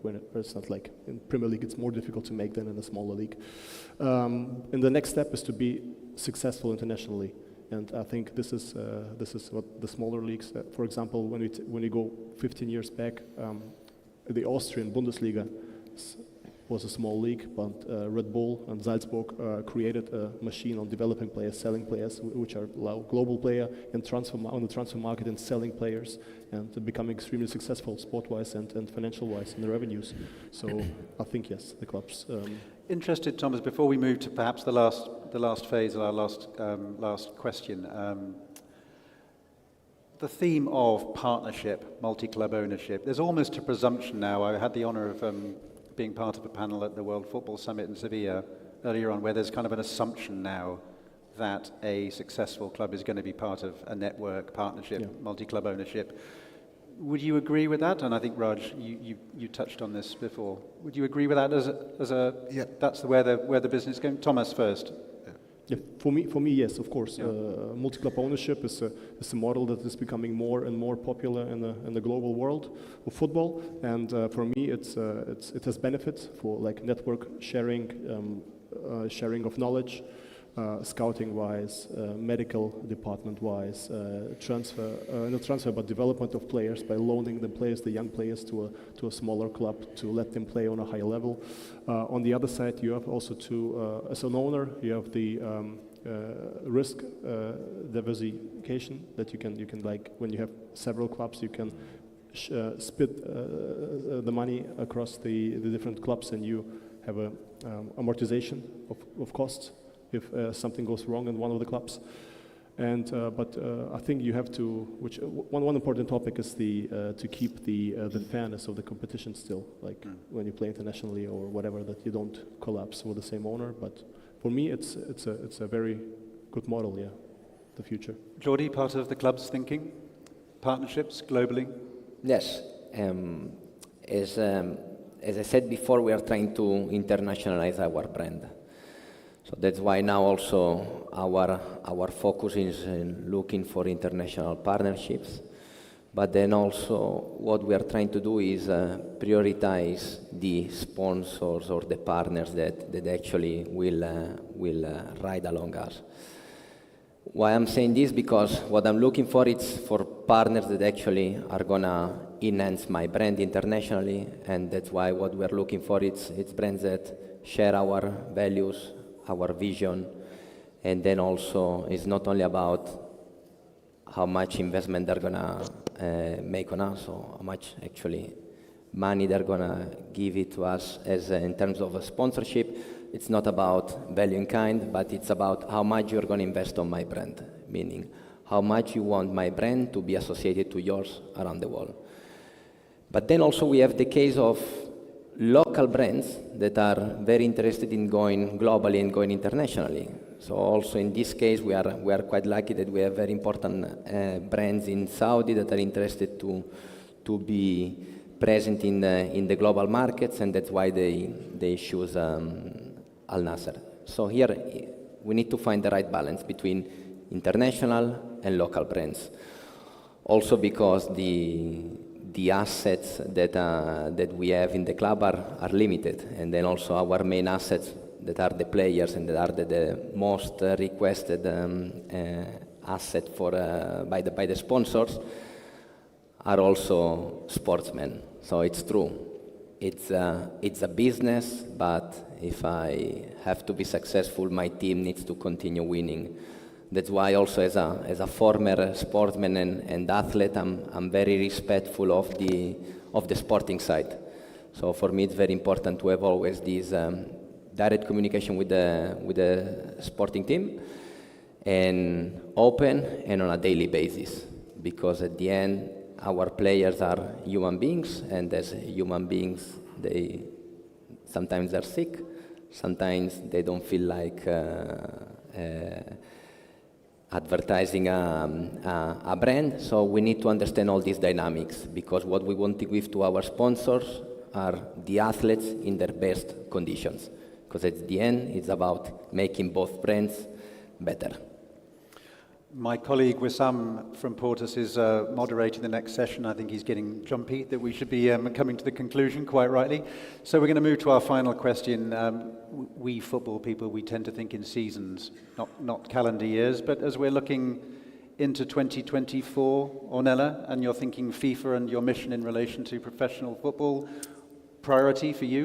Yeah, look, I think it's important here to understand that FIFA is doing a lot about club football as well. Of course, we are the football governing body, but we really care about club football.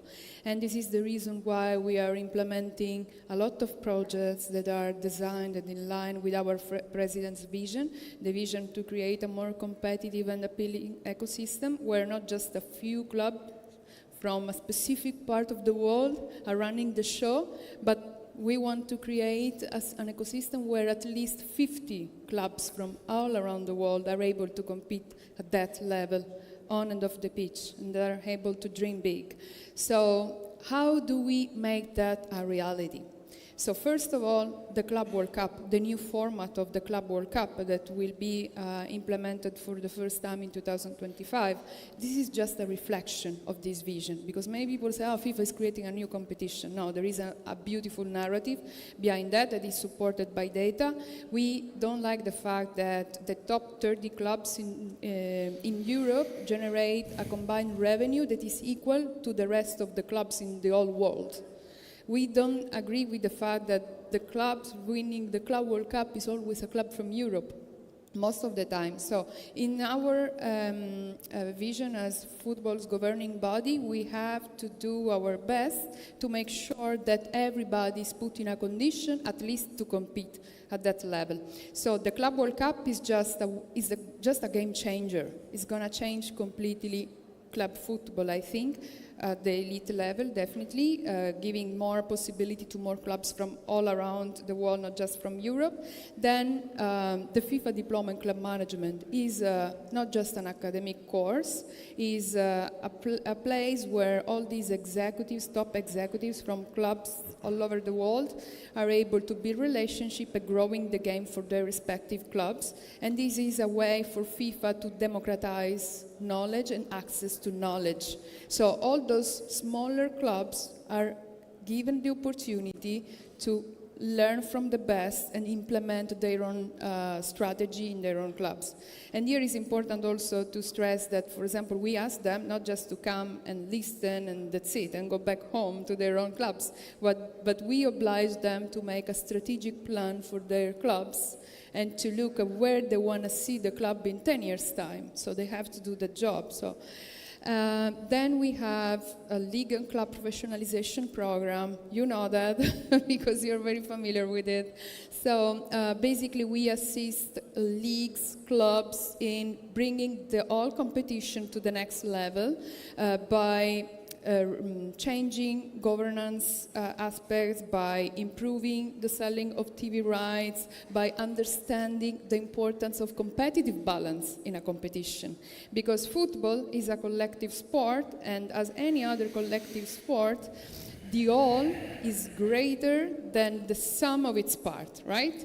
And this is it's a concept that is not very well understood in European football, where the individual interests always, overcome the collective interest. As a league guy, obviously I agree completely with what you're describing. you agree, of course. And if you look, for example, even for the MLS, so all the clubs were helping Miami to get Messi because they realized Miami is not just a competitor, right? Because we can make our pie bigger.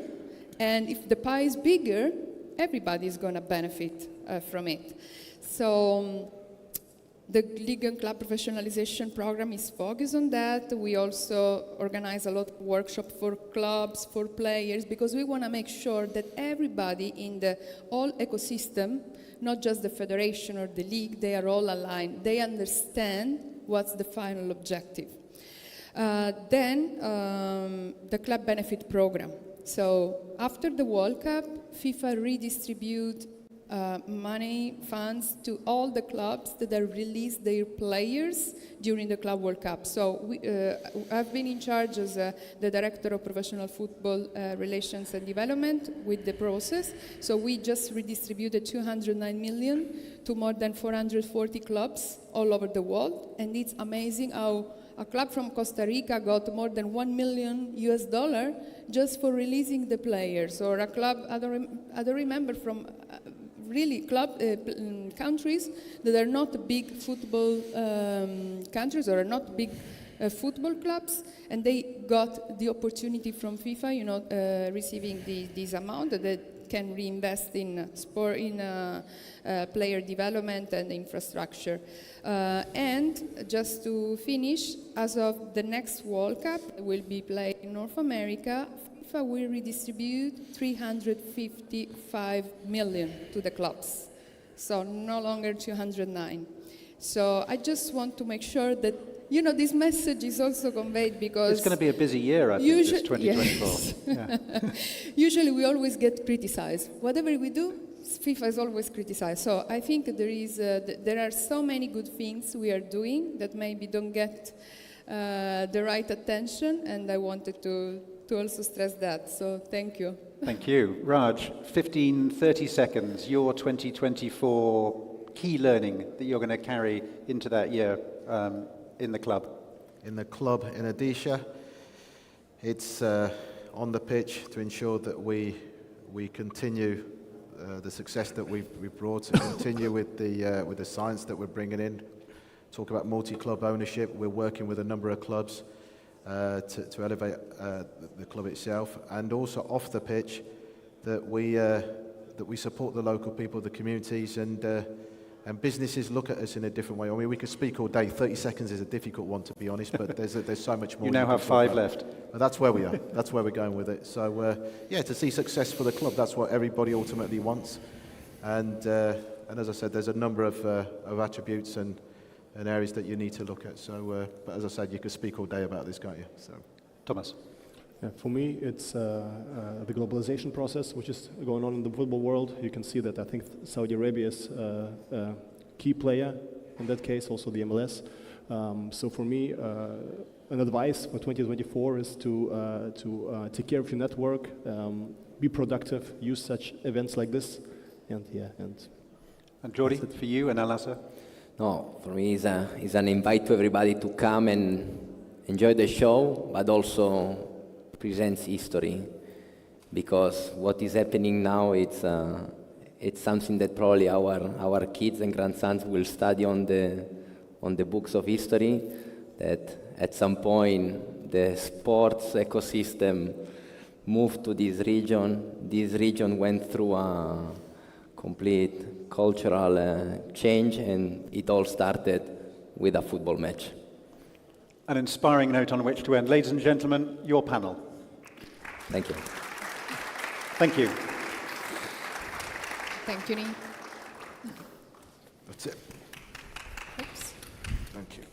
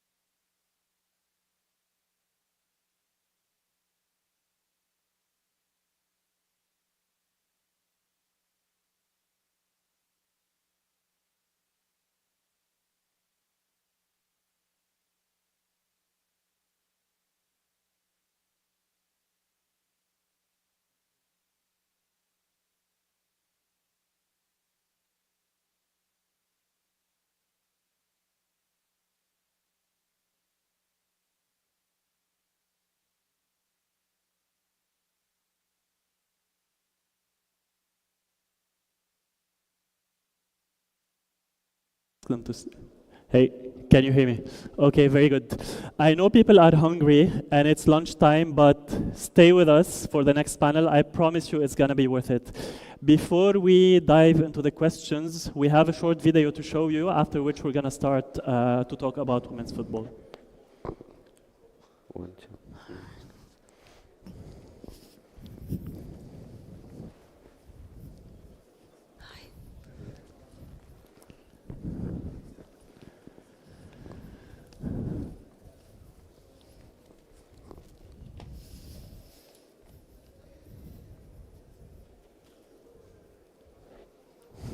Football lives in our hearts. It's our lifelong passion. The dream of representing our country has become a reality. Since that moment, we've been on an exciting ride. Joy, pain, and unity. Saudi Arabia has been making a name for itself on the international footballing stage. Saudi Arabia making incredible progress in the world of women's sports. Our journey is only just starting, and our history is still being written with every pass, jewel, save, and goal. Today, we mark the start of a new chapter on the global stage. We are forging our own path, and our ambitions know no bounds. We are the Saudi Arabian women's national team.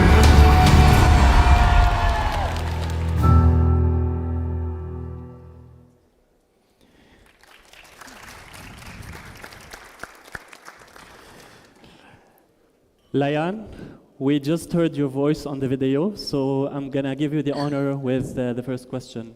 So you are currently living your dream. You are playing for your childhood club, Al Ittihad, and you are playing for the national team. I guess it's not really a question, but I would like, and everybody would like to know what it feels to make history. So what did you feel when you first went into the pitch for the first ever game of the Saudi national team? Hi, thanks for having me. First, I just want to take a moment to thank my dad, who's here today to support me. And he's always been here. He's always here to support me in every match and every step of my journey. So thanks, Dad. Thank you, Dad.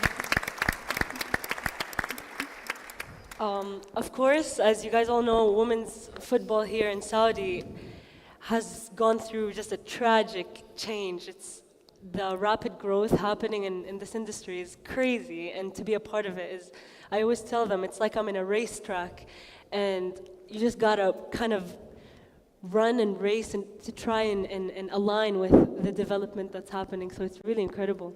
As you said, we did write history when we played our first match in the Maldives. I remember it all went so fast. I mean, we went from the tryouts with Coach Monica.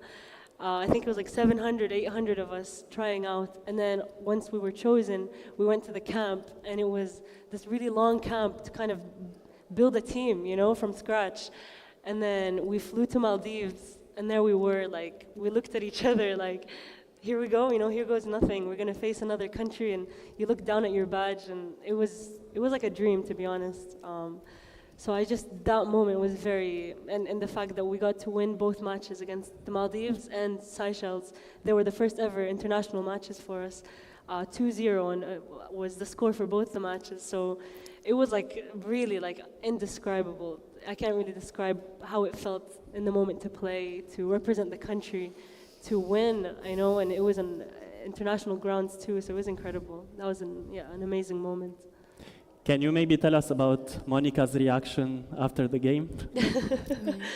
How much of that do you want me to tell them, Monica?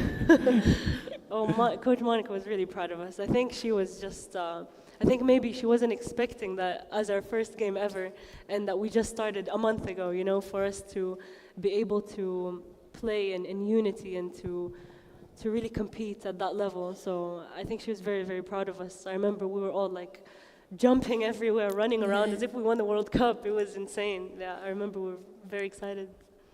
Very good. So good transition to Monica then. Monica, you have quite a rich and diverse career in football as a player, as a coach, as a manager, national team. I guess you have been here for 3 years now and your role is evolving, but I would like to go back over the past 3 years and ask you, what was your proudest moment? We cannot hear Monica. Is there...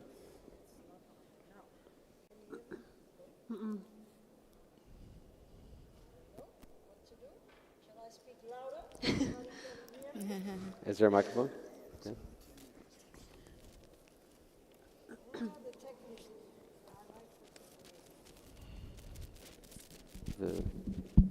Yeah, it's good.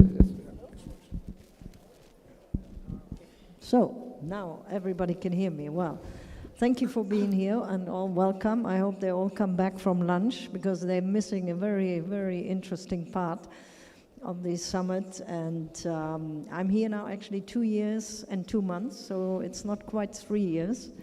And I think one of the really highlight is in these 2 years and 2 months to be part of this history and to be part of what happened here in this country. And I think when we played the first match, Leanne was just describing what was going on in their head.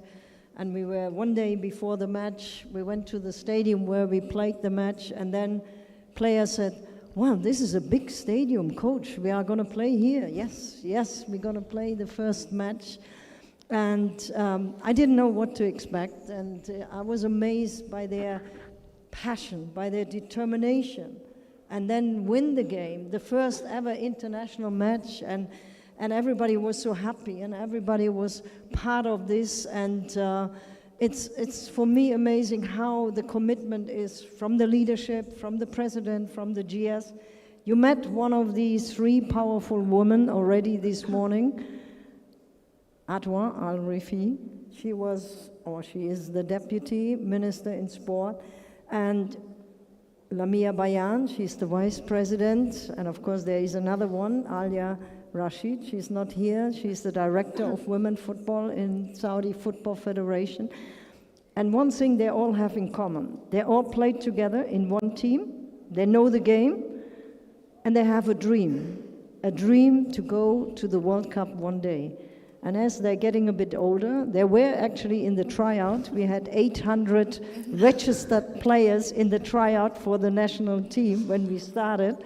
And I was alone, just with my assistant coach. And David, I saw him today, he helped me from the men's national team. And we found this national team. And because of their power and their belief that women be part of this game, that's where we are right now. Because when I started, they said, "You're very fast." And I said, "Well, I'm German, and I have a Mercedes, so I go very fast." And now they overtook me because they're driving a Ferrari. And they want to go fast. And they want to really get women football going in a very serious way. So I'm very proud of this part of this history. Very good. Thank you, Monica. I will build on the overtaking point that you just mentioned and maybe talk to Henrik a bit. So, Henrik, you've seen a lot of support from technology to accelerate the development of the game in general and of the women's game. So, I guess if we want to accelerate the development and maybe leapfrog some of the established systems in place, how can technology help us get there and get there as fast as possible? Yeah, thanks for the question, and thanks for inviting me here. It's amazing to be on stage with these awesome women here. So we believe that the talent is everywhere. Everything starts with the youth. The challenge is often that talent and youth don't have access to technology in the same way that the professional side have. And we believe that technology can really amplify, really accelerate the sport and especially the talent development side. So we're now working with more than 40,000 clubs around the world. This year alone we captured more than 2 million games and using that technology, that video to accelerate talent development. So we're seeing a massive adoption in youth clubs, in grassroots clubs, to accelerate coaching and really amplify the coaching in these clubs. But I think the most interesting thing here is more like how can we use technology to scale coaching? Because Monica, an amazing coach, but I mean, I'm sure you don't have time to see every game in Saudi Arabia. So how can we help you scale your time? And by deploying more cameras, by having more video in youth sport in Saudi Arabia, you can actually be able to watch more games. You can also be able to take your coaching philosophy and actually structure it and make it more methodical, so that all coaching happens in the same way. So I think there's a massive opportunity here in Saudi Arabia to actually accelerate and scale the talent development by using technology. Good. Thank you, Henrik. Maram, I'll move to you, and maybe a bit of a personal question to start. So you have a very successful career at Aramco. You are managing now or driving the Eastern Flames Club, which you told me backstage is no longer just a club, it's becoming like a big establishment. And you also have a family. So the question really is, how do you manage to split your time across all of this? It's working. Good afternoon, everyone. How do I manage my time?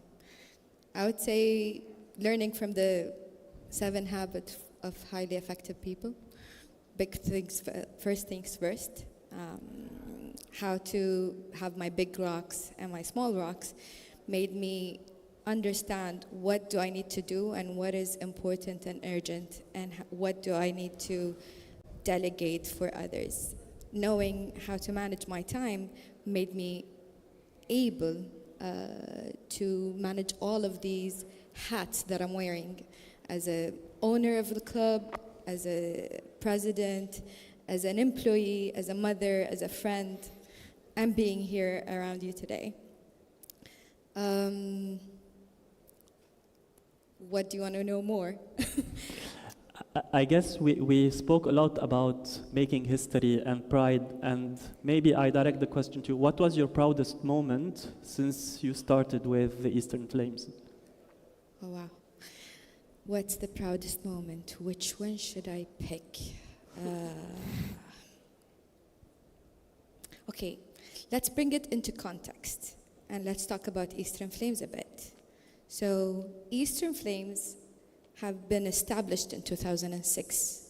That's almost 20 years ago, when a lot of things didn't happen for females or women in sports.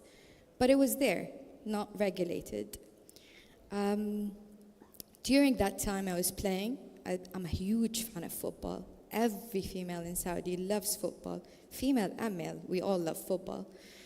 That being said, playing recreationally, I would say, until 2018. And that was what I would call the transformation year. The first time I was invited by the Saudi Football Federation to represent the country and go to the AFC Women Football Development. For me, that was the aha moment. Because as the panelist before us said, and I'll echo what she was saying, it was the first milestone of setting the strategy of female football. In Saudi Arabia here, we were looking at what others were doing and looking at what we were doing, as being aware of what we were doing, and then making sure that we set a strategy that would take us where we want to be. Yes, we had some bumps in the road, but I think we're now flying with that.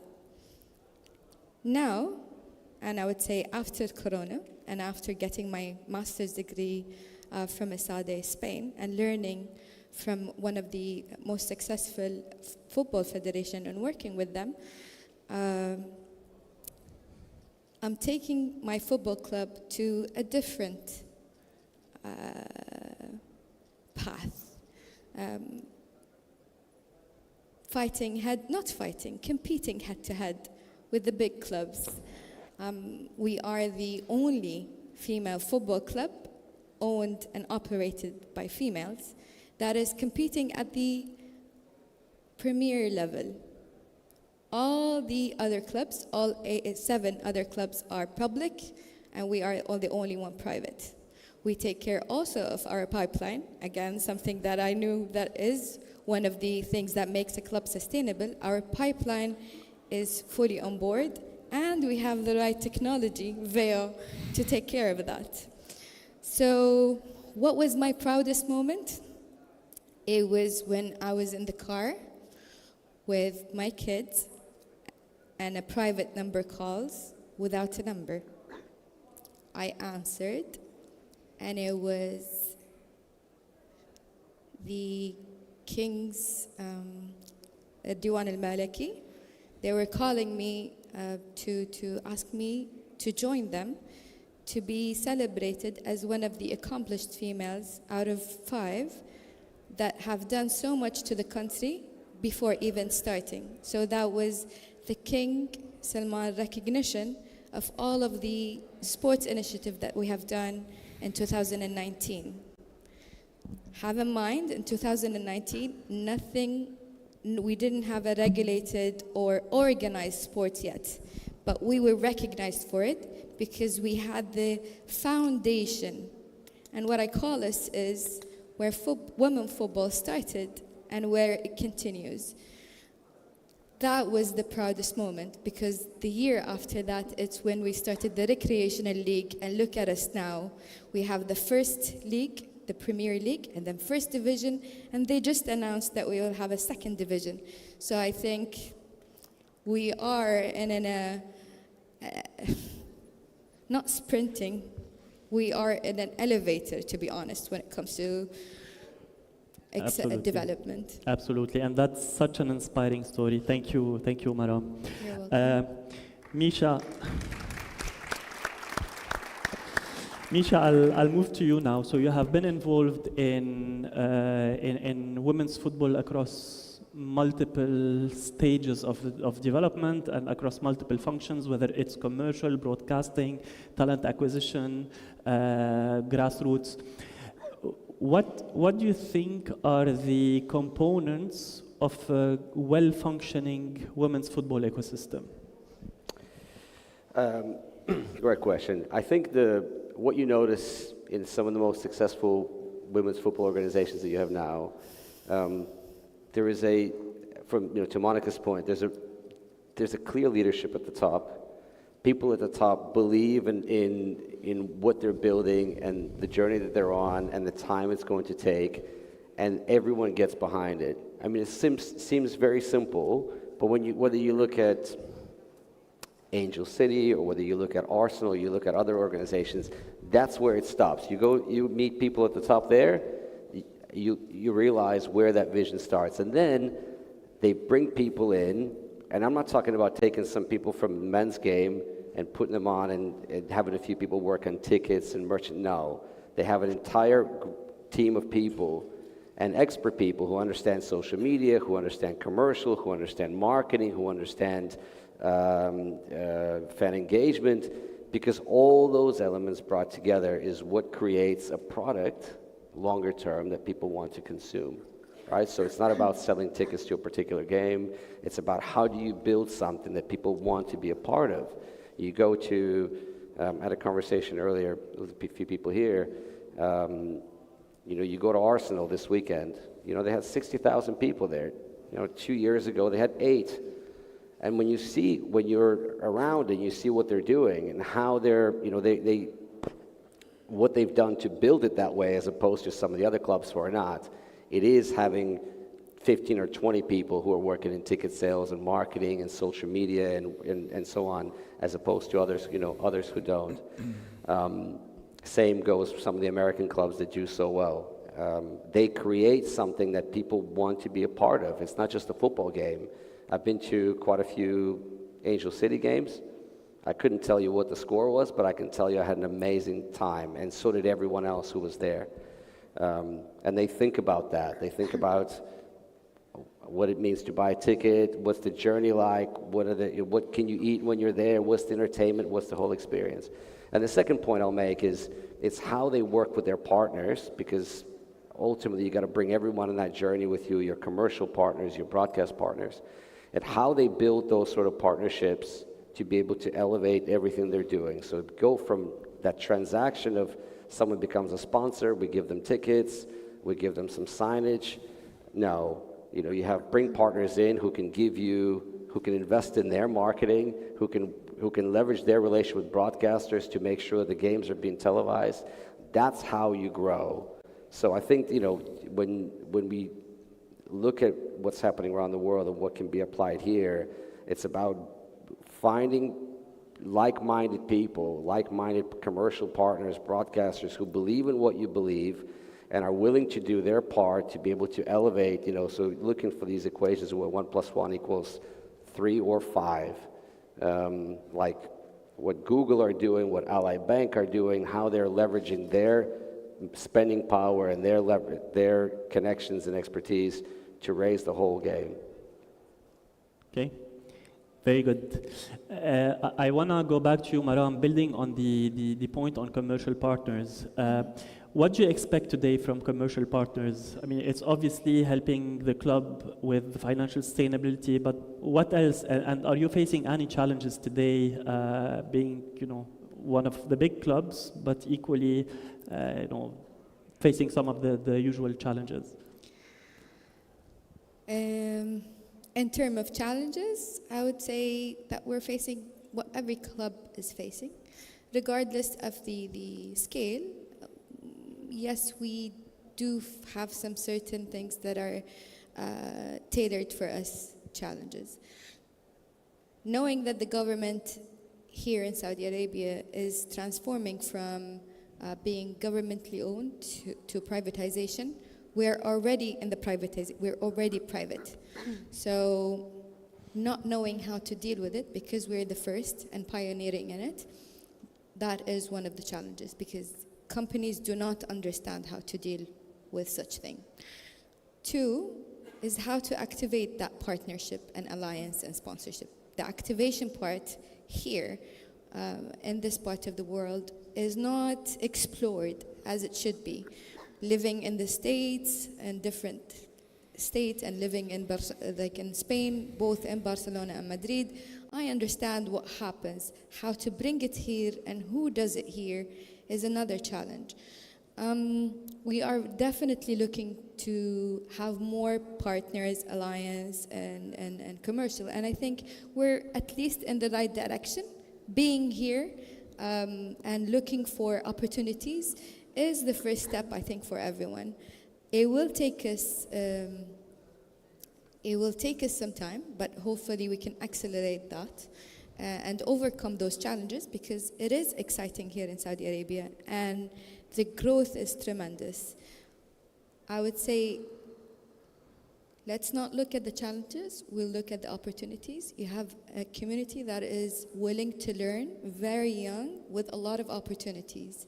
So knowing that more than 60% of the attendees here are from out of Saudi Arabia means that they are willing to invest, and we're looking forward to make that connection. Very good. And I guess this is why we are all here today, to really dig into these opportunities. Layan, back to you. So you are playing with the national team, but you are also playing with your club, Al-Ittihad, as part of now the Premier League. How do you evaluate the level of the league with today foreign players from more than 25 countries? And then more importantly, how do you see the development of this league going forward?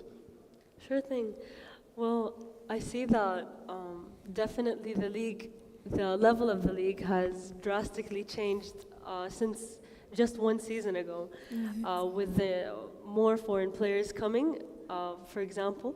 And in my opinion, as I was telling you earlier, in my opinion, I think the most critical part and the most impactful thing that has happened to Saudi women's football is having the foreign players come to Saudi, because all of the foreign players that I know and I've heard of are very humble, incredible people, and they're all here to develop women's football here. And honestly, it's been the biggest impact because they really set the standards. They really are role models to us because they've been through more experiences. We even have Ashley Plumter in our team. She recently came this season, as well as Selma and Leanne Robe. They all came here from I mean, Selma and Ashley came directly from the World Cup to Ittihad, so it was just incredible to have world-class players join us. It really sets high standards. They really raised the level for the league. So definitely they played a big part in this, and I see that the level is increasing. I mean, every stage of this league, you see it's getting more competitive. The coaches that we got also last season and this season made a huge change in developing women's football. So everything is just getting more competitive. Everything is improving day by day. Okay, and then Monica, back to you. So talking a bit about the development of the game going forward, your role is obviously evolving from now coach to technical director of women's football in Saudi. What's next for women's football, and what are you working on today that's going to take the game to even higher levels? Well, I think we heard this morning what we have established in 2 years, and it's really amazing. And when I started as a coach, I was looking for everything, so I thought, this is too much. I gonna go in that role as a technical director, and now it's even more work, I think, than just being a coach. And it's like the Premier League. Just Leanne was saying, you know, when we started in the second year, we asked all the men club who want to have a women team, and right away 5 on the top: Al Nassr, Al Shabab, Ittihad, Al Ali, and Hilal. They said they want to have a women team, and I just feel that is amazing how the whole population, how men are really supportive, and most of them are leading by men, all these clubs, that they want women football. And this year we have 7, Qassia and also Riyadh, coming to the Premier League. And every game is shown, broadcast on the Friday, Saturday live, so everybody can see this in the whole world. So I think that is a really great establishment. And I think we don't know, like Lamia was saying this morning, that football existed before. We started to have it in 2019, organized, structured under the umbrella of SAF. And now we have a national team being in the FIFA rang list, and we played over 17 games already in the short period of time. We established under 17 because we had the academies from 4, 5, 6, 7 years until 17 years old girls who is their dream to be one day a national player. And the coach education, we are really looking for that, because we have 28 B licensed coaches, 172 C license, and all the D license, 800 from the school. So this is a sustainability, and it's something not just happened for today and tomorrow, it's for the future. And the strategy is very clear that every girl who wants to play can play football, and this opportunity they get. So I think it's something we really, from the strategy, how it is built up, it has a bright future in women football. So I think the management, of course, with Lamia, Alia, and Atwa in the back, but they know exactly where they want to go. So I'm just more or less implementing or trying to work that out. And I hope many more people are coming here to Saudi, and especially foreign players, who will even attract more these women league as much as the men league. Yeah, I agree with you, and myself also working with Adwa, Lamia, and Alia. I mean, I can testify to their vision and their commitment to developing the women's game, for sure. And you need these people who have such a passion, such a desire to make something happen. And then if you have these people, you go. Exactly. Very good. So we spoke about having opportunities for talent to develop, and then Misha, back to you on getting learnings from other leagues and other systems. What are the success factors to attracting and developing talent, whether it's local talent or foreign talent that's going to come and help the local talent grow?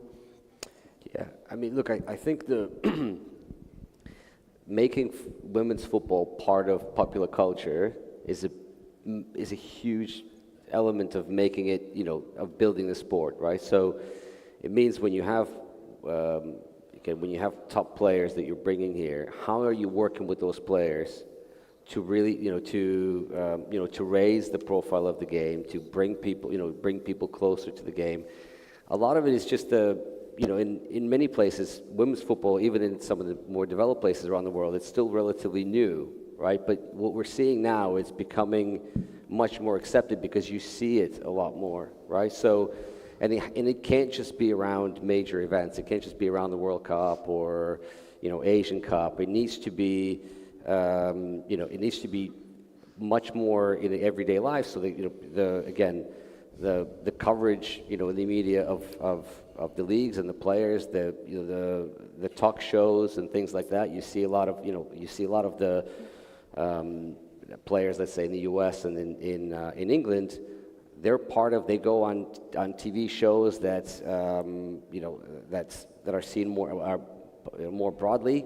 It's what they're doing so well, and what we can learn with women's sports from other sports is that this idea of storytelling, right? How do we give people? We need to give people a reason to care.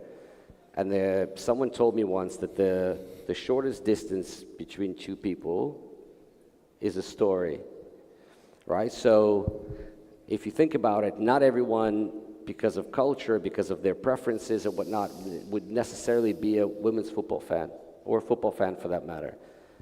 But if you feel connected to the people, if you start to understand the journeys that we're talking about, right? You feel connected to the characters, right? That you're watching. You will feel much more invested in that sport, in those teams, in those players, in those rivalries, and so on. And that's what and that's what's done so well in other parts of the world, and not just the women's sport, but sports more generally. So this idea of creating documentaries, getting players more more involved in popular culture, so that people in general public who don't necessarily come to a football game may have seen him on a talk show and say, I really like her. She's really interesting. And I didn't realize she's really into into cooking or into things that other people can relate to. So I think we need to find a way to fuse, to your point, to fuse football, women's football, with mainstream culture, so that people more broadly become interested in in what you're doing, and they want to be part of it. They say, hey, I'm invested. I know this individual. I love their story. I can feel connected. I come from that part of the world, or I had that part of the country, or I had those similar challenges. So I think that's that's important. And the second point is, how do you make sure that you're bringing I'll back up. Is that you treat you approach football like you would a sophisticated business. And what sophisticated businesses do really well is that they understand exactly who their customers are and how to speak to them, right? So the worst thing you can do is treat women's football as a female version of the men's game. It's not, okay? And people who are interested in it are not necessarily the same people. So again, what you learn is that once you understand that you've got families, or you've got single men, or you've got so on, so there are many different types of people who might be interested, and there's a different way of speaking to them. Angel City, for example, said that the biggest demographic that they had at their opening game of last season were single men. And I bet no one in this audience would probably guess that, right? But those are the types of things that you need to think about as you grow in the sport, is thinking more widely, not just men's game and how would you speak to the same people, get them interested in the women's game, but how do we think about creating something that is, an opportunity to create something from scratch now, without any sort of history and any hang-ups. How do we do that? How do we bring people into that universe, speak to them from a young age to the families and so on? That's what we can learn, I think, from my experience. Absolutely. I think this is the point that we spoke about with Henrik earlier, about using technology to accelerate and making sure that we're not just replicating what exists, but maybe finding opportunities to leapfrog sometimes the men's game. Henrik, back to you. So you have seen a lot, and you have developed a lot of products and services and technologies. My question is, what was the biggest surprise you have seen from the game development perspective as you were contributing to the development of the game? Yeah, I think just touching on Misha's point here, I think, as you say, it's super important to bring more awareness and bring the women's side into popular culture. But I think it's also very important to bring awareness on the youth side of sport. And I think this is where video plays a very important role. I mean, video accelerates talent development. It can help Monica develop better coaches and better players.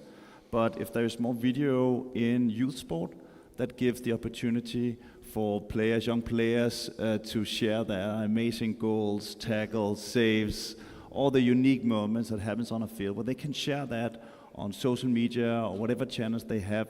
That brings an enormous awareness about the sport. So the sport and the clubs can actually attract more players to the game. Because I think one of the biggest threats to youth sports around the world is that kids spend too much time on their phones, too much time on gaming, too much time on playing. So what can we do to attract youth back into the sport? And when we can bring more awareness, not only from the amazing stories from you and from the professional side, but can we actually help accelerate the stories from the youth leagues? I think that can actually attract more young people to play more sport. Okay. Thank you, Henrik. I'm told I need to wrap up the panel, but I do have a last question. So, Layan, we opened with you, and we're going to close with you.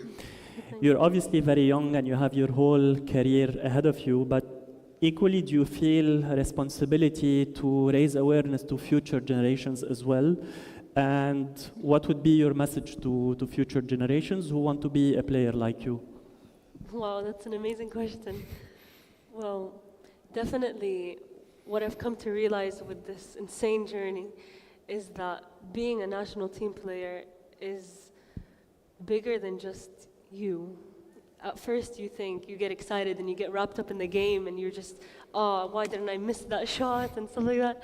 But then you just realize the platform you're in, the people that are supporting you, the people that are looking up to you, the people that are with you on the journey. You got to be there for them too, and it's a team sport in the end. It's not just you. So I realized that we definitely, especially like Enrique said, that the children nowadays and this generation are on social media so much, so they do see our journey every step of the way.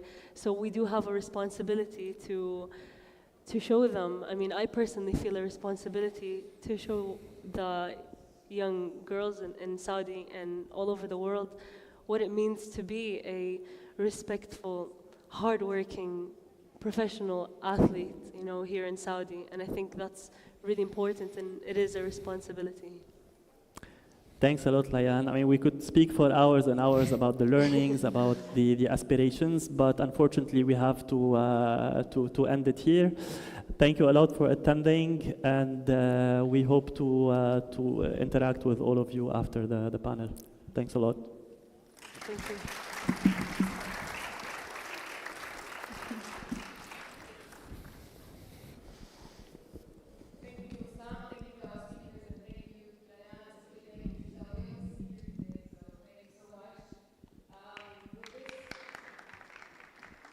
We conclude the first half of our meeting. Thank you. See all the music. So we're going to take now a recess and do a break to your lunch.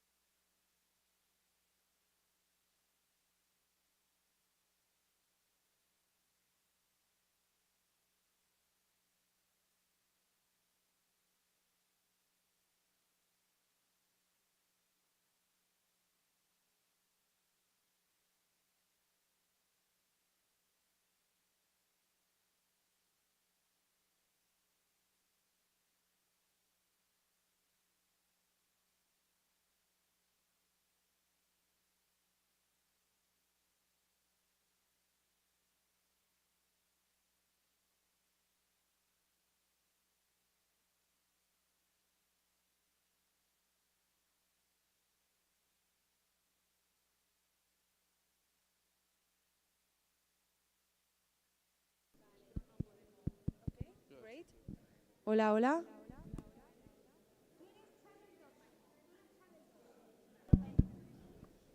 Hola, hola. Dame los dos si quieres.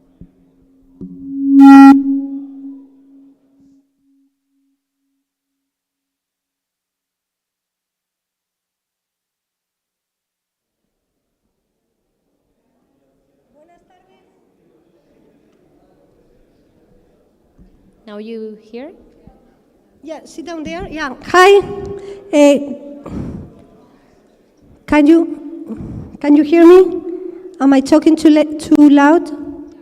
Too loud. Okay. Okay. I'll try to keep it lower. Is this better? Okay. So, are we ready for the testing? Jaime? Okay. So it's an absolute pleasure to have President Tebas from La Liga this afternoon. He's going to be our guest speaker. I and can't hear anything. I'd like to ask him. I can't hear the translation.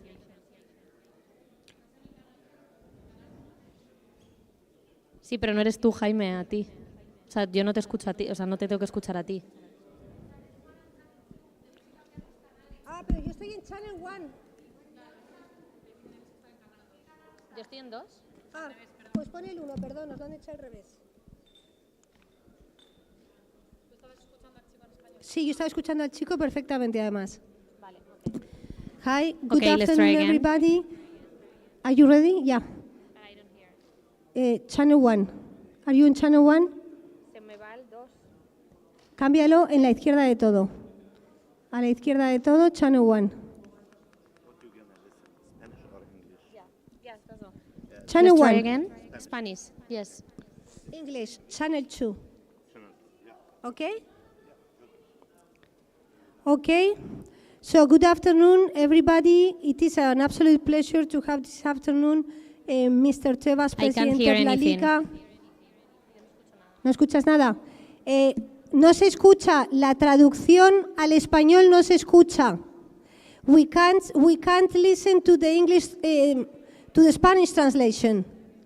Hello? Hello?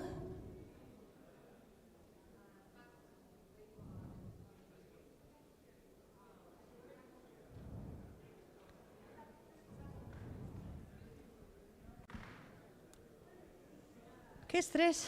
Quería que no probase yo esto. Vamos. ¡Qué estrés, por Dios! Este last minute. So, are we ready to go?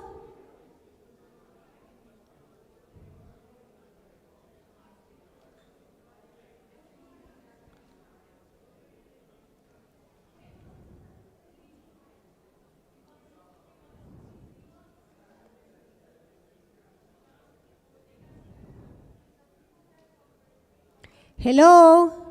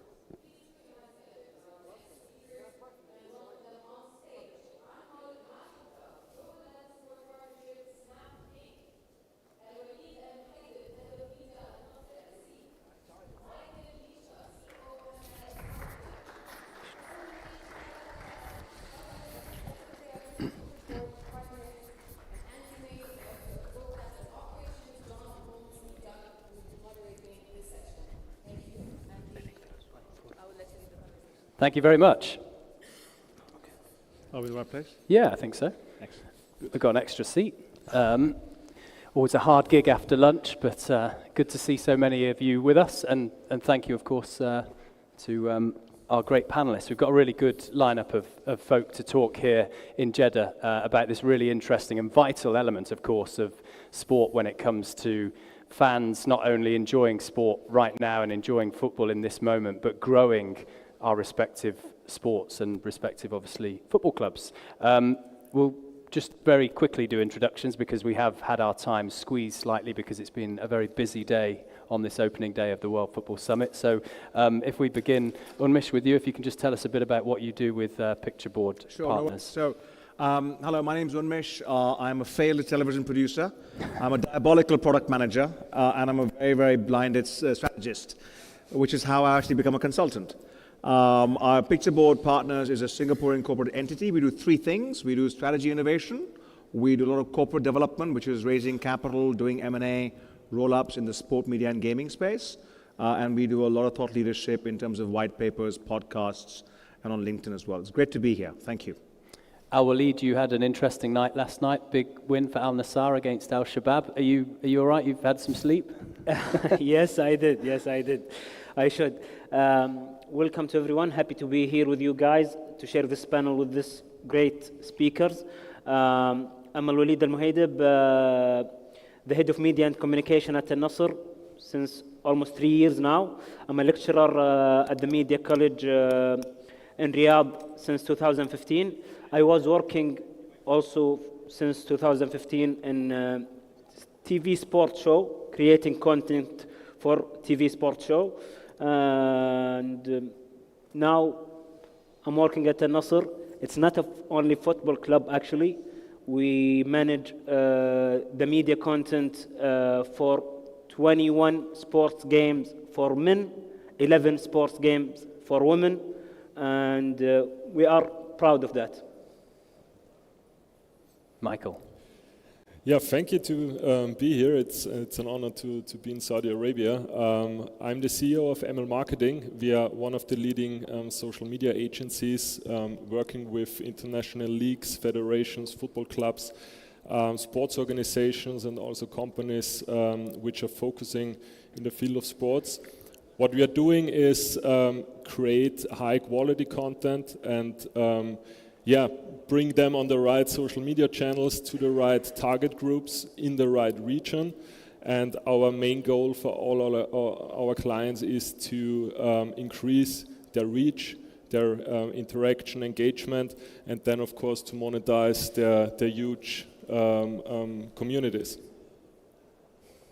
Hey guys, I'm Mo Malhotra. I work at Snapchat, looking after sports partnerships.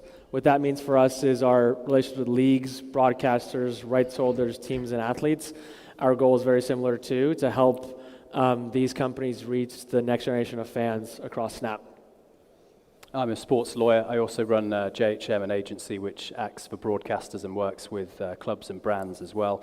Let's start with you, Anmol. And I think if we in a moment get into understanding from our perspective what supporters want in the context of content and what they may want in the future. But what at this point do we understand football content to be? Because it's gone the day where it was linear television offerings and hard copy newspapers and written publications. It's such a broad area, isn't it? And that, of course, is encapsulated by your offering, Snapchat. Yeah, 100%. I'd say if you asked that question 5-6 years ago, the answer would have been highlights on linear, right? Sitting on your couch and watching a full game in its entirety. As we know today, things have changed a ton. Consumption and creation has evolved significantly. And now I would say content not just includes what's on the pitch, but everything beyond the pitch as well. So when we think about it from Snapchat's perspective, the pregame, the postgame, the fans, the locker room, what are players wearing, what are they eating, how are they working out, what's happening out after the game, before the game, and now becomes not just a 2-hour window on Sundays, but every day of the week, every day of the year, becoming a content ecosystem for our fans and platforms like Snap. So for us, I think about our evolution, right?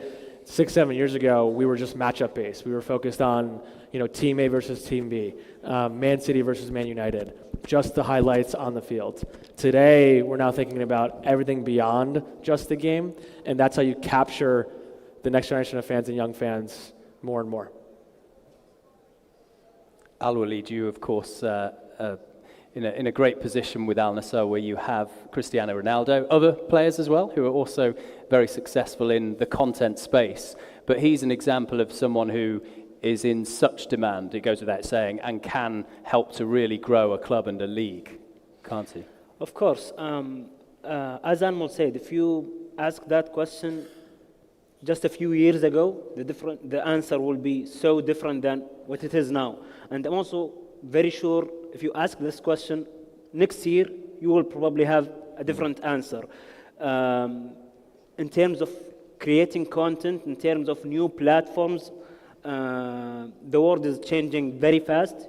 You need to be very aware of what's happening around you, and you need to adapt very quickly with that. Now, fans really want to know everything about their beloved athletes and stars.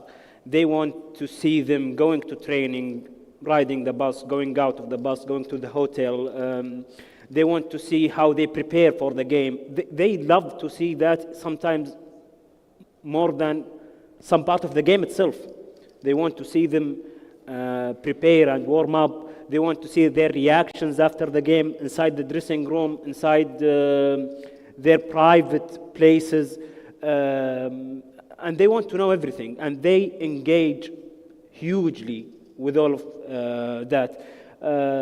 It's a huge responsibility, actually, to have such a big star like Cristiano Ronaldo with you on board the team. But it's also a chance for you to promote the team, the brand, and to promote also other sports you have in the club. Michael, Unmish, what do you have to add in terms of your understanding of what football content is in 2023? I think, well, a couple of points. One, I think, as we were discussing off stage, I tend to whenever we work with clients in sport, media, gaming, we always say content is your currency for engagement. Yeah, if you have any relationship, it's about giving and taking and always leaving enough money on the table, yet getting a majority of what you want. So content is fundamentally the currency for engagement. And the second piece, which I think both Anmol and Al-Walid have mentioned, is if you keep the dynamics of space, time, and device. Where are you on the match day cycle? Where in the match day week? What is that content going to be consumed on? And are you going to be at home, in transit, at training, as the case might be? I think it's very important to be fan-centric, to be able to actually convert that content as a currency. So fundamentally, space, time, device, to make sure that content becomes a currency for engagement. Yeah, we see that. Yeah, it was on, because you did speak earlier. Yeah. Does it work now? No, I don't think so. Is the light on? Is the light on? There you go. No? They will bring. We'll get another one. Yeah, we'll get them a handheld over here. Thank you. There we go. You don't have to rap or sing. So as an agency, we see and have the feeling that especially the young social media users have a very low level of attention and are very impatient, and that doesn't always make our jobs very easy. But in my opinion, there are three main topics very important. It's the real-time communication. You have to deliver high-quality content very, very fast, because they are very impatient. So when there's some happening around the football club, you have to deliver it, and the fan wants it now. They want all the information now. The second one is entertainment. So it's not enough just to post content and create content. Social media is entertaining. So you have to spark emotions in your audience. That's also very important. And the third point is the content should be exclusive. So you have, as a club, for example, or a league, you have content that it's exclusively only on your social media channels. And that's very important, because otherwise, why should a fan follow your club? Of course. What do we think about younger audiences in particular? Because any growing sport, or a sport that's at the top and wants to remain there, has to target and retain the younger audiences. How do you do that well in the context of football content? I can stick my neck out. You mentioned about low attention spans. I have a contrarian view that the amount of information packed into an experience on a per second basis is not keeping up with what they can consume. I'll give you a very simple example. Star Wars. First movie came out in the 70s, and apologies to all Star Wars fans, I'm not a Star Wars aficionado, but I'm speaking about this in mathematical terms. First movie came out, 78 cuts in the entire movie. 10 years later, it was 2,500 cuts. The most recent movie had 25,000 cuts. The duration of the movie broadly hasn't changed. The characters haven't changed. Where you consume the movie in the cinema broadly hasn't changed. What has changed is the amount of detail per second or minute of content viewed. So the view really is that if you can pack in, if a child grows up watching the iPad and reacting to, Peppa Pig, their ability to consume content is very much faster than ours. So the one lens I always bring to clients is the fact that, keep in mind, if Star Wars had to have multiples of thousands of cuts, that's why they're partly useful. So keep that in mind in terms of how much you can. If you look at television broadcast, it's no longer about what happened and then the replay. You actually have between plays, you have graphics and you have data and you have social media. So the layering on a per second of content, I think, is a very important piece. Unfortunately, the people deciding it are 20 years older than the youngsters. So the fault is not the youngsters. I think it's very important to keep that in mind. Yeah, I would add to that, maybe piggybacking that from a different lens. Today's young person, we grew up watching TV on our couch, as we mentioned earlier. Their remote control is their phone, right? And their channels are their different apps. So the optionality is much higher today in terms of what you can, watch and consume content with. So I think that's the biggest difference when kind of you pointed at. If you're at a game, if you're at home, if you're at dinner, if you're at a conference, you have unlimited amounts of opportunities to consume and create content with your phone. And that's brand new to the last, call it, 8, 9, 10 years.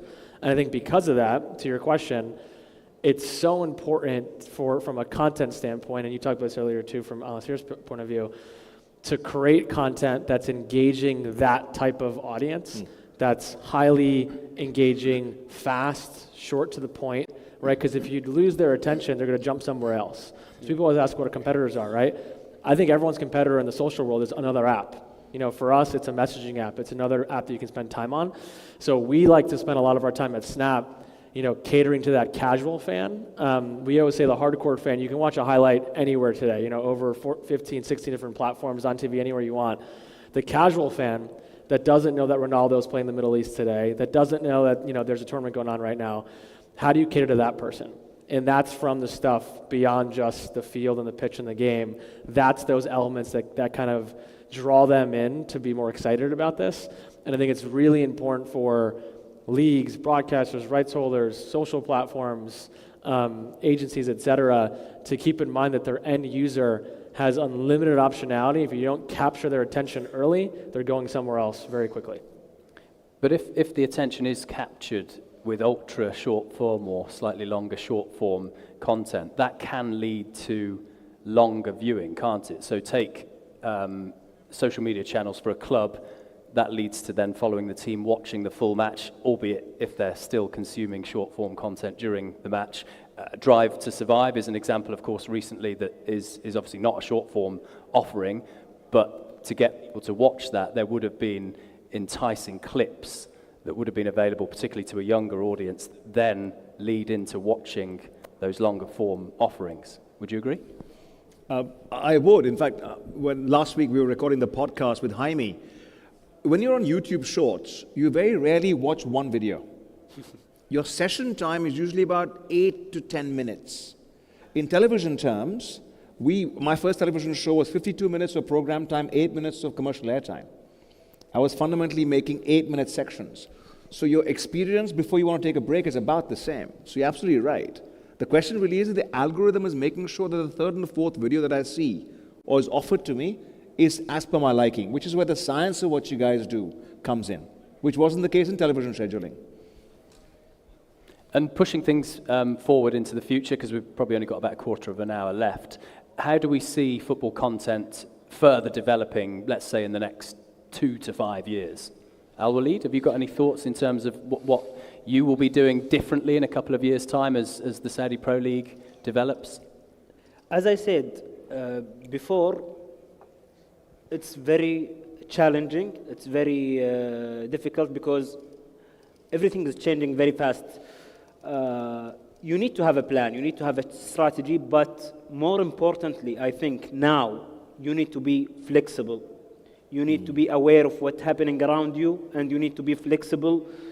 When you see new platform, new trend coming, and fans actually loved it, and they are engaging with it, you need to seize this chance and go with it. If you don't take the chance, other competitor will take it. And sometimes it's a bigger piece of the cake if you jump first on it, you know. Yeah. If you leave it to others to be ahead of you, you will not have that bigger piece of the cake. But as I said, now we are realizing that fans really want to know everything, really want to watch everything behind the game, behind the 90 minutes. So we are trying to give them a lot of behind-the-scene content with a lot of new ideas. We are also working greatly with other platforms like Snapchat to have new digital content that the fans would like and would love to interact with, like the Bitmoji, the filters, especially with these young fans, this young audience. They love this kind of engagement, different engagement, personalized experience. We are always trying to give them the chance to experience that, but as I said, we need to be very aware of what's happening around, and we need to be very flexible if we see any new chances coming. Yes, you mentioned Formula One, Drive to Survive, or The Last Dance with Michael Jordan. I think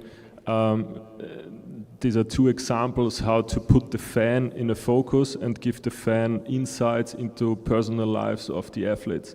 And that's very important, and there I see huge potential also for the next 3 to 5 years, of course, to do that also on the social media platforms. And back in the days, there weren't so many access points to a football club. There was the stadium, there was maybe the TV where you can watch the game. But today we have lots of different touch points and access points to a football club. It's the social media channels, it's the website, it's apps, it's games. And for a football club, it's important not only to produce the right high quality content with backstage insights, but also to increase the amount of access points for every fan, and specialized in different areas of the world, and also in the right language, cultural aspects, so that you increase your reach and the interaction for that. But the fan always must be in the focus, and the content has to seek some emotions for them. Yeah, and I would add, piggybacking on Ali's point earlier, you know, we think of content needs to do 3 things, kind of what you said too. Has to be highly engaging, highly informative, and fun for our user base. I think shareability is very important for a young person.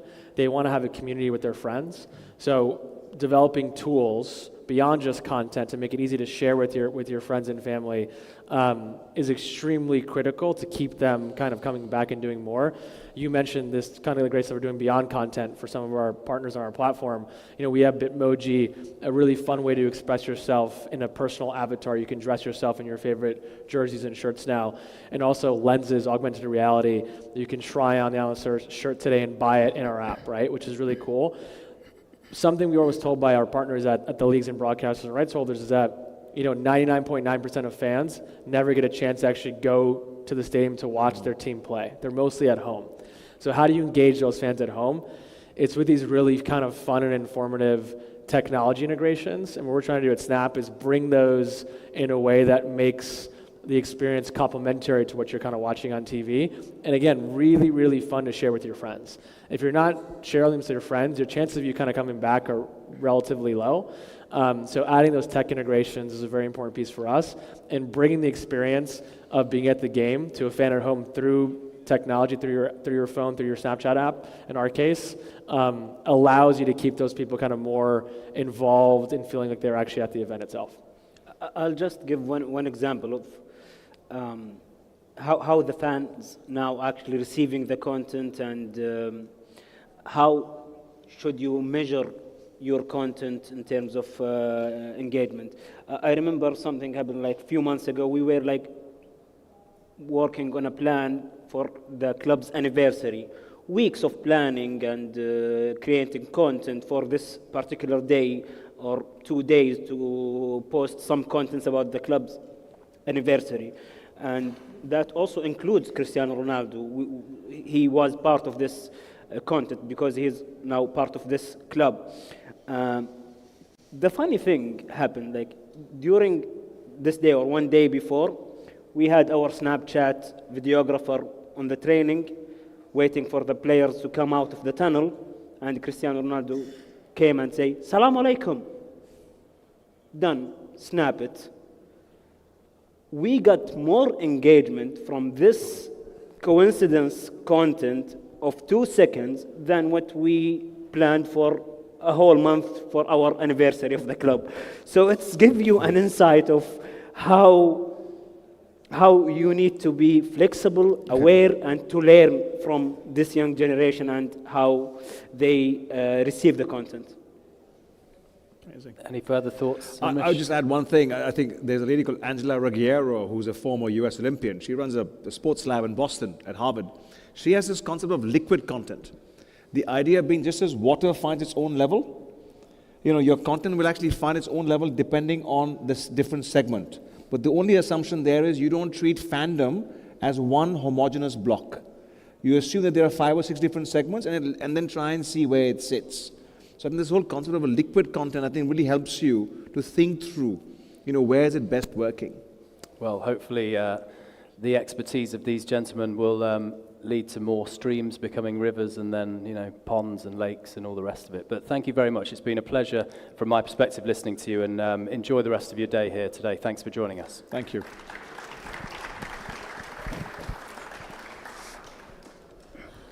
Nice one. Thank you. Nice one. Thank you. Take the...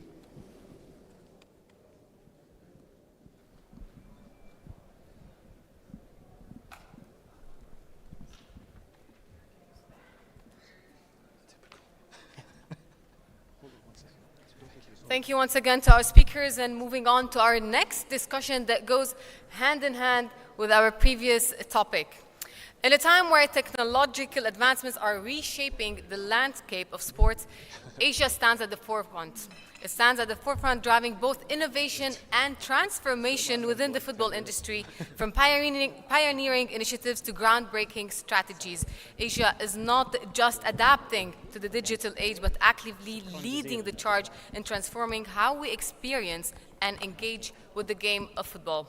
In our next panel, we will showcase how technology is shaping the future of football, fan experience, and commercial opportunities. Please welcome on stage Mustafa Guse, General Manager, Center Called Capital, Andre Zanotta, Sporting Director, FC Dallas, Mathieu Lille Palette, Senior Vice President, Stats Perform, and CEO, N3XT, our moderator, Munir Zok. Thank you. Here? Thank you. Let's see. Do we have the updated? Yeah, okay, I'll sit here. Good afternoon, and welcome. Assalamu alaikum. Hope everyone is doing very well. We're missing one panelist, actually. So if you see someone stepping up on stage, don't worry, that person is welcome. And that person will be sitting on my left. And in the meantime, we've got amazing guests with us, Mustafa and Mathieu, or Matt. Welcome. Thank you very much. Welcome to Jeddah. How was your flight in? Oh, it was lovely. It was a short flight over from India, so nothing too hectic. Fantastic. Mathieu, where did you fly from? Very easy, yeah, very good flight. Super, super, super. Well, so we're going to be talking about really amazing topics, modern topics, cutting-edge topics as well. Before we delve into the questions, it'll be amazing if you describe to the public a little bit about who you are and what you do, and then we can step into the gist of it. Mustafa, do you want to kick us off, please? Yes, absolutely. It's lovely to be here. I am Mustafa Gauss. I'm based out of Mumbai. I have pretty much been in the sports industry my entire life. Started off with being a professional tennis player on the Indian Davis Cup team and on the ATP tour. Did that till I was about 28, 29. Have played tournaments here in Saudi as a junior growing up. Thereafter transitioned into the management space where set up the sports vertical for a very large corporate in India called the JSW Group, which involved investing in franchises in football, in kabaddi, and in the IPL, men's and women's, and then also investing in a cricket team in South Africa as well. Thereafter, have now transitioned into setting up a sports fund based in India, which is looking at early stage opportunities in the tech space. Fantastic, fantastic. Welcome again, Mustafa. Mathieu, how about yourself? Thanks for having me. Pleasure to be here. Lovely event. Sadly, I don't have any pedigree in professional sports. Sadly, not tennis. A very average amateur boxer and football, but that's it for my sporting life on the field. What I do today is I look after the EMEA region for Stats Perform, also known as the most famous brand of the company, which is Opta. And as a company, what we do is we collect everything that happens on a football or other sports, but mainly on a football pitch.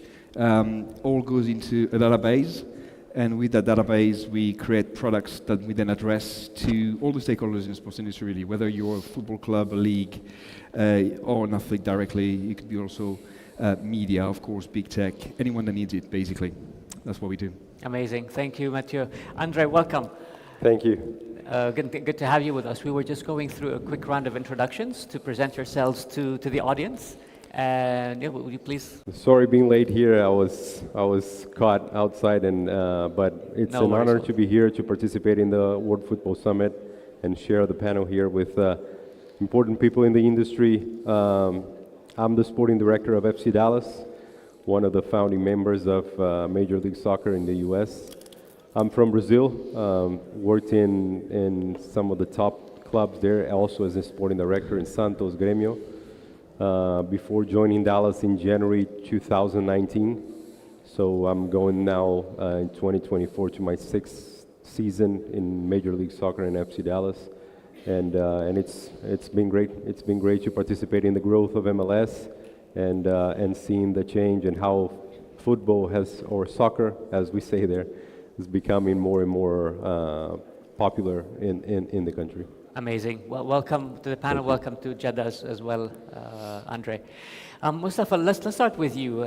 You're working in one of the most footballistic countries in the world, India. Walk us a little bit about, how do you see the industry maturing? What is the impact of digital and data transformation? What are you observing in the country? Well, I think there's massive change. I think India and the football industry in India has been a bit late to adopt, but it's moving very fast now. I think if I go back to when we set up our football team and our football club there was very little data and technology that was being adopted by teams and by coaches, by management. But now we've seen a whole different shift, whether it is from an analytics perspective, whether it is from player performance, injury prevention. All the best practices that we see in global football are now very much front and center. I think and we've been one of the first adopters of that. I mean, I remember going back in our first season itself, we had a partnership with SAP to put out our fan app and to have GPS tracking into fans to how to make their life easier when they're coming into stadiums and a lot of those type of things. But I think that right now there is a huge adoption for it, and it's a necessity. You can't have access to such a large fan base and not be knowing enough about them and not be knowing what they're doing. So all clubs are starting to adopt that and starting to build that into their systems. Yeah, we see that happening across the football and across the sports, right? And maybe that has been accelerated by the COVID pandemic, right? Yes. When all of a sudden sports properties came to realize that even though they have millions and millions of followers online, they really don't know who these people are and how to communicate with them, right? Yeah. And Andre, let's move to you. In the US, and specifically for FC Dallas, do you see that the US soccer franchises are sort of using the full potential of digital and data, or is there like room for growth? I think definitely there's a lot of room for growth. I'm the sporting director, so on the sporting side, I see that the usage of data analytics is still very little to the capacity that it can help the clubs. Obviously, the industry has been adapting to this reality, and now you see clubs in MLS. At least we have Department of Data and Analytics. The clubs are using more and more this to help in many different ways, from predicting the strategy of our opponents to scouting talent to enhancing the player performance. So. But still, I feel we are not yet using anywhere close the full capacity that this can give you all the information you can get from, and still clubs in MLS particularly are adapting to that new reality and understanding what's the best usage, how you can be more efficient with data. Amazing. We'll come to that topic. And talking about data, Mathieu, you're working at one of the main data providers in the sports industry, right? Mainly in football, right? Because of the conversation here. This morning we were having a working session with a few individuals, observing how football analytics has evolved over the past 30 years. So we went back in time and we started remembering that 30 years ago you'd have people who were sitting in the stadium with their own video camera, like quite big one, recording the action, getting the videotape out, putting it in a video player, and then watching, pausing, taking notes, and we zoomed fast forward 30 years, and today we're talking about artificial intelligence, data streams, live data being fed to betting stations and broadcasters and. Yeah. What are you observing in the space? How has this space changed over the past years? Yeah, it certainly has changed a lot, as you said. I think the best way to describe it is, I think it's data has become a standard for sure. Like when I started, which wasn't 30 years ago, but 15 years ago for myself in the industry, I still had to go to the clubs and try to be accepted as part of the chain of value, and the fact that data will help them. Obviously, we no longer at that point. No, everyone understands the value of it. Everyone uses data. I can't name any football club that doesn't use it to a certain extent. Then the question is the level of maturity, right? And I think that level of maturity is enabled by tech. So we can collect data faster, we can process it faster, and we can tell you more about it, thanks to technology and AI and the algorithm that you can build on the top of it. So I think the rise of data and the rise of data in the football world is due to the fact that the market has accepted the fact that it was necessary. but also it followed the rise in technology, because technology has been an enabler for people to make sense of the data. It's not always easy, and for people to then use it as part of the decision-making process or as a way to engage with their fans. Because one of the things that is very valuable from the data that is collected by people like ourselves is that you can use it for any of your needs, whether it is to engage with your fan base through your apps, your social channels, or whatever, but also to be better as a football team. Then, Mathieu, you bring up a very, very important point that I'd love to hear Mustafa's and Andre's perspective. The point is that even though technology has a proven track, even though the value of data is very well understood, yet you have to convince sometimes organizations to use it. Why is that happening, in your opinion, Mustafa? Well, I think some part of it is just the mindset.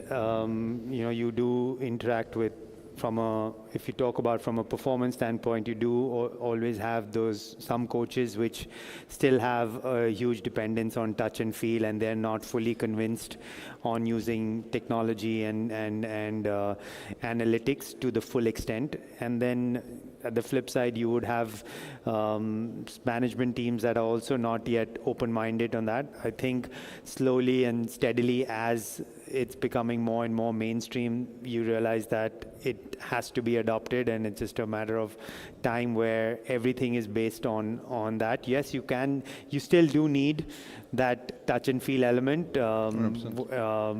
whether it is from a coaching perspective or the marketing feel, or having that connect with your fan base.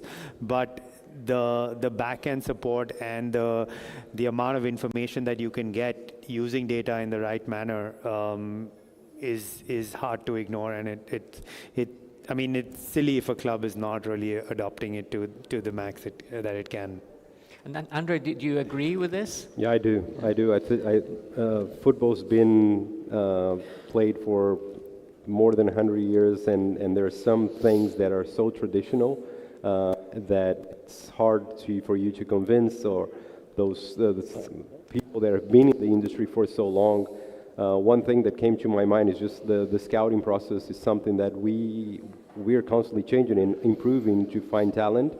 And although the eye observation is something that we still trust, but we have been using our scouts less on-site games, live games, than we used before. Before, this was the main thing, was just traveling, watching games, and then sending reports. Now we have so many tools, so many technologies that help us with the video analysis that you can, in 2 clicks, you can watch a game anywhere in the world. And a lot of information and a lot of data, physical. We have physical data about players from many different leagues that we can evaluate before even seeing the player play. So we have some metrics that for each position that we feel what are the most relevant points that we want to see about this player. And then based on the data, we start filtering the players, so then we can watch it. So this is something that is difficult for some people that were before to understand and to accept. That is changing, but that's the new reality. That's how teams have been approaching, and especially in the US. If you remember the Moneyball and baseball and how there's a lot of influence in that. So football is also going that direction, and that's the reality we have. Then following that trail, Andre, the role of the scout in the case, right? Because you've been focusing on the scouts, is changing. Yet not many scouts sort of will be able to cope with the change. Going from observing an action to then looking at a data set that Mathieu can put in your hands and trying to figure out, whether that player would be fit for the team or not. Did you see that the scout upskilling is one of the topics that the industry will be addressing in the coming years? I think so. It's constantly improving. We get so many offers from many different tools, and even here when you go outside you see just different services for identifying talent that you just online, that you don't need even to be present to watch the players. So I think that's the scouting process and the way the scouts works in the football industry is something that that has changed a lot and is still going to change quite significantly with the amount of information. And as I said in my first response, we don't even know yet how much more we can make the usage of data, and in the scouting side, this will be a key differential for clubs. Yeah, just a quick one on that, because I think it's spot on here. And as far as people using the data and that process of scaling or being used more widely, I think as a provider, we've got a big responsibility in building the right products as well. So you can't be, we've got the great data, we collect it, we productize it, we give it to you, and it's done. We need to also listen to the market, to what the end user actually needs and wants to do with it, and then tailor the product in such a way. The data is never, the data is always as good as the people that uses it. So you need to empower these people, you need to train them as well, and from our perspective, give your client, the people you work with, a voice in the way you develop your product, and also then educate them to use the data in the right way. And we're not going to push the data using to people.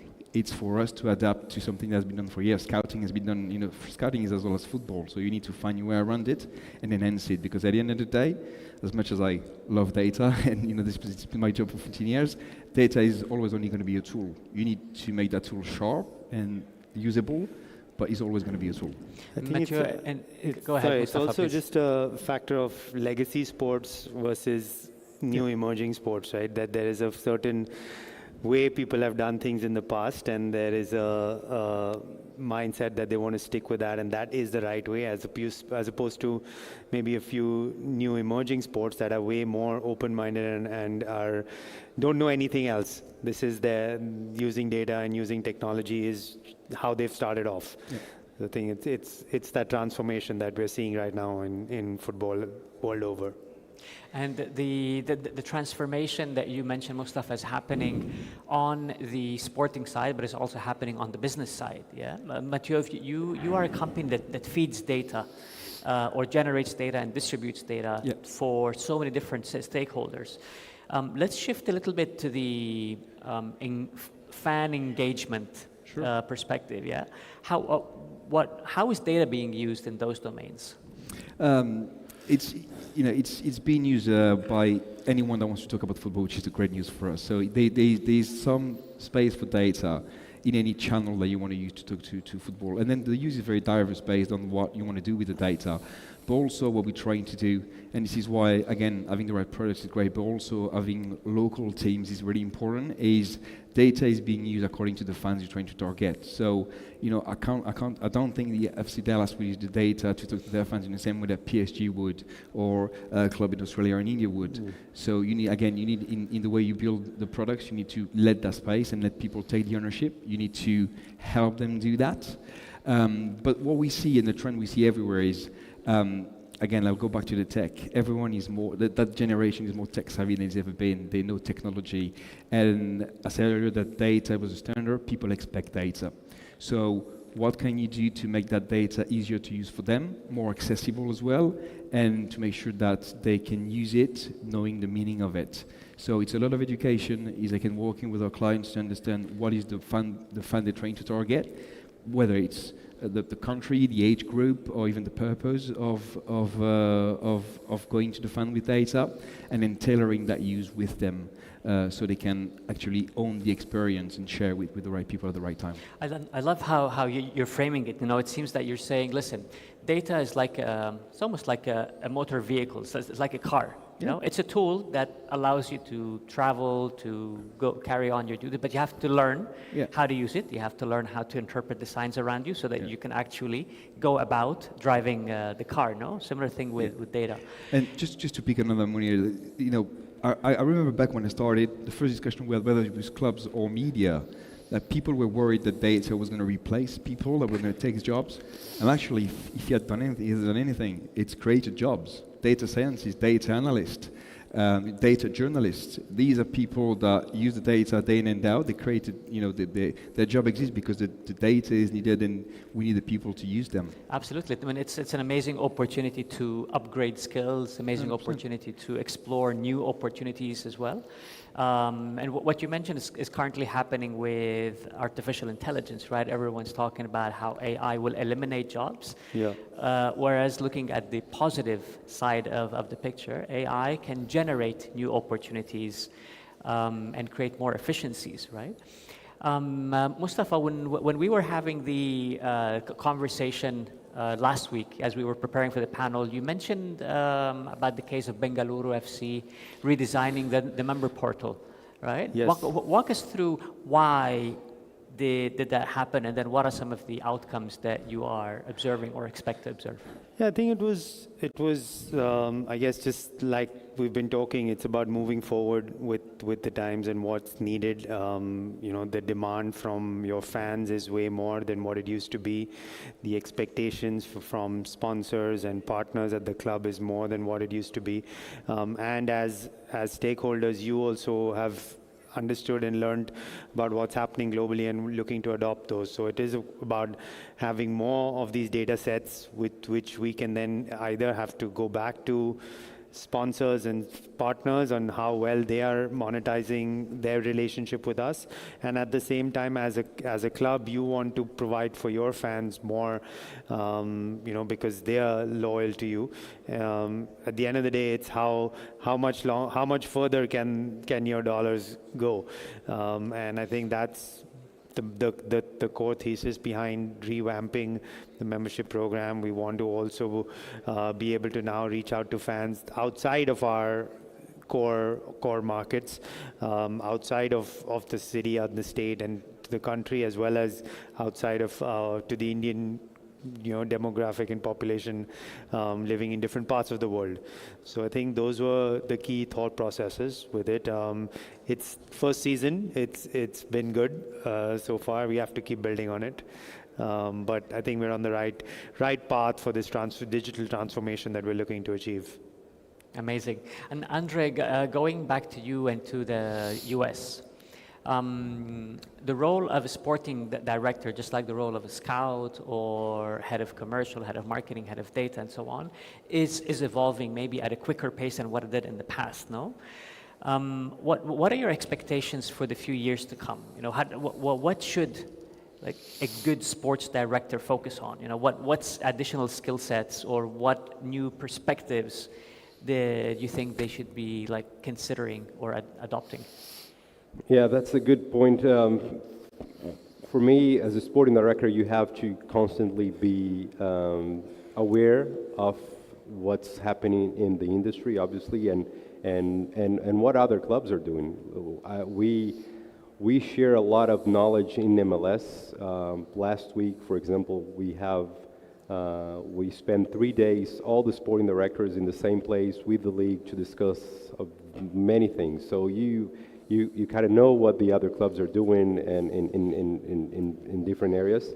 And I think with regards to this digital transformation data, MLS has been in the forefront of this in the US, and as a single entity, MLS has to take care of all the 29 clubs, 30 clubs in 2025. And for example, we have, as a single entity, every player that is signed to play in MLS signs a contract with the league. Doesn't sign with FC Dallas, with LAFC, with New York FC, or any other team. So, and the digital transformation that is happening, traditionally, we would have the lawyers drafting the contract. Now there's a system that every club has access to. You put all the information that you agreed on, you negotiated with the club, with the player, you put in a system, and it goes to the league, and already the contract is drafted. They just review and send it back to us. Fantastic. So we can check. So I think more and more you see those things progressing, and you making our job more digital and helping with all those tools. You mentioned about, and he was saying about the creating new jobs. MLS also requires, as from January 2024, that all the clubs in the league must have a performance scientist or a data scientist. So someone that can gather the data from different areas and apply in a way that we can enhance player performance, work on injury prevention, and many different aspects. So this is the league going to the clubs and saying, hey, this is a mandatory position starting in 2024. Those are the certifications that this person must have. This is the job role, and you must have that. So it's the league pushing the clubs to keep progressing and keep improving. And I find that this is something that I feel I see is going to happen, at least in the way I see the league and how it works more and more in the next few years. And this is an amazing opportunity for a league to play, as an entity that oversees, in your case, several franchises, to contribute to the growth of all of the levels in all of the clubs, right? Like basically raising the sea level, right, will raise all the ships. A trend that has been spotted in the past by Bundesliga when they made mandatory the use of GPS technology for training purposes. Then with La Liga in Spain, where they have an amazing, somewhat like player analytics tool that is available for all of the clubs to be used. And very recently, the Premier League has launched quite an ambitious data project, focusing more on the academies of clubs rather than on the first team, but always with the same driving force, right, or with the same intuition that if I as a league or a federation or a multi-stakeholder organization am able to raise the level in my ecosystem, I am benefiting the whole ecosystem instead of relying on clubs or individuals who take personal initiatives. We are in Jeddah. We're Saudi Arabia. We are in a country that is transforming quite a lot from a sporting perspective. Talking about football, the face of Saudi football a year ago is very different from the face of Saudi football today. What are your observations, with no specific order here and there, on what is the road ahead? What are the opportunities ahead as well? Wants to go first? I can take it. No, I think it's amazing what we're seeing and how front and center the league is now. I'm looking forward to watching the game tonight. But I think it's becoming the focal point of world football, and I think it's exciting what's in store. Yeah, I think exciting is definitely the word. I think it's a whole new market that opens up. Football is a global sport, but from a economic perspective, it's traditionally been very Eurocentric in terms of transaction or even the companies that have been prospering in the world of football. So with the current investment, I think we're going to see a lot of innovation, come from it, because as a challenger market for the time being, they're going to go after the big ones. They're going to try new things, and that's going to be very positive for the market because that just raises the standard. So we see it as a very, very exciting, very exciting thing. Certainly for us as a company, and also. There's many other, and it's been referenced in the press when the first investment came out. Other parts of the world have tried, to put a lot of money in football in the past. China was mentioned, that never really materialized. I think there's a big difference. Is this is a proper football land. People love football in the region. There's very well-established clubs and leagues already, and I think this is a very good news for our industry as a whole. It's just going to push it forward. Amazing, Andre. Last word to you. Yeah, I was in a previous panel watching, talking about the Saudi league, and one thing that I was mentioned that I agree is when you bring players of this caliber like you have here in Saudi now, it's going to raise the level, not only obviously what is easy to see in the pitch, but also outside, to make everyone. Those players come from the highest standards, from the top clubs in the world, and bringing that level of professionalization to Saudi, and on the field side, they're going to help improve the quality of the local players, which it's similar happening in MLS when you bring someone like Messi, like Busquets, and you help American players, and in this case here, the Saudi players, to learn from the best players there are in the world. And also on the other side, when you have that level of professionalization that you demand more from the club, that the club must be in the highest standards, I think this is going to be great, and it's really exciting to see what's happening here. Well, Andre, thank you very much. Mathieu, thank you. Mustafa, thank you very much. Shukran jazilan. Thank you, everyone. I think we have to go on to the next panel, yeah? But gentlemen, thank you so much for all the contributions that you made. Thank you. All right. Thank you. Thank you. Thank you. Guys.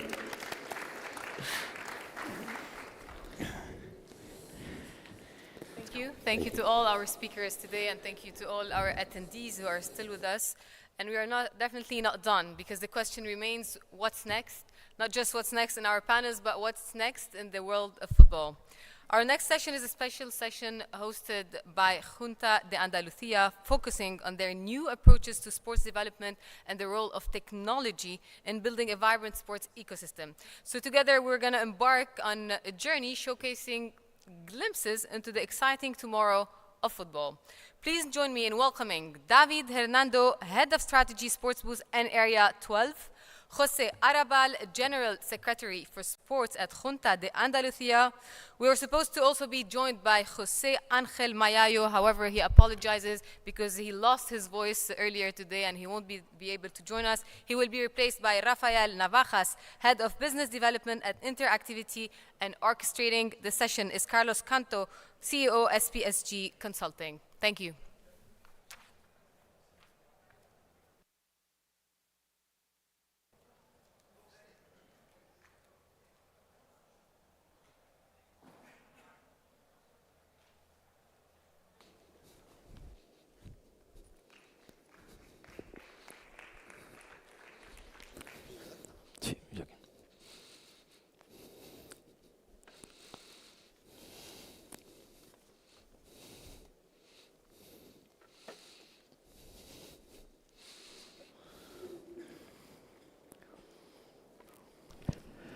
Okay.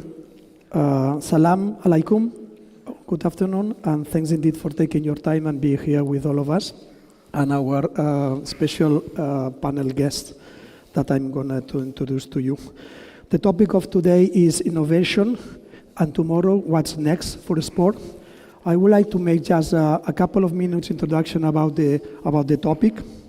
First of all, defining a little bit what we understand by innovation. Innovation is definitely not technology. You can innovate with or without technology. Secondly, in the sports industry that globally accounts for between 1.5 to 2% of the global GDP, we are not any longer in the sports industry. We are actually in the sportainment industry, which is the fusion, the combination of sports and entertainment. And this is very, very linked to the fact that the sport entities and the sportainment entities are not only targeting to the avid fan, but what we call the casual fan as well. The casual fan as well. In this space, in this framework, what is important is not to engage people, because at the end of the day, 80% of the population, they love sports and sportainment. So the main challenge is to monetize this engagement. Also, not only in a digital world, but we live actually in a physical world, because we are here in Jeddah, in Saudi. So we need to talk about the physical world, not just the digital or the physical, but the fusion, the combination of both worlds. And one of the last remarks from my initial presentation, it would be about the fact that the offering, the sport or the visual content is everywhere. So at the end of the day, we need to prioritize, because at the end of the day, a day is only 24 hours. And every single sport, every single club, federation, league, competition, event is fighting for your time and your money. So they need to compete. So the fragmentation of the content is also something that we are going to talk today in this panel. And the last remark would be about professionalization. As the sports industry and the sport entertainment industry is growing and growing, So is the professionalization of all the talent of people that are involved and pushing the sector to move forward. So after this initial presentation, it is my honor to introduce every single member of this distinguished panel, starting by José María Arrabal, General Secretary for Sports at Junta de Andalucía in Spain, beautiful region. He studied economics and business administration at the University of Malaga. Also, he has studies from ISM, Columbia Business School, Harvard Business School, and San Telmo Business School. And he used to work at, among other, New Jersey Nets, NBA, the NBA itself, Real Madrid, Málaga Club de Fútbol, Media Pro, La Liga, and since 2019, he works at the Junta de Andalucía as General Secretary for Sports. So it's a great pleasure to have you here with all of us, José María. I'm going to introduce David and then Rafael, and then we are going to start with you with the initial question and the video. Second, we have David Hernando, Head of Strategy at Sport Boost, as well as General Sport Manager at 380 AMK. He studied marketing and business at ESIC.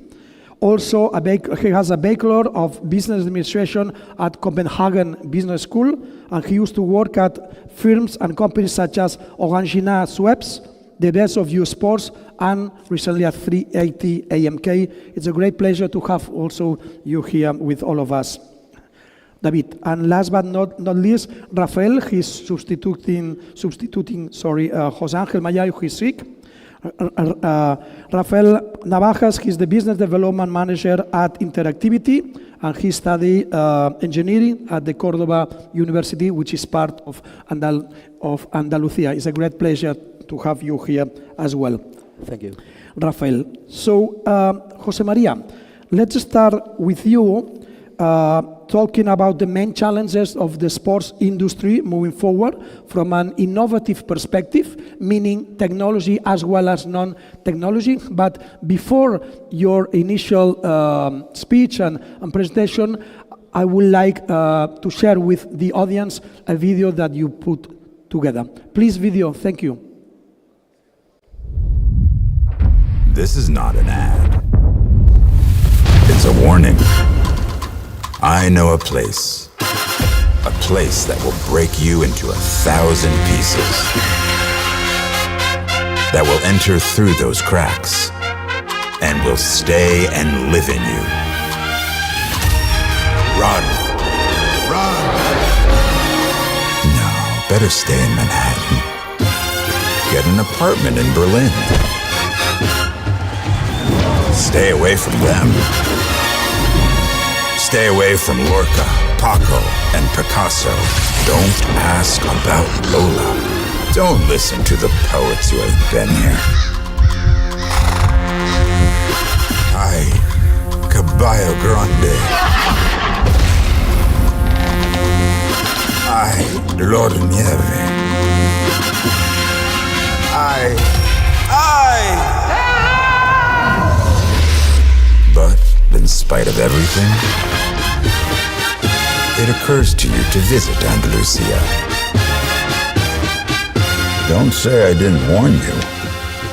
Be careful of the Andalusian crush.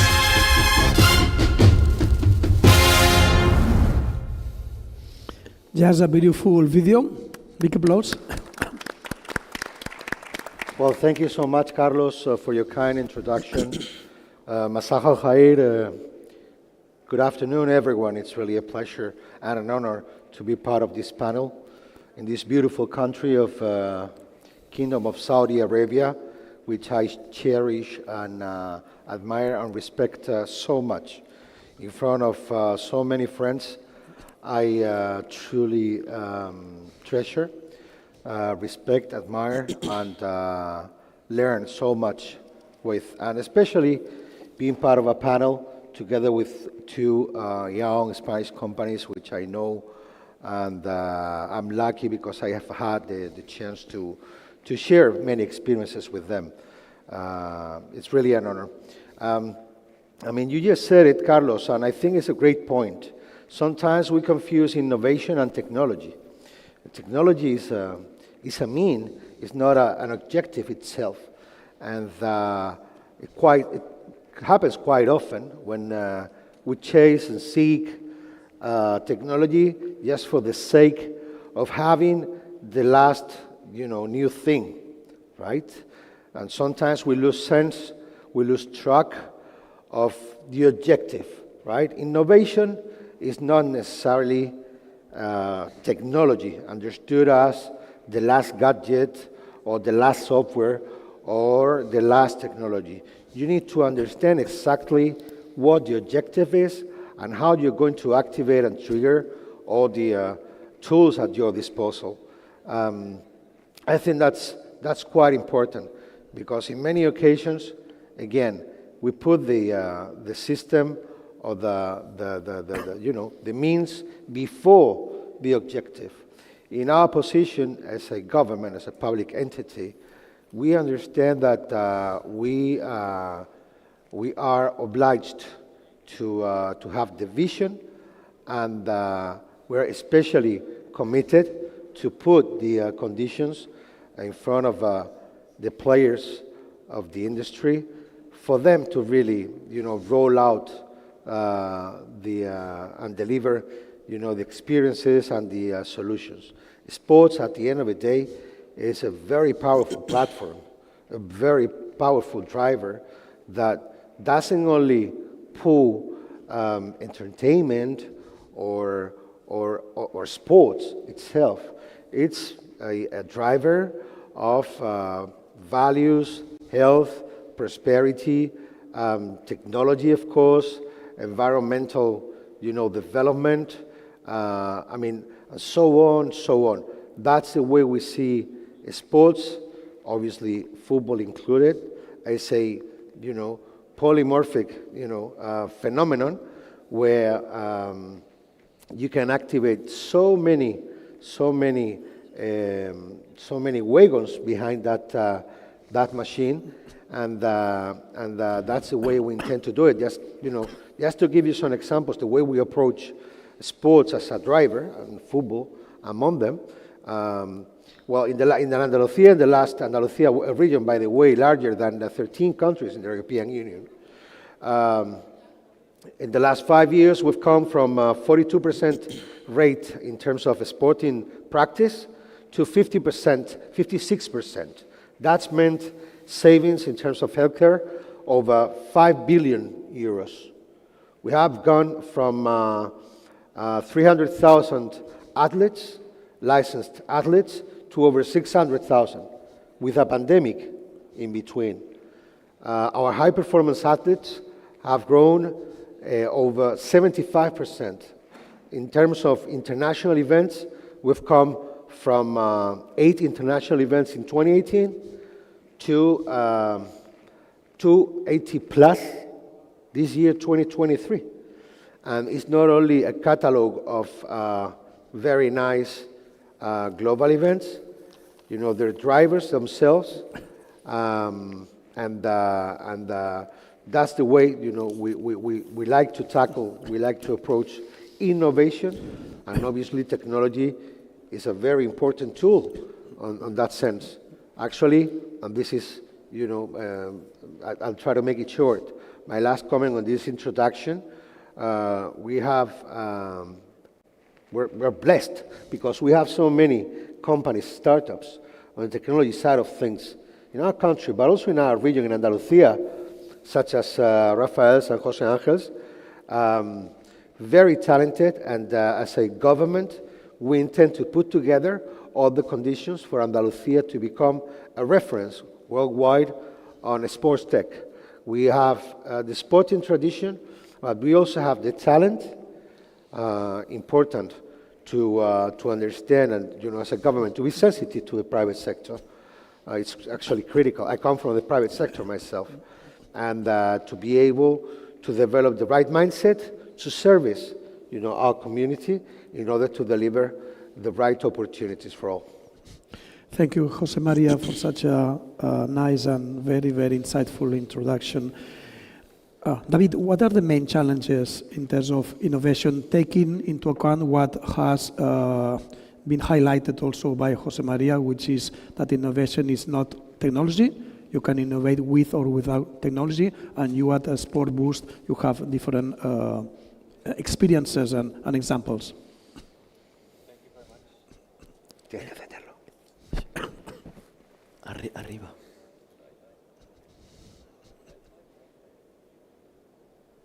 No.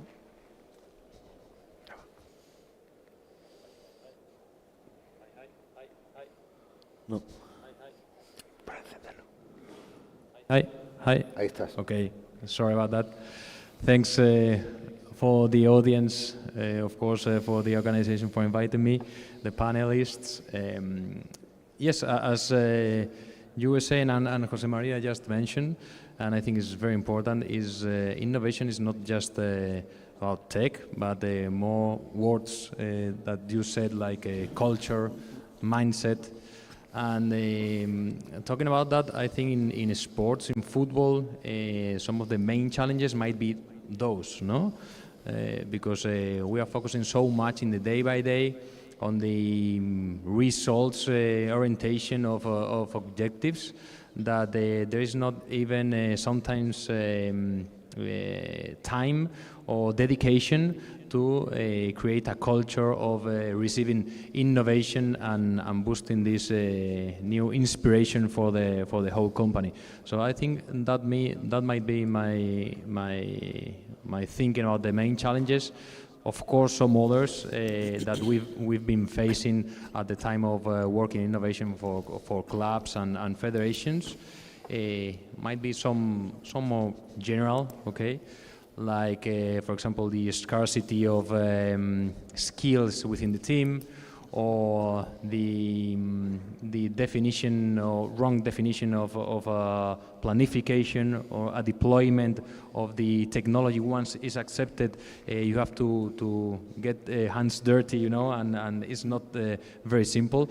So if you ask me, I think those might be the most relevant ones. Excellent. David, thank you so much. Rafael, according to your point of view from interactivity, what are the main challenges? First of all, thank you all for being here today with all of us. And it's a pleasure for me being here. Well, as you said, I came from the private company, from interactivity, and I think that one of the most important thing here is understanding what you are doing. When you have to innovate, you have to understand what are you going to implement in your company or in your entity. Let me explain.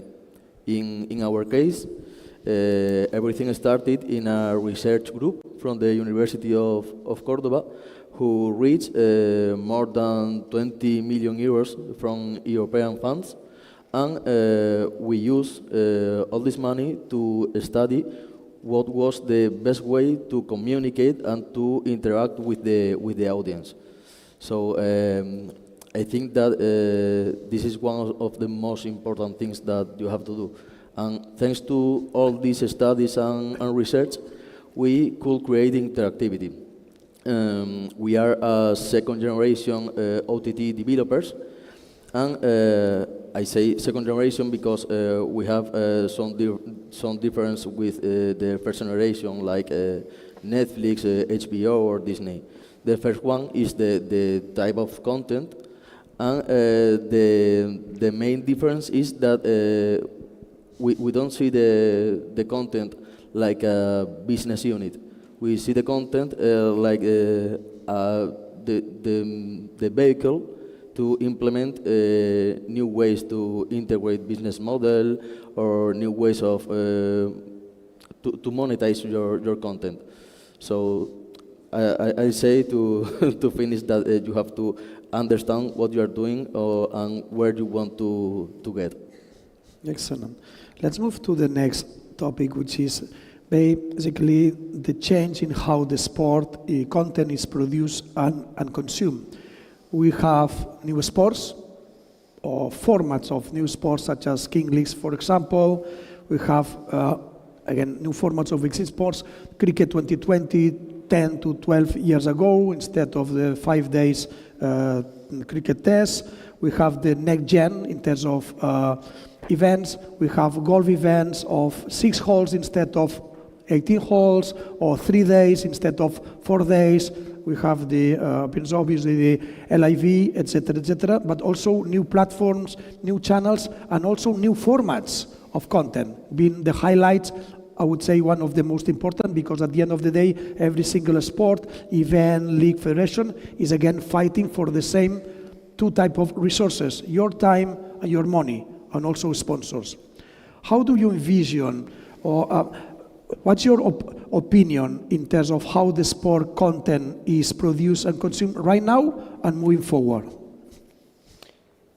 Well, I personally think that we should rewind a little bit, because yes, the race for the best technical equipments, formats, windows. I mean, the last mile, right? It's like we're talking all the time about the last mile, the interface with the consumers, which is understandable, right? I mean, it's, more definition, more cameras, more platforms, more social media networks. Yeah, it's kind of a, mice race, right? Somehow.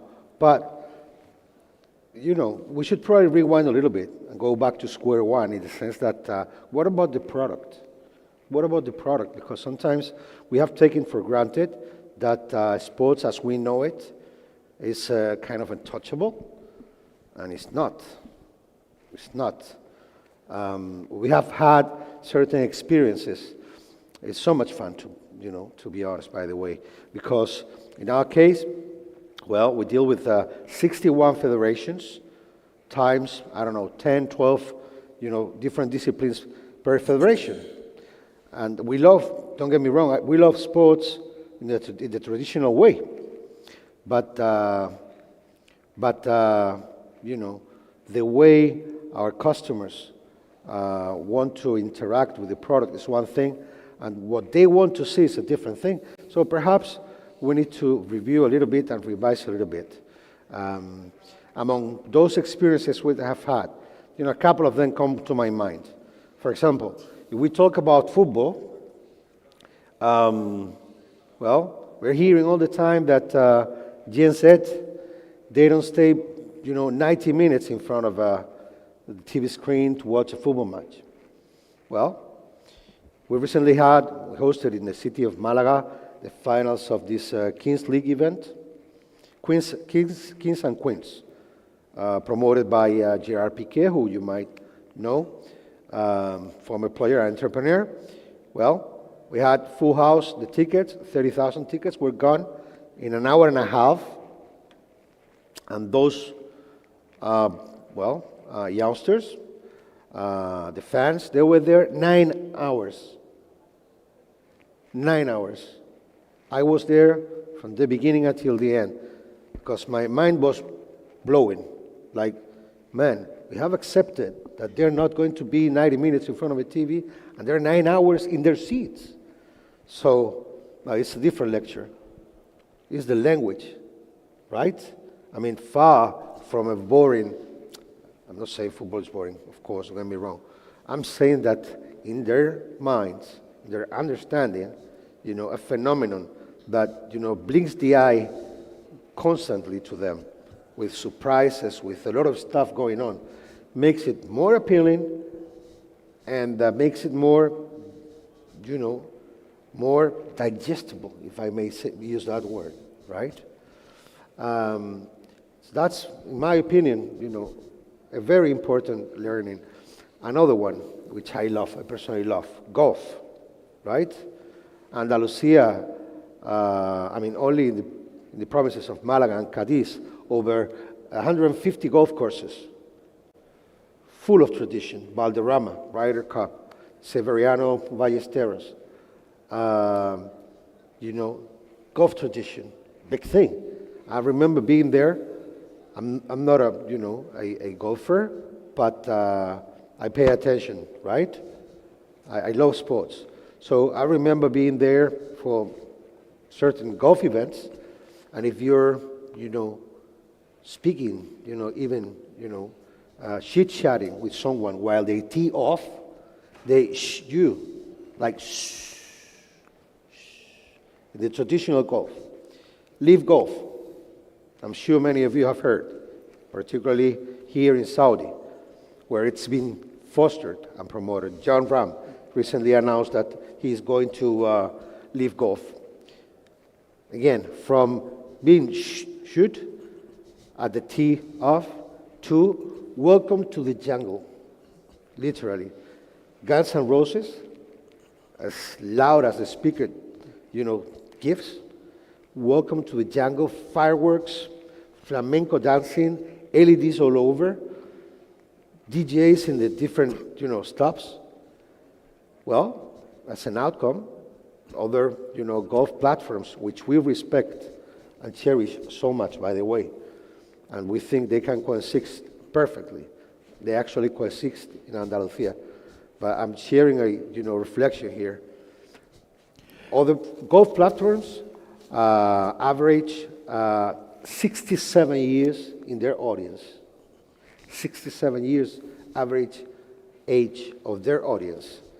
This competition in 2 years or a year and a half is below 40 years. Actually, so again, and I'm finishing. The product. It's not only how you showcase the product.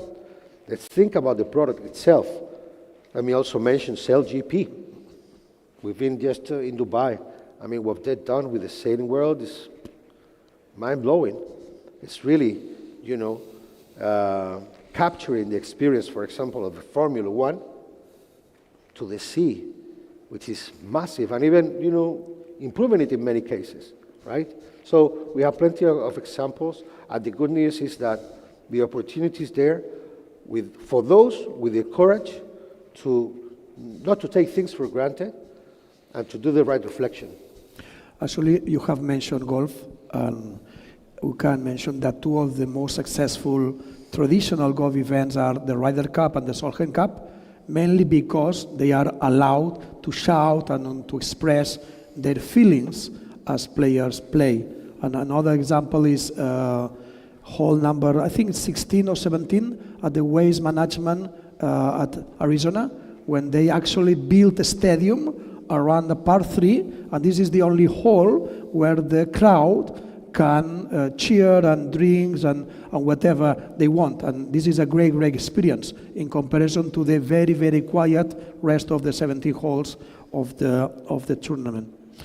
David, I think that you have also your own opinion and some examples to share with the distinguished audience as well. Yeah, comes to my mind two examples that we've been living in recent past in the agency in 380 MK, because we manage top athletes like Iker Casillas and his business development, and also his franchise in Kings League. So we live from the inside. How is the managing all this fan base, the Gen Z, people that is demanding a different thing, absolutely different.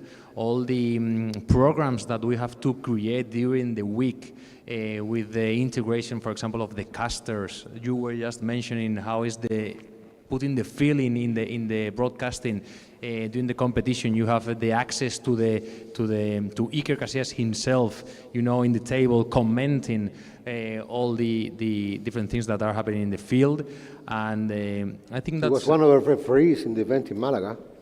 Sorry? He was one of the referees. Yes. Was one of the referees in the event in Malaga. That's fantastic because, and he's so committed with this that he's playing different roles. He's a caster, but he can be the referee. He can be a new fan, of his team or another team. So I think what it's make really powerful, the concept, is that is live, and every week we receive like new ruling or new concepts that they want to integrate in the match. So I think that's as a concept, I think is very nicely done. And the other example might be paddle. We manage one of the top guys in the tour, Ale Galan, and we also work with several paddle brands.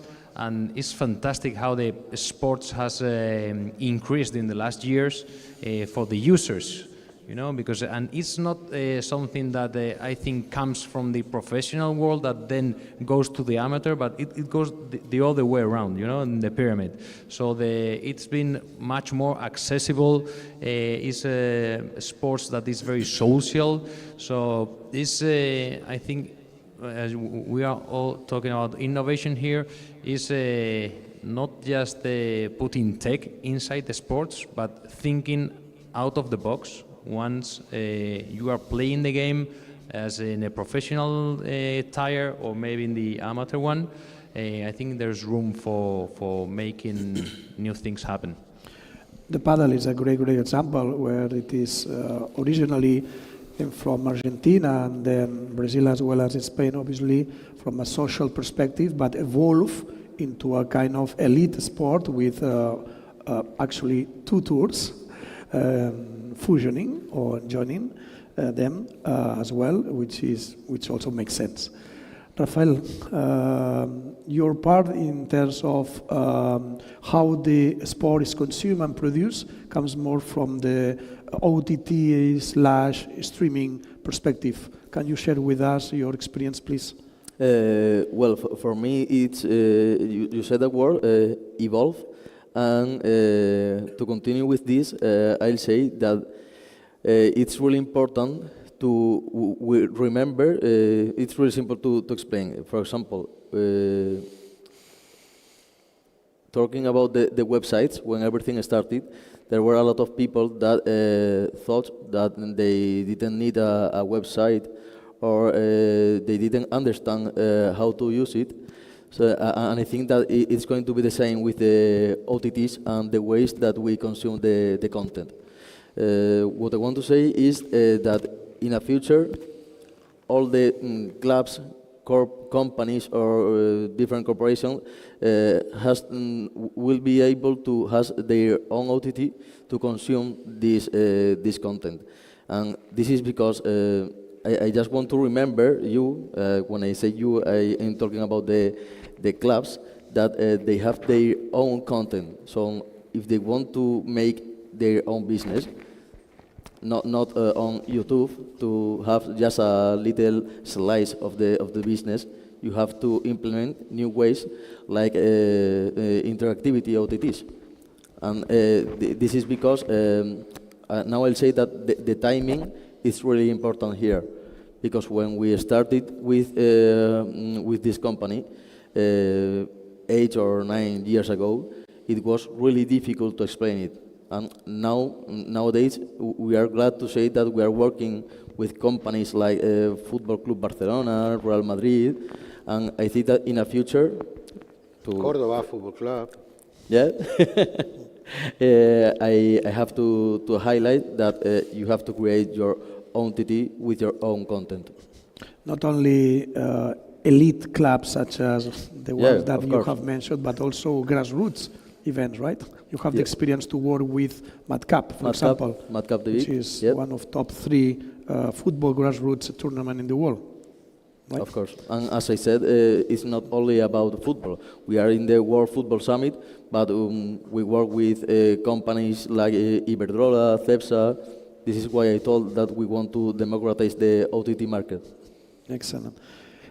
Let's move to the next section or topics. We have discussed a little bit how the sport is consumed, produced and consumed, taking into account that we only have 24 hours, and this is a limitation, a clear limitation, and everybody is fighting for the same amount of money and amount of time of the audience. Let's talk about the innovation hubs, innovation centers, or whatever it is they are called, from clubs, from leagues, from federations, and even from destinations. This is one of the way in order to put together all the elements and tools in order to facilitate the ideas to be implemented. Sometimes are helped or assisted by public administrations, such as Andalusia, such as in other countries, Andorra, Singapore, etc., etc., etc. In some other cases, these processes are led by clubs or federations or leagues.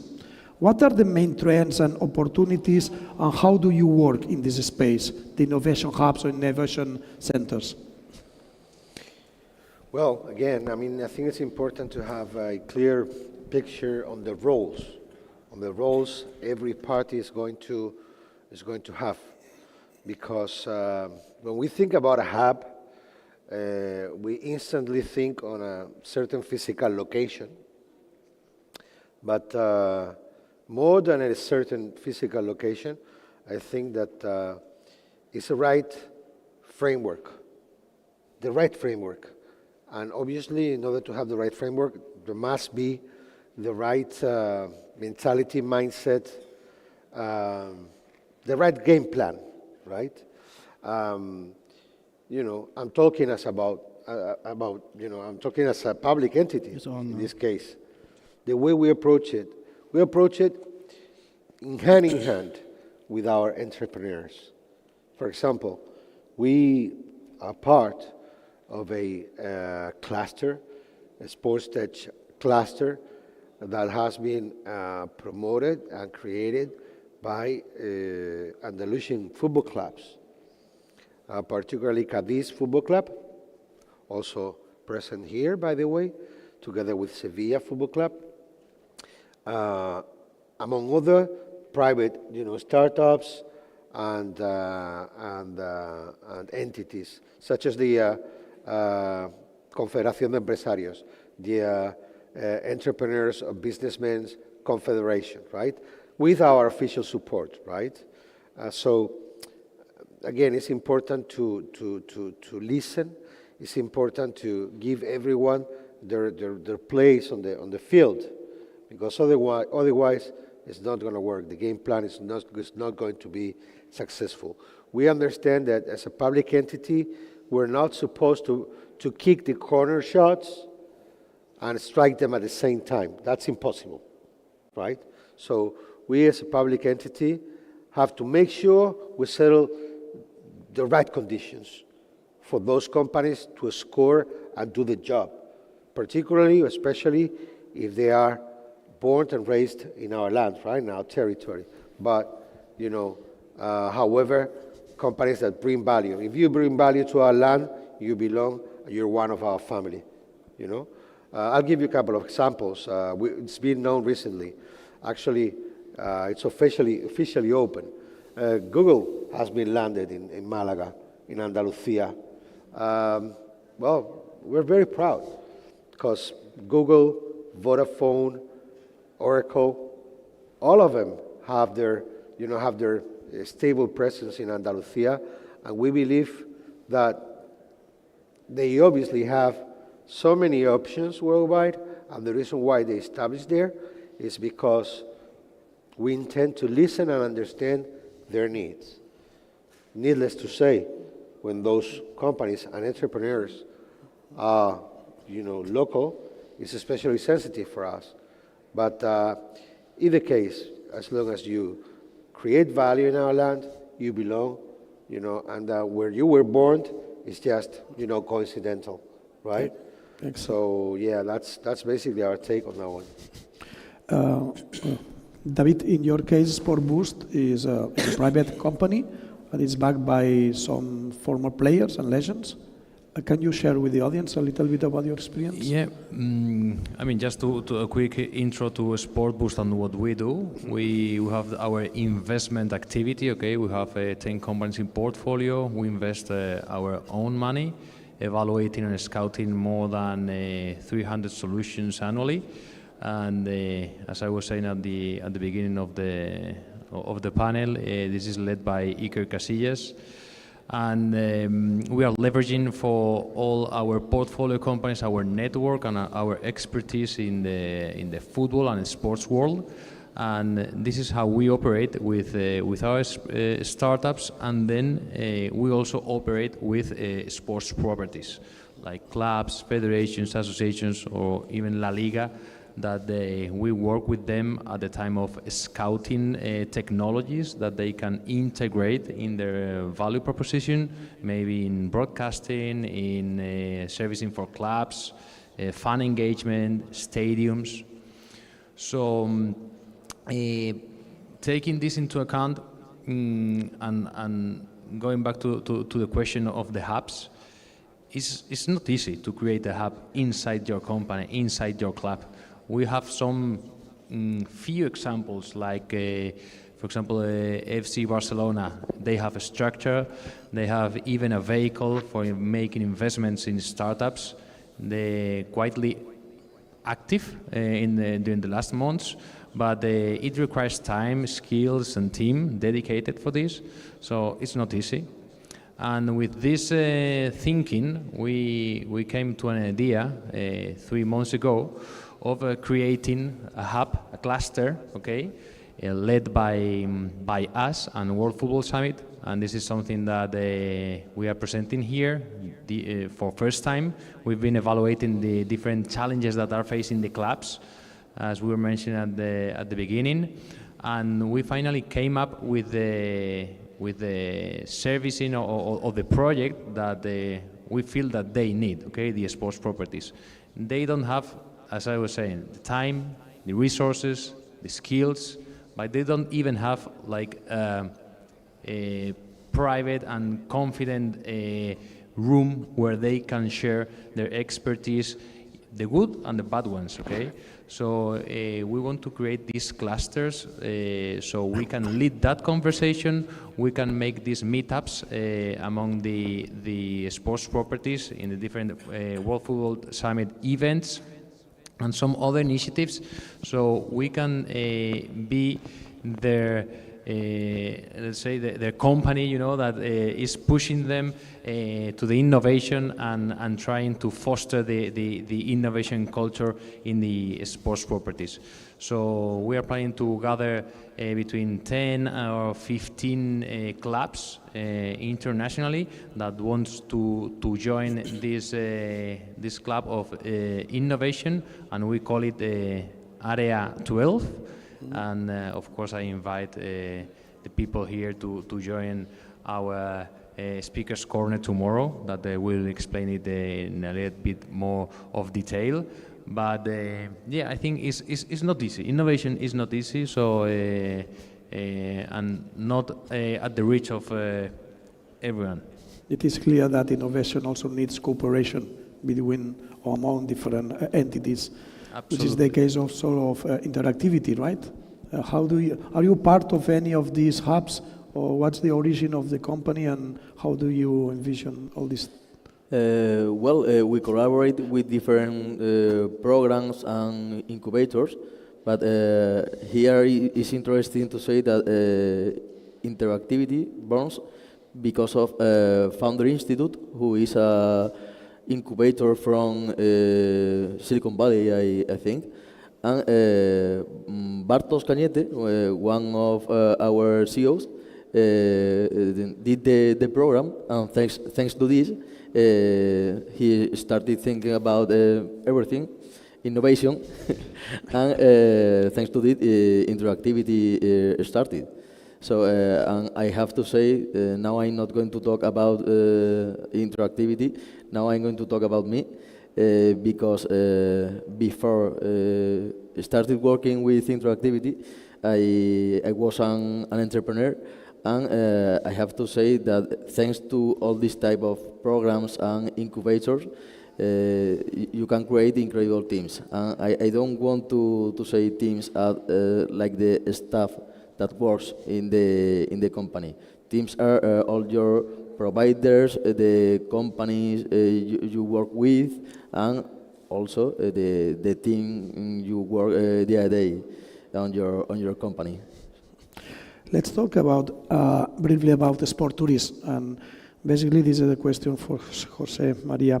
You have different type of sport tourism. Actually, as far as I remember, around 10% of the whole tourist flow in the world is because of sport.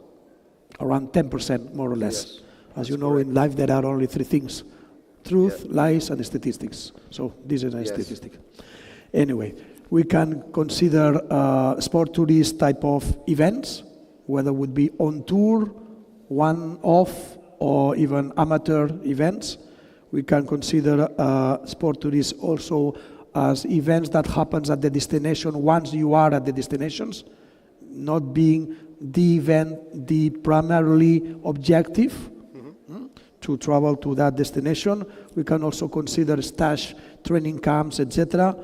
Even MICE, meetings, incentives, conference dedicated to the sports industry, such as this one, the World Football Summit in Asia.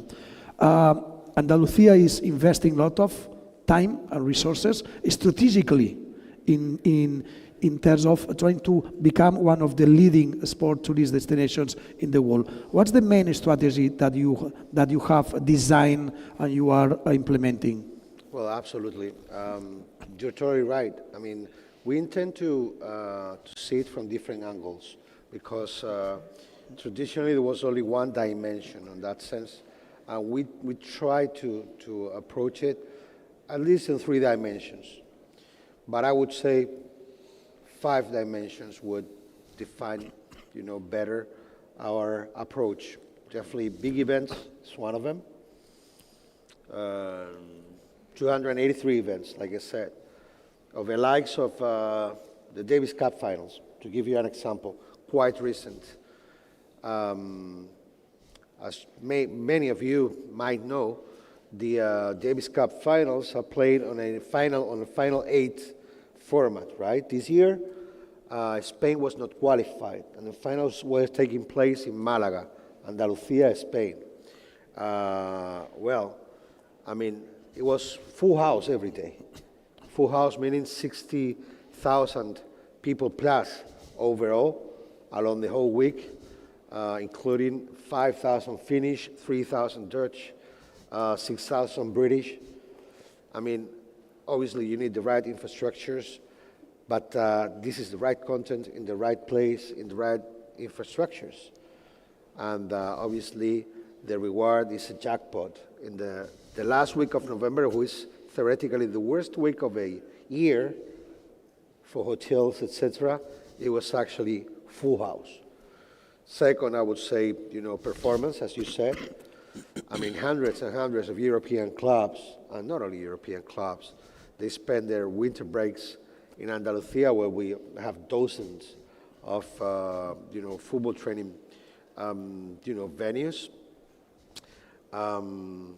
Well, on the other side, we have, regular sports fans. Andalusia is one of the few regions in the world, I would say, where you can ski in the morning, play golf in the afternoon, and have a swim in the sea, to give you an example.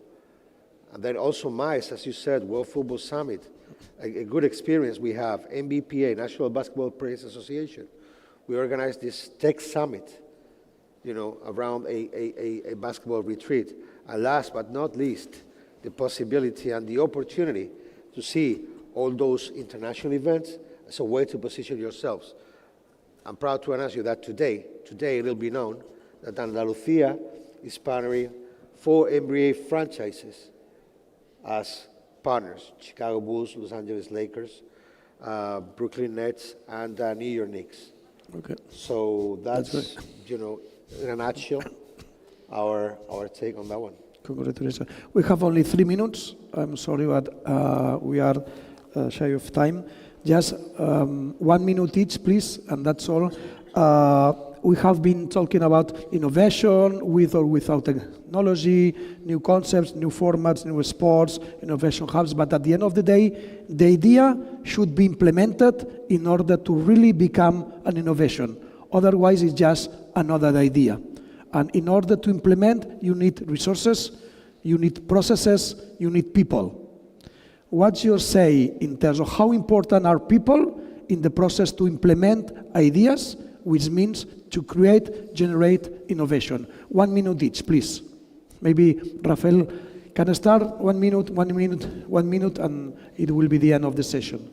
Okay, so in 1 minute, I will say that people is everything, because, for example, when you are talking about investing in a company, you are not investing in the idea or the innovation.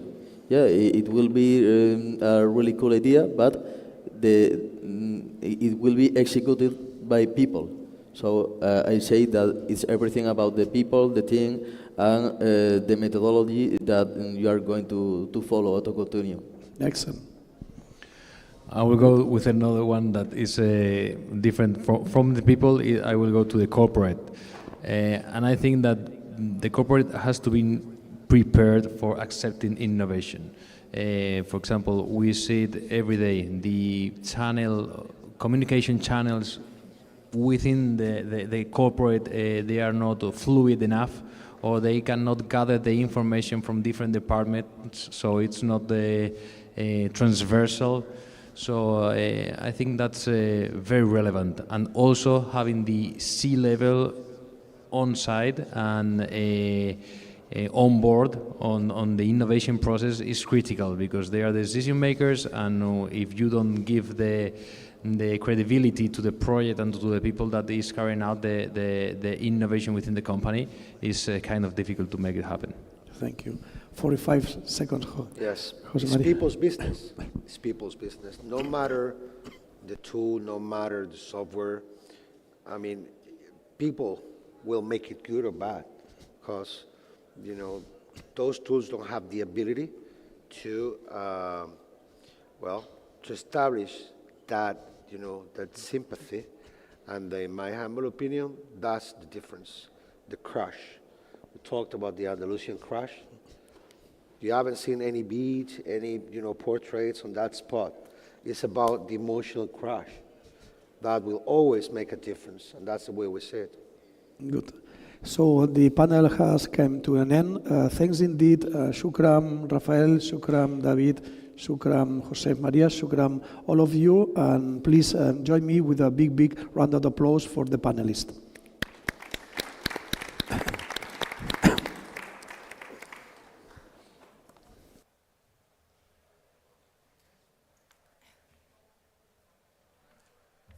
Thank you to all our speakers. That was quite a discussion about the future of football and its impact of technology. The first thing that comes to mind when we discuss these two topics is definitely AI. And I have to admit that it was not a long time ago when I first heard the term infinite athlete. And when I asked what it was, the first straightforward answer that I received was that just like Google synchronized Maps, GPS, and your mobile phone to create Google Maps, and then Google Maps API helped companies create new companies, just like Uber, Airbnb, and many others, Infinite Athlete does the same, but just for sports, which raised my curiosity even more and made me ask even more questions, and I'm sure you're asking the same, especially when it's known now that Infinite Athlete is changing the game and the sport. So to answer my questions and yours on how Infinite Athlete's technology is transforming the business of sport, please help me welcome on stage Charlie Ebersold, CEO, co-founder of Infinite Athlete, Kasper Stalspecht, Chief Revenue Officer, Chelsea FC, and Peter Hutton, Board Director, SPL. Thank you.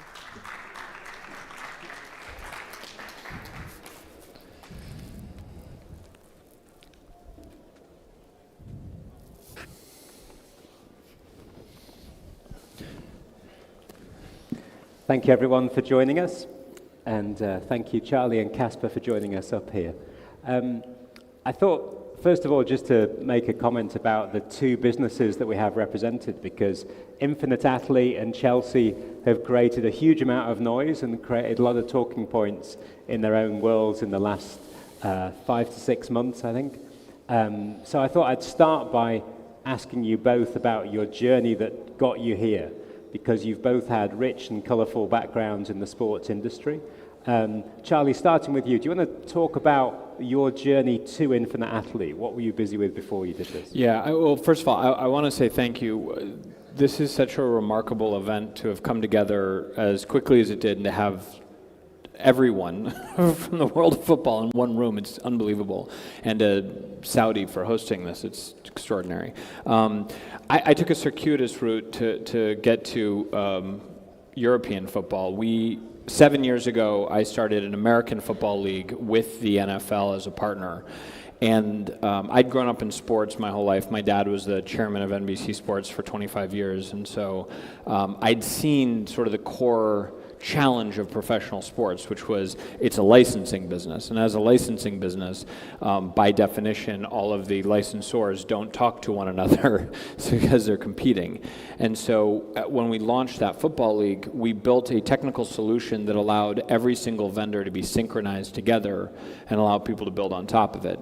And that had quite a bit of success in becoming the #1 app in both the Apple and Google sports stores. And so when we ended the end of the first season, the NFL came and said, could you build this for us? And so we started building there. And about a year and a half ago, Todd Boehly, who had just purchased Chelsea, reached out and said, we want to build a much more dynamic partnership with our fans and our companies, et cetera. Could you come and do it? And we started building their technology stack about actually a year ago this month. And then over the summer, we decided to become their front of shirt sponsor, which is how we got to know each other. And I'm sure we'll talk more about how the technology works. But Sure. Casper, do you want to talk about your route to Chelsea? Because you've had an incredible list of clubs and background as well. Yeah, I have a few clubs in my back pocket. But first and foremost, also thank you for having me on this panel. Happy to support Charlie and the team for Infinity Athlete. I was brought on by Chelsea less than 2 months ago. I started my role there, but previously I've been with clubs like FC Barcelona, Manchester United, Fulham, and lately AC Milan over the last 5 years, and was brought on to this project because there are a lot of things need to be probably done on the commercial side with Chelsea. It's a phenomenal project with an amazing ownership, which really try to do things differently. With the club, probably they haven't been as active commercially as other clubs. Both from a brand perspective, but also from a commercial perspective. So maybe a little bit lost its way over the years as the competition has increased and the rule has changed in terms of how you can spend your money and so forth. So when I was contacted for this opportunity, it was a very easy decision because this is a unique opportunity with an amazing project in front of it and also an amazing history. And that's where then we're brought in. They managed to get a front shirt partner in Infinity Athlete, and now we try to build out that partnership and see where that ends. So before I ask Charlie a little bit more about the business, do you see this as being part of a change in the way that clubs are funding themselves? In that, you've been in part of a model where the sponsorship has been about selling inventory and the TV revenues have fallen from the sky. Do you think that's changing now? I'm not seeing it changing instantly, but it has to change. Because I do think the model as it is today is very static. You can have certain partners, you can't, it takes a long time to build a new stadium, you can't just overnight increase the prices on tickets, so you're depending too much on what broadcast sort of brings in. And I do think innovation is the key to how you can really grow the brand. Football is obviously, and everyone knows this, is the biggest sport in the world, and expanding in other parts of the world tremendously. And I think as a big brand in this world, you need to follow that trend. Interestingly enough, you see younger people consuming sports differently than when we were young, and the variety of options are phenomenal, right? So how do you come out to all these fans? How do you create experiences? Because it's not only a fight for attention, but it's also a fight for time. And I do think thinking differently in terms of how you do that and how you reach your global fan base, they will be the winners. So basically what I'm trying to say is you need to think more like a consumer business, like direct to consumer, than just a old school football brand where you make your money on sponsorship, the 3 revenue streams we're all familiar with, right? So I think we need to find new revenue streams. So Charlie, how does Infinite Athlete solve the problems for someone like Casper? Yeah, I mean, ultimately, the best model for understanding our technology is to think about Google Maps. So in 2004, Google spends $1 billion and they create the Google Maps app, which is how I found this hotel last night when I was lost. That business is a great business. Google's made $45 billion in the last 19 years, powering everybody looking for where they want to go. But the actual business of Google Maps is the Google Maps API. So when they created the app, they took satellites, cell phones, and maps, they synchronized them together, and then Google developers on top of that platform built the app. They democratized access to the underlying foundation and created the Google Maps API. So when 4 years later, when Travis Kalanick and Garrett Camp decided to invent Uber, they could not afford to map Palo Alto, let alone the entire world, but they could afford to pay Google incrementally. And so all of a sudden, Google, which had spent $1 billion creating the map, was generating hundreds of millions and then billions and then hundreds of billions of dollars of revenue simply by licensing access to the foundational technology that they'd created. So in the same period of time that the Google Maps app made $45 billion, the Google Maps API has made $1 trillion in revenue for Google. We do the same thing for sports. We do not build the apps that you use. We power the apps that you use by having all of the infrastructure in one place. And in a world of AI, one of the great things I love about all those sports companies that are saying they're doing AI now is there's only one core requirement for AI to work, which is structured data. Sports inherently does not have structured data. Just evidenced by this stage, you've heard probably 15 or 20 vendors get up here and tell you about the narrow vertical thing that they're doing around sports and why that is great. But unless you get them all to work together in one place, you can't build something across everything. And so when we looked at AI, only 15% of all available information is available on the open web. 85% of information is behind enterprise firewalls. And in sports, 100% of the information is behind an enterprise firewall, except it's not by design. It's because you have this very convoluted tech stack. And so the solution we built was synchronizing all of that into a single API, and then people being able to pay us to get access on top of that platform. And it has been beneficial for two reasons. One, we partner with teams and leagues. So we're very blessed to have a partner like Chelsea because, one, the advantage of Chelsea is the nicest fixer-upper in the nicest neighborhood that you could possibly buy. It's a AAA rated piece of property that has all of this potential to grow, and it has leadership, owners and executives that are not constrained by old world thinking. So they're coming in and saying, how do we create new revenue sources? And everyone wants to work with Chelsea. So we've had an influx of people building on it. For context, the average Chelsea football match, we've been with Chelsea now for 10 months. We have 22 developers that are building products on top of Chelsea.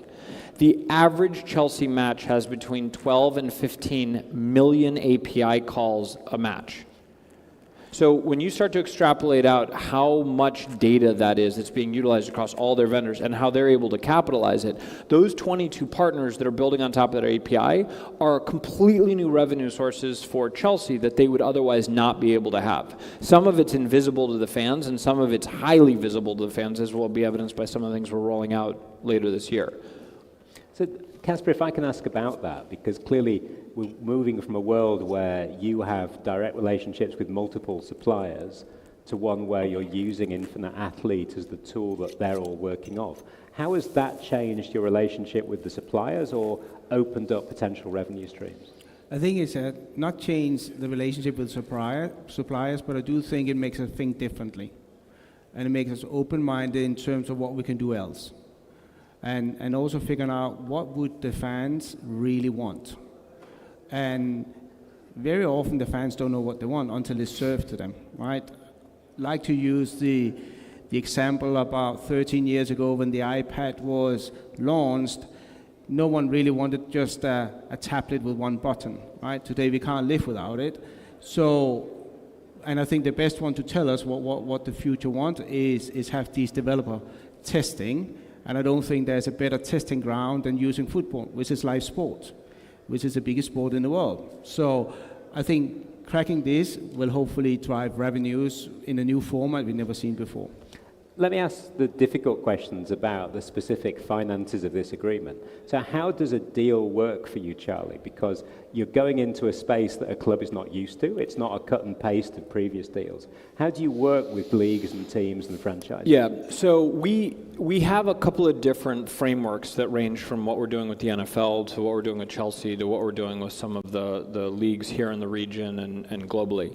What we're primarily focused on is deploying our technology within the league and getting access to all of the raw data to power it. So in a lot of cases, the league will pay us to deploy the technology and power certain operational things. So for example, all football operations of the NFL run through our core platform, and they pay us to do that. And then separately, we have the API, which then as vendors build on it, that becomes shared revenue between me and the league, between Infinite Athlete and the league. In the case of Chelsea, we have multiple partnerships because on top of having built their infrastructure to create this API and powering certain operational tools for them, we started building SDKs that would allow existing partners they had to take advantage of technology where they may not be able to build it themselves. The biggest thing you're going to notice about the challenge of a startup in the sports world is that it is extremely expensive to start a sports business because either you have to buy the rights to the league or team to get the content you want, or you have to start from scratch to build all the infrastructure to power the product. And the leagues and teams are not giving people raw access to the data. And so a lot of these, like even the most successful companies you're seeing in the space, their margins are basically non-existent because they have to spend so much money on OpEx, CapEx, and then on top of it, some sort of content acquisition. We effectively eliminate 90% of their OpEx and CapEx and say, look, you just pay us a call fee, which is a fraction of what it would cost to actually build it from scratch, and they can be up and running quickly. One of the partners that we launched on Chelsea, from the time they first approached us and got on the API to having a product that was in market was less than 6 weeks. And that was with a team of only 6 people. And so that created revenue for Chelsea, it created revenue for us, and on top of it, it allowed a company that had not raised anywhere near enough money to be able to power something like that to be up and running immediately. And so that's where we think the biggest opportunity lies. If I can ask about where that then takes you, because clearly the potential for what you're trying to build is huge. You know, so what's your targets? What are you looking to do next? I mean, ultimately, our core focus is twofold. One, take the top 12 sports leagues in the world and create partnerships with them. One of the biggest challenges and one of the biggest reasons I wanted to speak here and why I want to speak at every sports conference is we are not competitors with any sports vendors. So if you are the biggest data, if you are a Stats Perform, or you are a Second Spectrum, or you're a Hawkeye on the data acquisition side, or you're a Simple Bet, or you are whoever the partners are, we are not there to compete with you. We're there to facilitate either new clients for you or create new revenue opportunities for you. We play very nicely with everyone because ultimately our solution is an infrastructure solution. We don't care what water is running through our pipes. We just want to put better pipes in place so that we can get it to more people. And so from our perspective, we have two sides of the same business. One is sign the leagues up to these partnerships, which we've had a lot of success on. And then the other side is to really evangelize the developer network and give people access to do that, which we have funding for. We can incentivize people to build on top of it and build it. And then the last thing is we're openly in the market buying companies that interest us. So we've bought a handful of companies over the last several months where we're actively looking at other partners where we think we can build a better garden in which people can build their developer products. Casper, I guess one knock-on of that and the great vision that Charlie has for all these different firms is that potentially it simplifies your relationships as well, because I know from a club's perspective, you're pitched to all the time. You know, is that a challenge for a club to decide where's the value, how does this company sit with that company? And I think you're asking the right question, and you mentioned club, right? So ultimately, a club is a football business, right? And old school wise, we are working on a week-to-week basis, selling out the games and so on. We do not have the resources or the mindset. We do have the mindset, but not the brain capacity to cope with all these technologies coming out, because it's a new world to us. But having someone like Charlie helping us navigate that, what works, what doesn't work, for a club like our size and what we want to do for the fans, is so important, right? And I do think that we will learn a lot going forward, but a lot of people sitting here, they've probably been trying to sell to a club. They know the audition process takes forever because the clubs maybe don't give the attention, they don't understand it, and they wait to see what other clubs are doing, right? So I think if we can break through that and we can be the first mover as we are now with Infinite Athlete, will set us apart. A lot of clubs will be sitting and waiting and say what's going on, but then we'll already be ahead. And once you have that win, it's easier to go to the board and say, now we need to be much more innovative in it, because we have a lot of competition day to day. It's just about selling sponsorship or selling tickets. We don't have the biggest stadium, but we do have the best mindset, and we are thinking in an innovative way, and I think that will set us apart going forward. That's another point that's really important, is anything that gets built on our API, regardless of sport, is built on the same infrastructure that powers all the other sports. So now you can scale your business by building it once on our infrastructure and then take it to the NFL and the other sport leagues and sports, that it's built on. And so now all of a sudden we have a team like Chelsea, which is globally recognized with hundreds of millions of interactive fans, that not only becomes a great revenue opportunity for someone starting a business and for Chelsea, but also if someone builds it there and somebody in the Saudi Pro League or F1 or NFL wants to have that product, the infrastructure is all there to just deploy it there. So now you can go to one place and deploy it everywhere.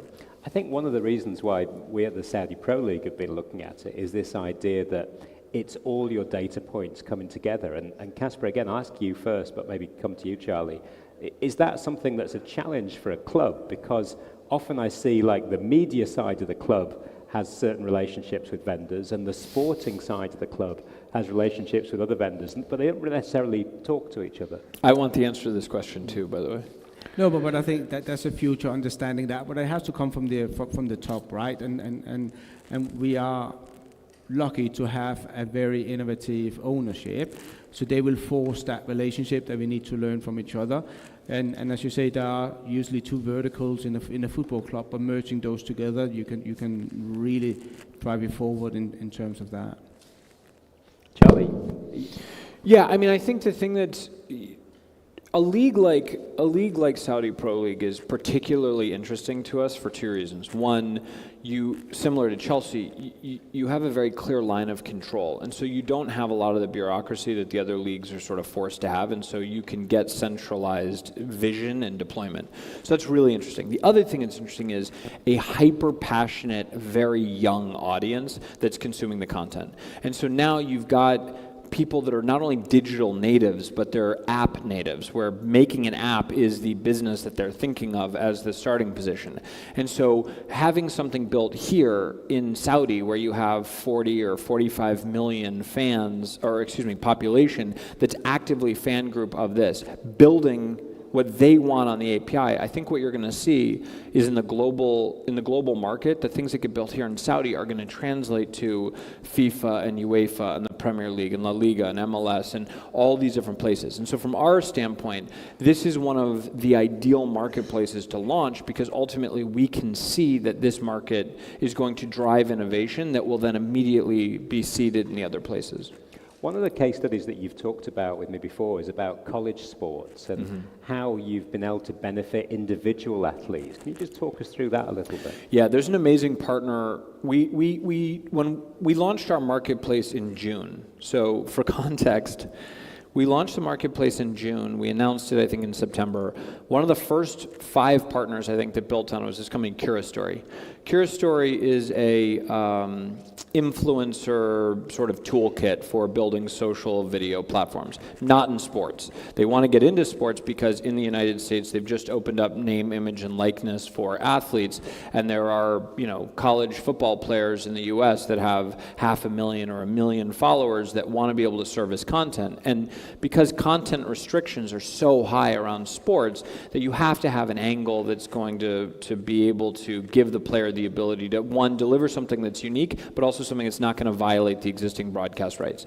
And so one of the things we do is we synchronize every single camera in the stadium. So we take back all the broadcast cameras, team cameras, security cameras, everything. And because of our AI platform that sits on top of it, we can tell you like what's in every shot and who's doing what. So with CuraStory, we set it up so if a player came on CuraStory, they built on our API so the player can say, I'm the quarterback, and I want every play in which I threw the ball over 15 yards or a touchdown or whatever, and I want it from angles that have never been seen before. So I want the camera coverage from the play, but one that they didn't see on ESPN or Sky or whatever. And they built that. They set that up before the season started by a couple of weeks. They built it, and they're going to do 8 figures in revenue, or they have done 8 figures in revenue already this season, powering a couple hundred players, being able to build completely unique highlight devices. And this is a company that was not in sports. This was a company that basically had no market in terms of like having the players be able to do this kind of stuff. And within a couple of weeks, they had a full working multi-million-dollar product that was in the space. And it was something that Casper said that I want to go back to is one of my favorite anecdotes from Google Maps is when they launched Google Maps, the creators of Google Maps said they sat around a table and they said, well, people will build, and then they named a bunch of stuff. And no one, obviously, because the people who did are billionaires now, nobody thought of ride sharing. Nobody thought people were going to want to rent the back seat of their car for 2.5 miles at a time to do it, and yet ride sharing and grocery delivery are responsible for almost $100 billion worth of revenue to Google Maps. And so the thing we say internally is we know for sure that the best ideas that get built on this API will not be thought of by us. We just need to facilitate people having access to be able to create what they're going to create and get out of the way. I think the single biggest challenge that we have in sports is that the sports leagues and then the companies that get deals inside of sports, they become very possessive of their data and control as if control is an illusion. Like the biggest sports league in the world, something like 80% of data consumption around sports is done on some form of search engine like Google. And yet Google basically pays no money to any of the sports leagues for that consumption. So you have all these people that are having all this interaction with your brand, and you're running around pretending like you have control when in fact you don't. But to Casper's point, if you give the power to the developer to build the products, the fans are going to build what they actually want, and then you actually benefit from their desire as opposed to them having to go search for it elsewhere because you're trying to restrict access and control.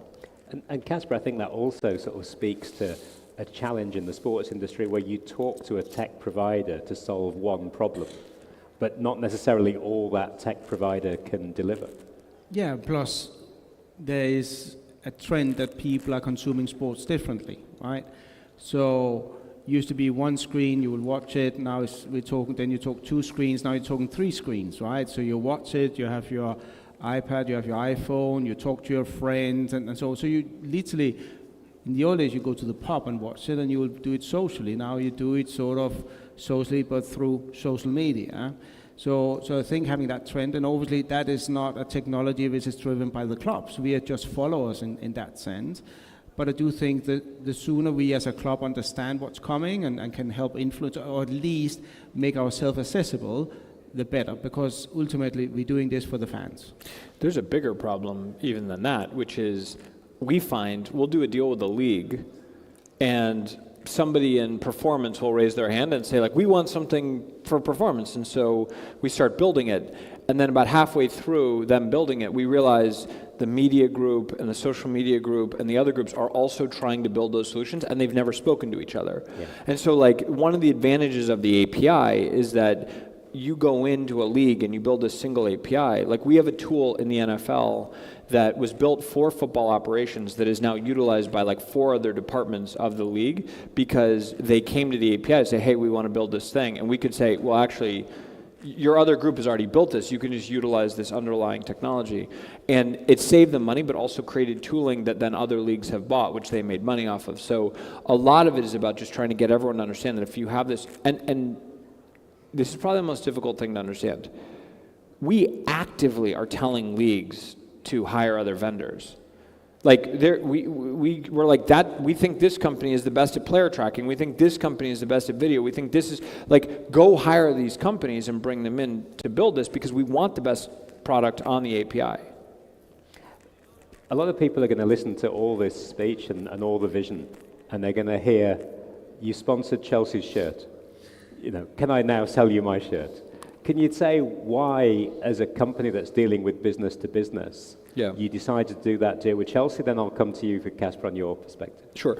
By a show of hands, raise your hand if you'd heard of Infinite Athlete before 6 weeks ago. That's why I bought the front of shirt for one. Right there, that there was within the B2B scope, having people be aware of the name and be able to talk about it was incredibly important. So we did it. I will tell you quite honestly, because based on this is very well lit, but I see a lot of people who own sport vendor companies. I'm much more interested in buying your company than I am in sponsoring one of the team's front of shirts sponsors. Like we did this deal with Chelsea because a year ago we signed a 7-year deal to power all of their technology and build the products. We launched a product with them in June which quintupled their digital usership in one match, and then it's grown ever since on top of it. And when we started sitting down and looking at the level of exposure that we were seeing from just being interactive with Chelsea and knowing that we were rolling out this new brand this year for the first time, we wanted to have a very splashy partnership with someone who could articulate why we were in business together. And we were very fortunate that Chelsea then made the decision to hire Casper, who is going into the marketplace and telling the story of now we can do new things with your data to build things. Long term, whether or not our goal over the next 7 years is to maintain that, I think will be a function of it. I will tell you, 8 games in to our partnership, it would be, well, Casper's happy to tell me how effective it's been, but I will tell you, it seems incalculable to me the level of impact that partnership has had to our business. I mean, we're signing deals with leagues who are signing deals because we're validated by Chelsea, which we have never. I don't think we would have been able to do without them. Casper, what's the response at the club been like? It's very curious because it really transformed Chelsea into be a forward-thinking club. Obviously, it's only 18 months ago there was a change of ownership, and they said from the outset that they want to change the world of football, and having a partnership like Infinity Athlete is the first step in the right direction off the pitch. So I do think it's really opened doors to other innovative technologies to come along and work with the club. It's funny. From my perspective, our partnership is about figuring out the best way to tell Chelsea's story and create revenue for Chelsea. And we have been able to have this symbiotic relationship that has resulted in us purchasing the front of shirt partnership. I think what you're going to see over the next couple of years is that partnership is a much more expansive marketing partnership on the other side as well. It's the fact that Chelsea financially benefits from what we build on their platform, which made the deal make a lot of sense for us too, because if you look at the flywheel of what we've built from a revenue perspective, it has led to so much. We have financially justified the deal just based on the inbound that we've gotten because of it. Brilliant. So just one final question to both of you. Casper, we've left you off the hook really in terms of talking about Chelsea's performance on the field. Where do you see Chelsea being come the end of the season, and what was the reason that you came back to the club? What's the vision of where the club's going to be? Well, I mean, the football side of it doesn't sit under me, obviously, but you being dragged into it, that you very much depend on the performance on the pitch. I always like to say that we are very volatile business, and where we want to go is obviously be less dependent on what's happening on the pitch, so that will be a journey. Hopefully we will finish quite high up the league at the end of the season. It is we're basically transforming the club, new leadership teams finally come in, and they will take time to do these things. It's a young team. I like the philosophy of believing in talent. So I think stick to the strategy is the key thing here, both on and off the pitch, and that's the reason I initially brought into the project, because it's all about people. Ultimately, we are a human capital business, and a lot of clubs are not thinking like that. But I do think this ownership does. So, Charlie, last question to you. Where's Infinite Athlete going to be in a few years' time? Our stated internal goal is to be in partnership with a majority of the 12 largest leagues in the world. So I'm looking at our GM of Europe to remind her that her focus is to close the top 12 leagues in the world as our primary business. But I think from our perspective, we would like to be at a conference like this and have everyone be a partner that's built on top of the API. I also just want to say about Chelsea's performance that for those of you who follow American sports, Deion Sanders, who had a good beginning of the season, then tailed off a little bit, had a great quote, which he said, "Come for us now, because you won't be able to later." Chelsea is not only the youngest team in the Premier League, but if you look at expected points, they're the only team in the Premier League who has had the higher expected points in every single match that they've played. So get a little bit of on-field experience maturity into some of these 19-year-old kids, and I encourage our competitors who have an average age that's almost 8 years older than us to come for us next year. Our kids will be graduating high school, and yours will be in retirement. It's nice to end on a data point which improves Chelsea performance. So thank you everyone for attending and listening in, and I'm sure we'll be around for a while to answer questions. Thank you.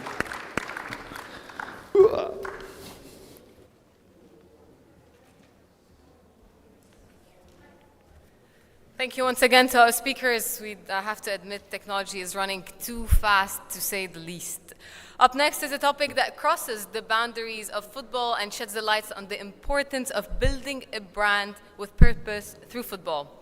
As a previous athlete, I've always said and believed that football and sports is a language that has the power to unify countries at times, to save a person, to put them on the right track, and to speak so loud but in the most peaceful of ways, and football has been a great example of that. In an era where not just football, but all kinds of sports extends far beyond the field, the role of football clubs and organizations in society has become more significant than ever. So in partnership with SUMA, this panel discusses what it means for a football brand to have a purpose and the importance of social responsibility and community engagement. Please put your hands together for Dr. Nadia Nadim, football player and UNESCO ambassador, Richard Foyts, President, Servette FCCF, Robert Mikalev, Managing Director at Avanza Training Academy, Ebru Koksal, Chair of Women in Football, and Johan Mendoza, Head of Sports and Entertainment at SUMA, who will be leading the conversation.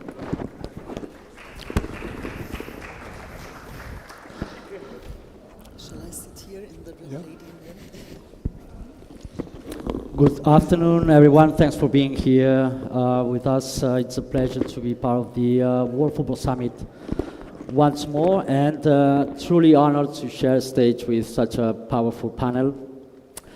I'm 42 years old, and I've been in love with football for the last 40 years. I was a football player, and I was lucky to play at FC Barcelona for many years. So I'm very excited now to be on the other side of the pitch. As head of sport entertainment at SUMA Branding, helping many football clubs and sport brands to have like inspiring and attractive and relevant brands. From this perspective, I'm sure we are experiencing now very exciting times in the football history due to the new opportunities football clubs and sport brands are facing in order to connect with communities, new generations through new brand narrative and experiences.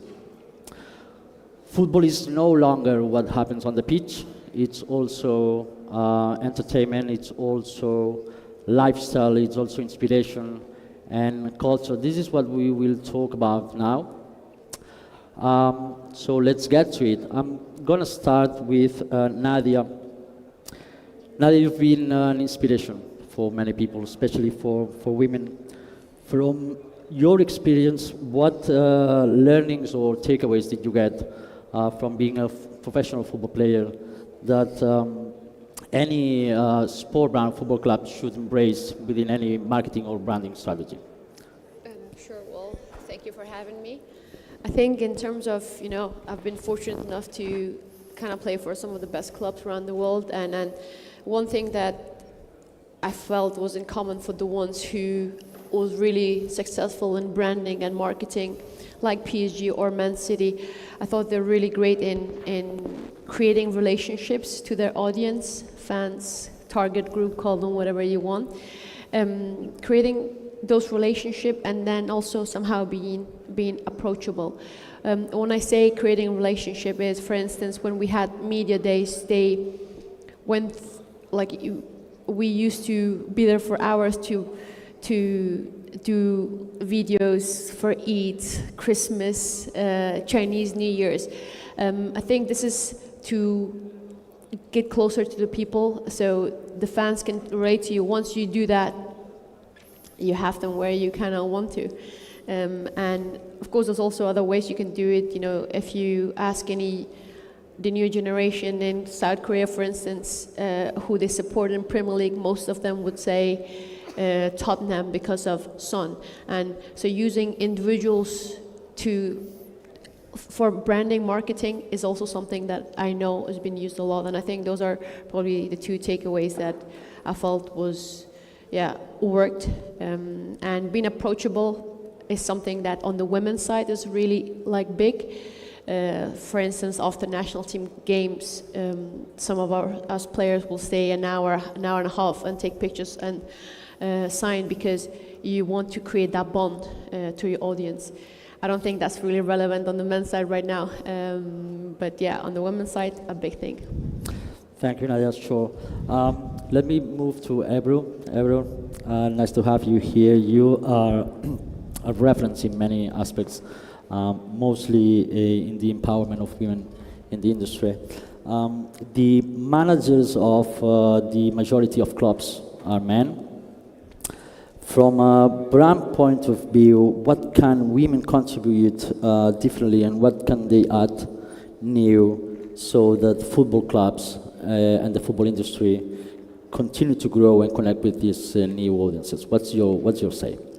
Thank you very much, and thank you to everyone who chose to be in the room rather than outside networking this afternoon. And yes, for me, I wasn't as lucky as either of you to play football or come from a playing career. I stumbled onto football after 10 years in investment banking, and last 23 years, the same question has always been asked, why do we have a female board member, or why do we have a female CEO? I used to run Galatasaray for many years as CEO. There is an inherent prejudice and expectation that football belongs to men and should be run by men. Even women's football should be run perhaps by men. But more and more, it's more about how you take decisions and whether you represent or look like the communities that you are trying to sell something to, or hope that will be your fans or consumers at the end of the day. Since 2000, I've been sitting on several boards and have run a lot of organizations, and I think the presence I brought was one of a questioning mind. I call myself a paranoid optimist. A lot of the times what I see in my male colleagues or all male boards is a general acceptance, this is how we do things. But as women, I think we come in with a fresh, open mind saying, okay, you might have been doing things like this for the last 30 years, but how about looking at it from a different perspective? Or how about looking at other sports or seeing how we can do things better? And I also want to stress that diversity of thought increases the quality of decision making. And I've witnessed this many times in terms of especially crisis situations. So having that odd way of thinking sometimes really helped find better solutions for the organization. But we're seeing more and more as the fans are getting younger and younger. They would really like to see from their beloved clubs, beloved players, demonstration of more of values that are more important to their generation. And Gen Z is more about sustainability, more about equality, more about understanding, where things are sourced from, or, whether they will be able to reuse a cup that they purchased at the club or not. So it's very important, I think, to try and be close to your consumer base, to your fan base, to your, where you source your players from, grassroots, and have that stakeholder management perspective that needs to be engraved in everything we do nowadays in football, whether it's men's football or women's football. And the organization I chair, which is Women in Football, has 8,500 members. Majority are women, but we have male members as well, because they want to make football more equal, more accessible for everybody, whether it's on the pitch side, or all the way up in the boardroom. Thank you. It was so interesting.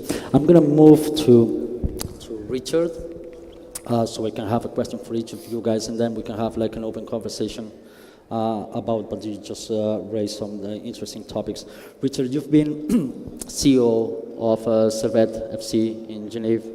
Now you are the president of the Servette FCC, the women club. What's the strategy behind the management of the women's club in comparison to the men's one? What can you tell us about this? First of all, hi to everyone. I think when we decided to launch the Women Project 7 years ago, we had to assume something. Our men's club had 100 years of history. And we need to assume with that you need to take that in another point. I think I'm the one who say that we're playing with the same rules that men's football, but women's football is another sport, because it deserves to be considered as a sport itself. And knowing that they have a different history, different growth than men's sport, and that's why we decided to create an independent company. And so we have the same ownership that the men's club, but we decided that the best way to develop women's football in Switzerland was for us 7 years ago to assume to create a new company. We know also that in Switzerland, in 2016, when we launched the project, we were also so late in comparison to the other club in Switzerland, and we need to catch them up.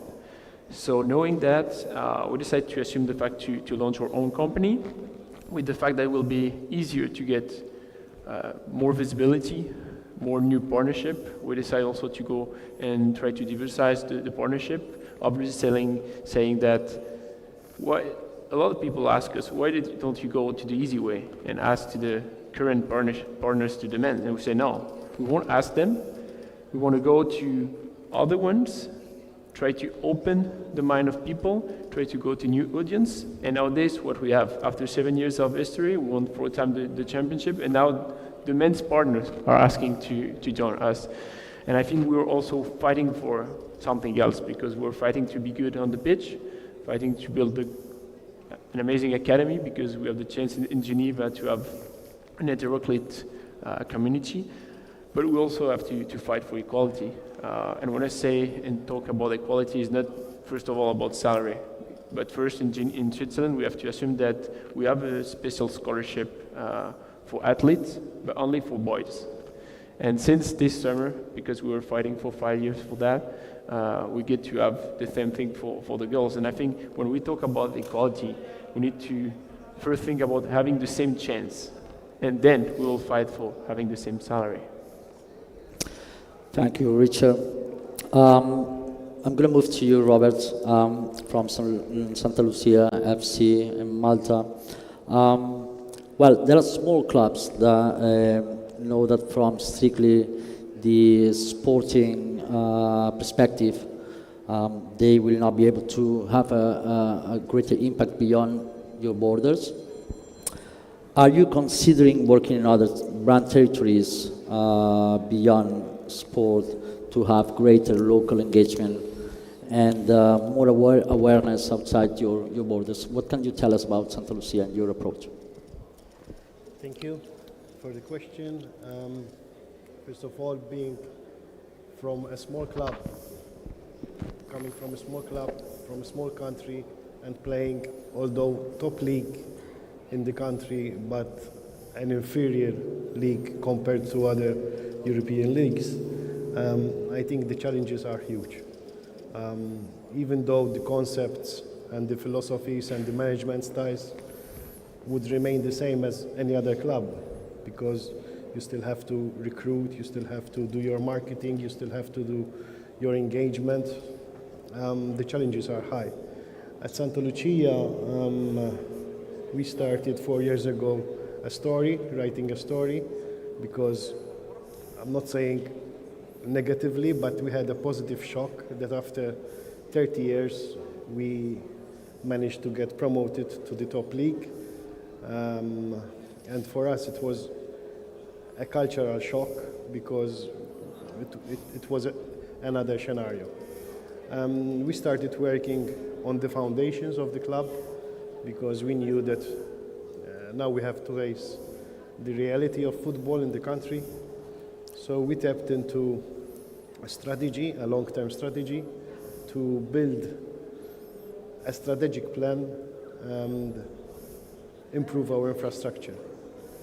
The challenges I mentioned before are not just football-wise or resources or financial or infrastructure, but sometimes they come also from authorities. When you are living on a small island, sometimes bureaucracy is too much.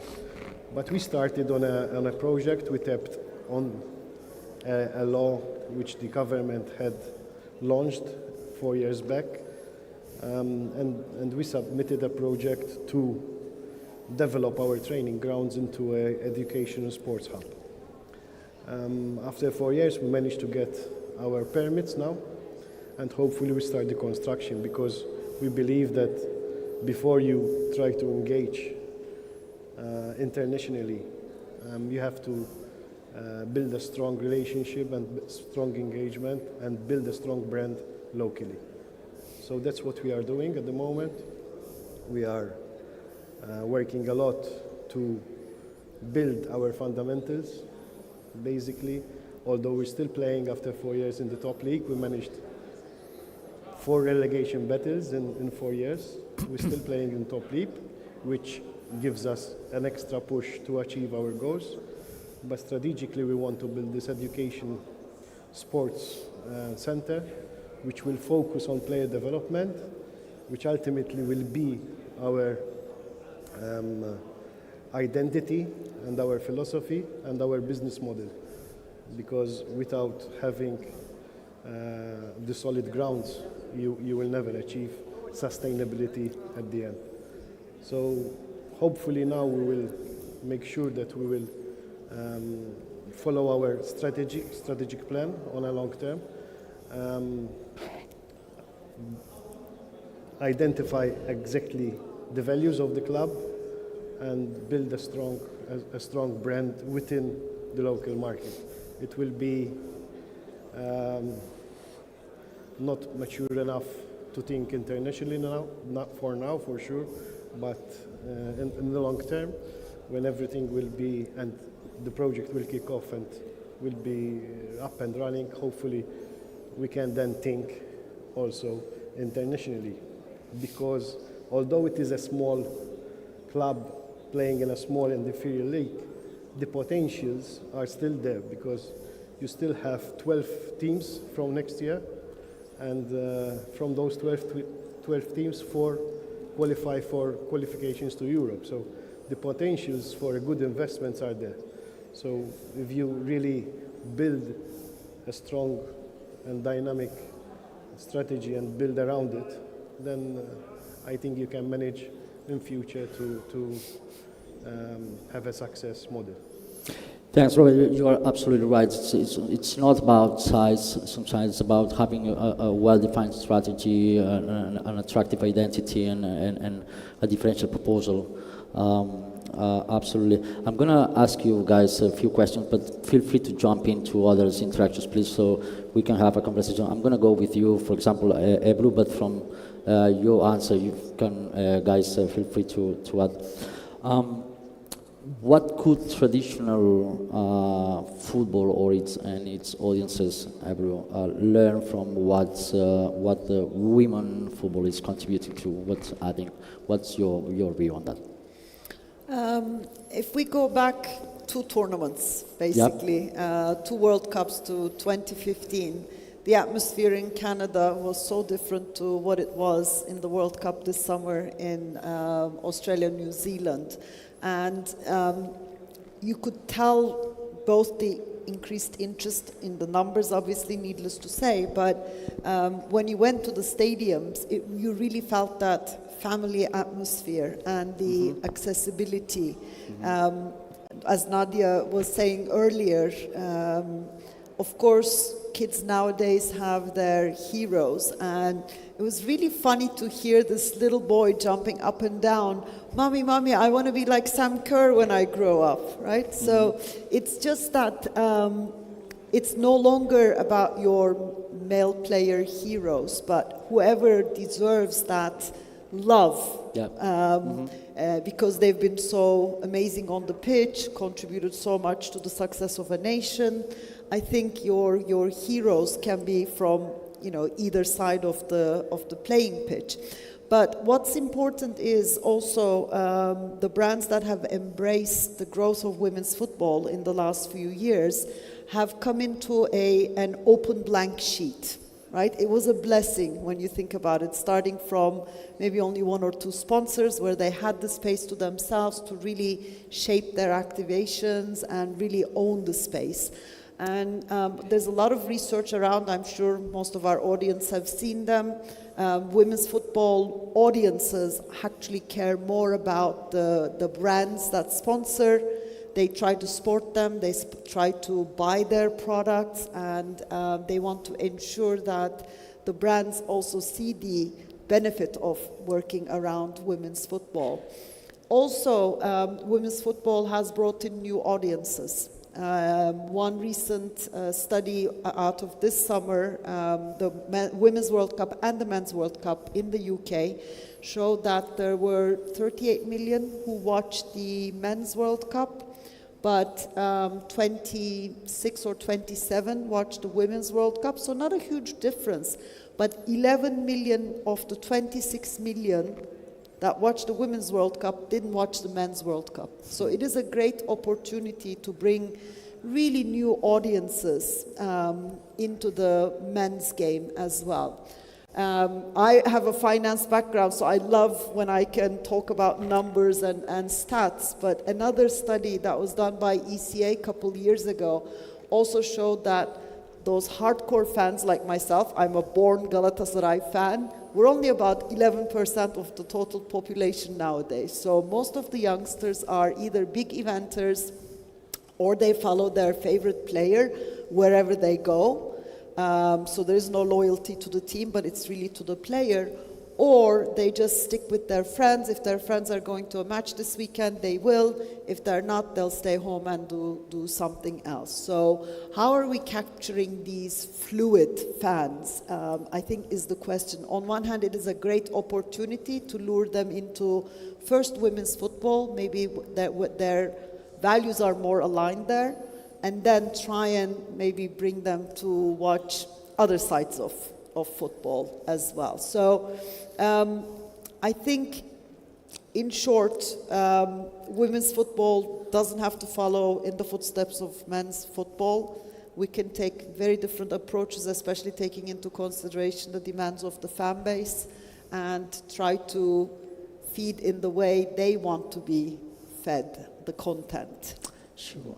Does anyone, Richard, you want to add something to this? Yeah, I think I totally agree with you, Reverend, because when we built the project, we saw the project as a rocket. And when you build a rocket, basically you have to begin by the bottom, what means the grassroots. But we knew, as I told it before, that we were late in comparison to the other club. And we decided to build the rocket by the top.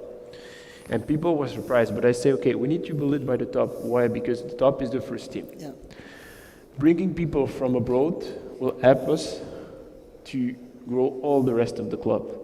What I decided also 4 years ago when I took the CEO role of the men's club is to involve all the communication teams in the women team also. Because I say, okay, if we give them the visibility they deserve, the girls and boys, as you say, will have the proper heroes they want in women football. And that will bring us new partnership, that will bring us the will to the young players, also with the new broadcasting of Champions League, of the World Cup, for girls to just enter and doing football. And we'll then build the rest of the rocket from the bottom. And now at the time is working, so we are lucky. I always say we're lucky because we are the idea, but at the end, the reason of being of the club are the players. And we have to be really humble when we lead a club, because the only reason of being, and maybe COVID helped us to show this, that, and I told it every day to my administration team, I say, COVID has a good point. It shows that without games, we are not here anymore tomorrow, and that shows you that the only reason of being is not the commercial, not the communication manager, but there are the players, men and women. And I think I love the way you see and you're happy to see boys having women as heroes, but just giving them the possibility to be the heroes is the work from the administration and work that we need to invest first, and then we have partners arriving with us. So I totally agree with you. Yes, Roy, you want to say something? Just a small note on women's football in my country. Last month we celebrated 20 years of women football. Still a long way to go. For example, not every club has its women team. Mm-hmm. But we managed to great steps forward in 20 years. Last Saturday we also qualified from Nations League C to Nations League B, so it's an achievement for us. We have, I think, more than the men's team players playing abroad, which also is a positive sign, and with top clubs. So I think there is a room for more success. I think they already did a lot of more success in 20 years than the men's team. But one thing I noticed is when it comes to fans, it's that women's football, they put together the whole country, the whole community, not much similar to the men's when there is an encounter that supporters not fight, but there is the sporting element between them. But I realize that women's football is more of a community fan engagement, and this is nice, because at the end, football is about that spirit of sports at the end. And I think, like she quoted exactly, that there are studies which see that women's football in few years' time will boom. Mm-hmm. Sure. Well, you're bringing so much interesting topics that I feel that we would need like 1 more hour to deep into them. But it's so interesting. Let me go to Nadia. I just wanted to ask you, Nadia. What's your view, or how can a club or team stay relevant and also inspire the community? You just mentioned, Robert, the community, the power of the community behind a football club or a team, which is obviously one of the core elements of the brand. How can inspire the community on a global basis, even in regions where football might not be as popular as other sports, by perhaps promoting the cultural side of it? What's your view, Nadia? Yeah, great question. I think, obviously football is a very powerful tool, and it will be easier if you had a winning team and superstars. It's easy to brand and be relevant. But there's also other ways to stay relevant, and you can tap in fashion. I can, like right now, think of 2 examples. One of them is probably not a lot of you guys know it, Venezia FC, which is a team from Venedig who plays in the Serie B. Traditionally, we used to play in the in the best league, but why they've become like almost like a fashion icon among football fans is because whenever there's a jersey drop or a new design of a jersey, they make something out of it, and their jerseys are all sold out like instantly. So that's a great way to do it. And also, if I don't know how many of you guys have been following Wrexham, the team from Wales, I think the way they've promoted or branded the team is brilliant. They went from Conference League to now playing in the second league in England. And I think the reason, it's not because of football, it's about like obviously Netflix documentary and having a famous person like Ryan Reynolds around the team. And secondly, I think they tap into the community again, and they got the entire city community behind the team. And now I'm following them, not because of the football, because of their adventure. Yep. And I think that's a brilliant way to do it. You just have to be a bit, creative. There's always alternative ways. But of course, easiest way is to be a winner. That always helps, Yes. right, when the ball gets in. But it's true. You cannot depend on sports success because sometimes you have it, sometimes you don't. So you need to work on other layers of the brand where the community, of course, at least from my perspective, should be one of the cornerstone of the brand proposal, to involve the community, to understand what their motivations are, what their, how can I connect with them, but also how can I grow my community to reach new people, more people, like through sport, perhaps I cannot do it. Yes, definitely. As you said, I think sports has a huge power, and then when you start, doing stuff that it's beyond like sports, that's where I also that's the stuff that interests me as well. Using it to do more than just like playing football, playing basketball. And for me, I think the biggest clubs around the world, the ones that I feel I want to follow and support, have, they do so much more than just sports.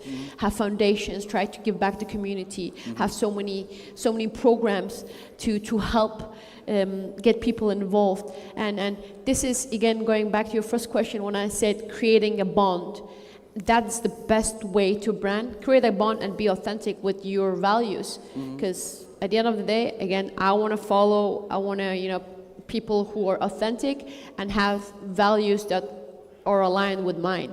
And it's so something that's gonna, stay. It's not just gonna happen because you're popular or you just jumped on a wagon that everyone else is on. No, you're here to stay because your values are, authentic. Definitely. Can I just add to that? Of course. I completely agree, especially intent is so important, and it again boils back down to who are your owners, who are your decision makers in the boardroom, who is running your club.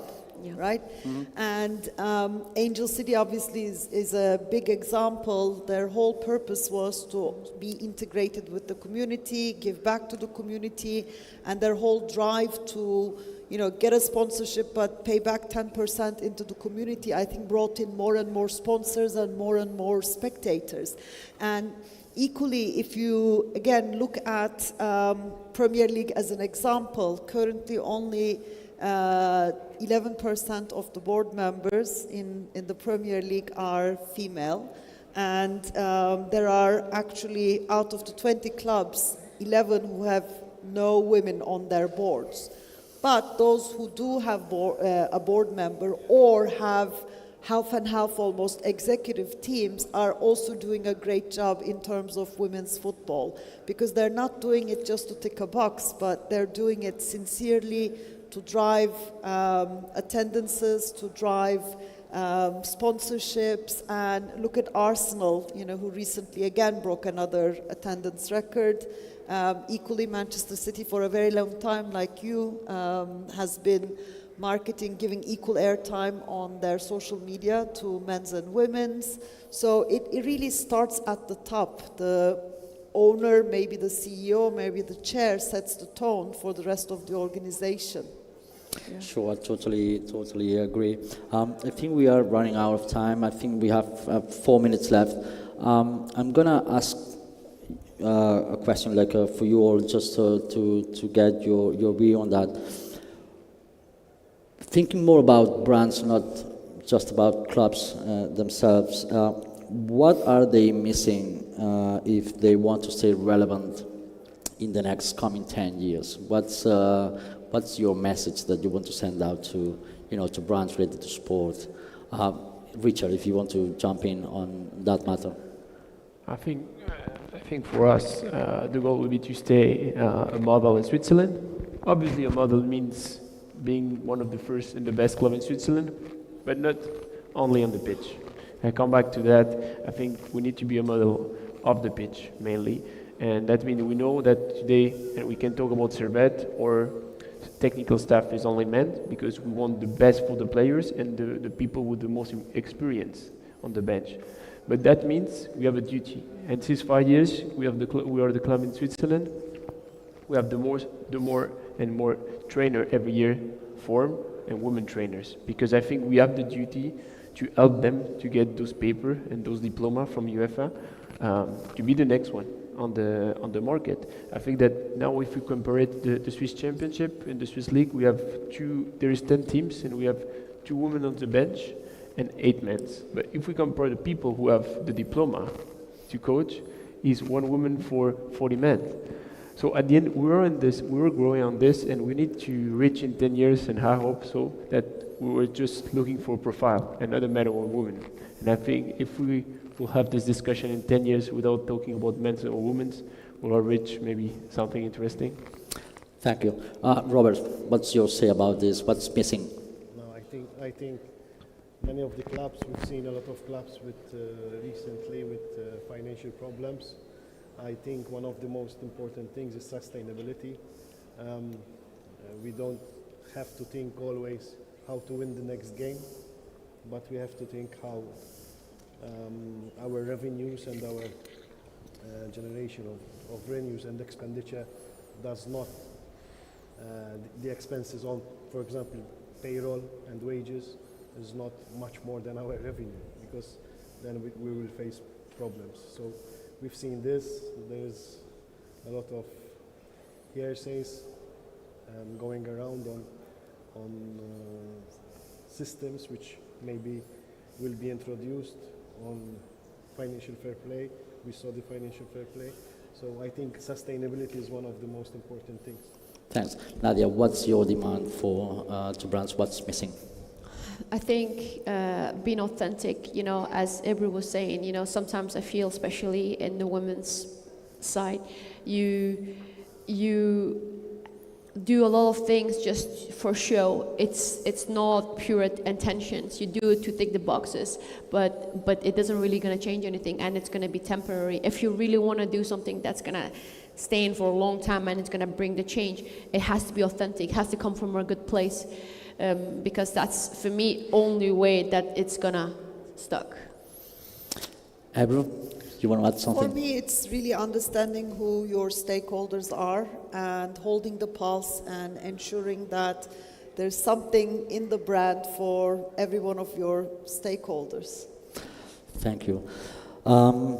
We run out of time. It's been an absolute pleasure to share the stage with you guys. You raised amazing topics that, as I said before, I could stay hours talking to you guys. So hope you enjoyed it. Thank you for being here, and enjoy the rest of your day. Thank you.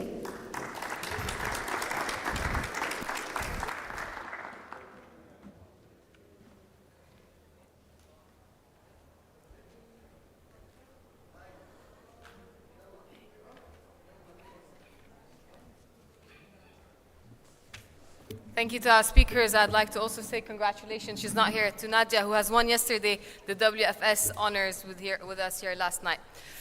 Please stay with us as we are almost concluding our first day with two very special discussions left. Next is our first address of the summit, and it's in partnership with 451 Consultancy. It's a special presentation to showcase the procedure of going beyond traditional innovation at the football club, as we will hear a unique approach to player development, career management, and giving back to the sport.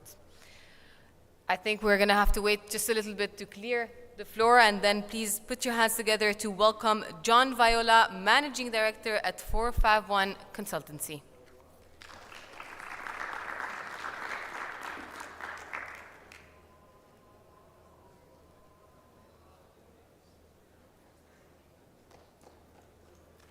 Oh, we had a clap. Lovely biscuits.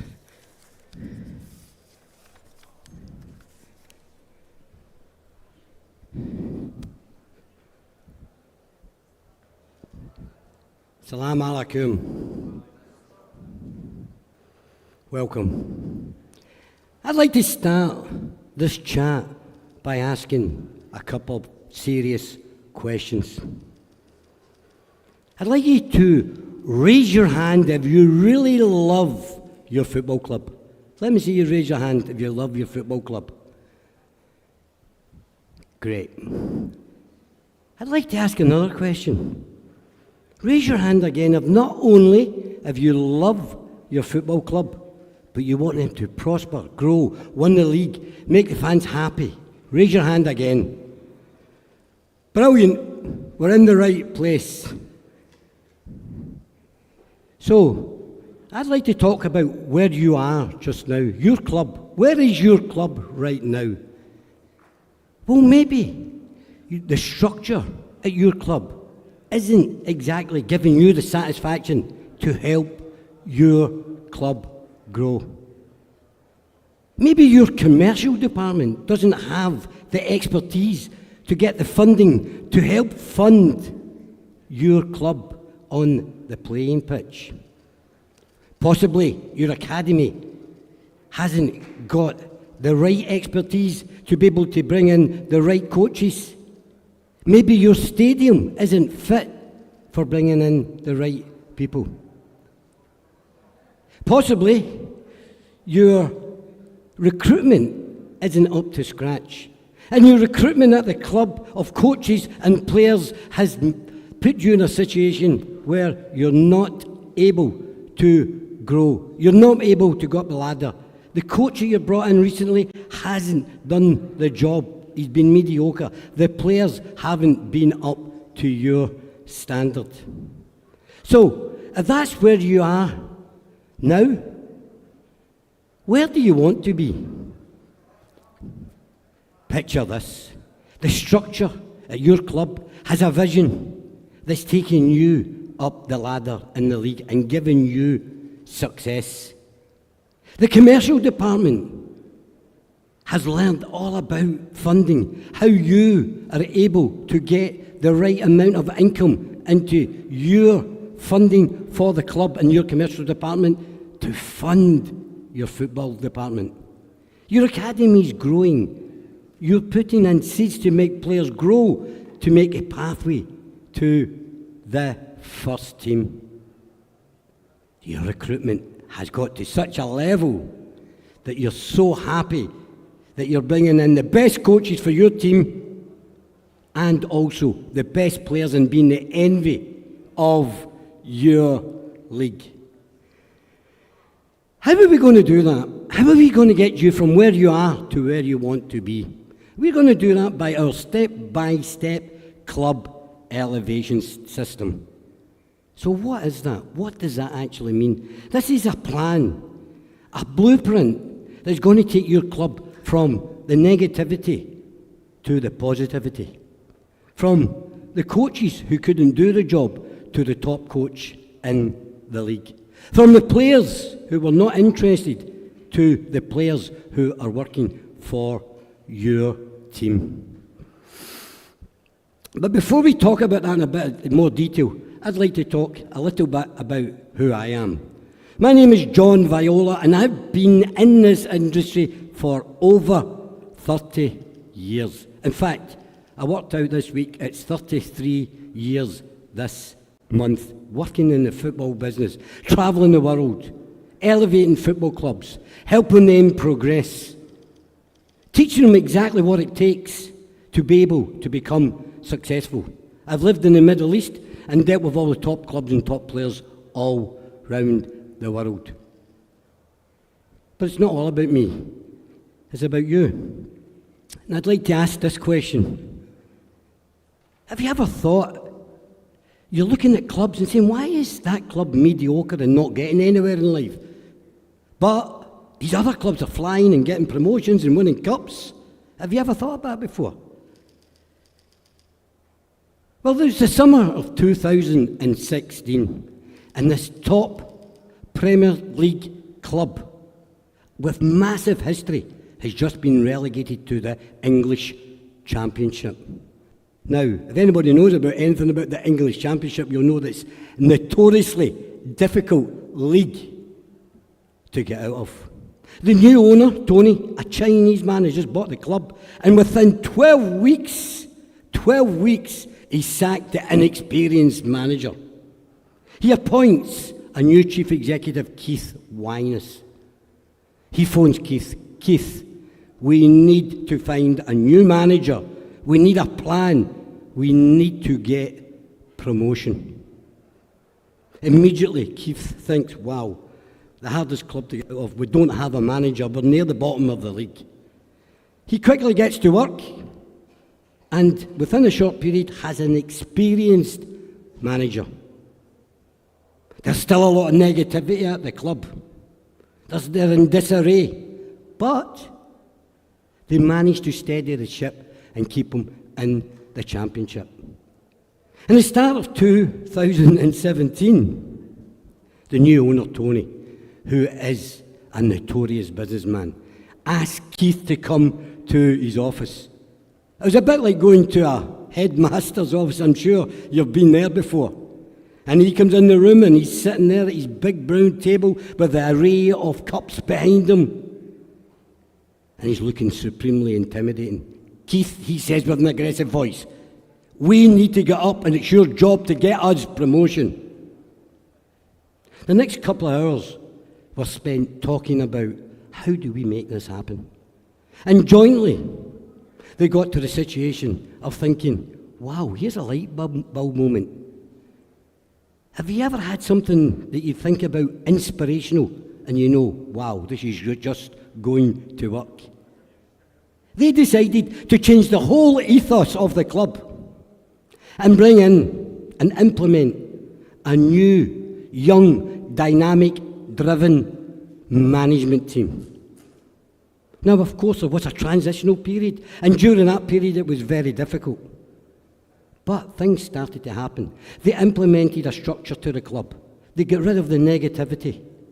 They brought in a special recruitment policy and a different vision. And very slowly, things started to happen. The team were starting to get small results. Teams that they couldn't beat before, they were getting draws. Then they were getting wins. And then bang, near the end of the season, believe it or not, they beat two of the top teams to get themselves in the championship playoff final at Wembley in front of 90,000 fans. Now, I would love to say that they won that, but they were narrowly beaten 1-0, leaving Keith the task of still to try and get them up. The start of 2018, things were looking great. The club had implemented their special recruitment plan, their special recruitment policy, and they bought 5 or 6 players. The 6 players changed the whole dynamics of the club. At the beginning, everybody was getting more positive. The owner, Keith, the fans, the experienced manager, the players were loving being in there, and the results started to trickle in. And then they got win after win after win. And guess what? they got promoted. Got themselves the accolade they deserved to be in the Premier League, one of the biggest and best leagues in the world. The whole world was watching. And also the financial rewards of £100 million. You're probably asking, who is Keith? And who is the club? Well, there you go. The club was Aston Villa. And believe it or not, that slide was done a couple of days ago. They're actually in a better position because they beat Manchester City in the league at the weekend. So, why am I telling you about this? Why am I telling you about that story? Because this is all about how you can transition and how you can move from where you are to where you want to be. If you've got the right vision, if you've got the right structure, and if you've got the right team. Now, when we talk about team, I'd like to talk about our team, because I'm immensely proud of our team, who we are, where we've been, and how we operate. We're actually a family business. It's myself, my son, my nephew, and we've actually got an ex-player who's nearly in family there, and we'll talk about him in a minute. And why is it important you've got the right team? This team have got over 100 years of experience in the football business. Phil McTaggart, my nephew, who specialises in taking youth players in youth situations and development to get to the first team with clubs all over the world. He's travelled to over 20 countries and for the last 25 years has transformed clubs from where they are to where they want to be. Thank you, Phil. They're in the audience in case you don't know. Then, of course, we've got this young man here, Craig Moore. Craig's an ex-footballer who played in the Premier League for Newcastle, played for a team in Scotland called Glasgow Rangers. He was a captain of the national team. He played in the Bundesliga. He played for Crystal Palace. Played in Greece and actually went back to Australia. When he went back to Australia, he became sporting director after he finished at Brisbane Roar. Then went on to work for the national team. He's also an Olympian. He told me to remember him about that. And he's also scored in the World Cup. Now, I think that's quite a bit of experience to be bringing to the table to help clubs who are trying to move on from where they are to where they want to be. And then, of course, I'd like to speak about Keith Wagnes.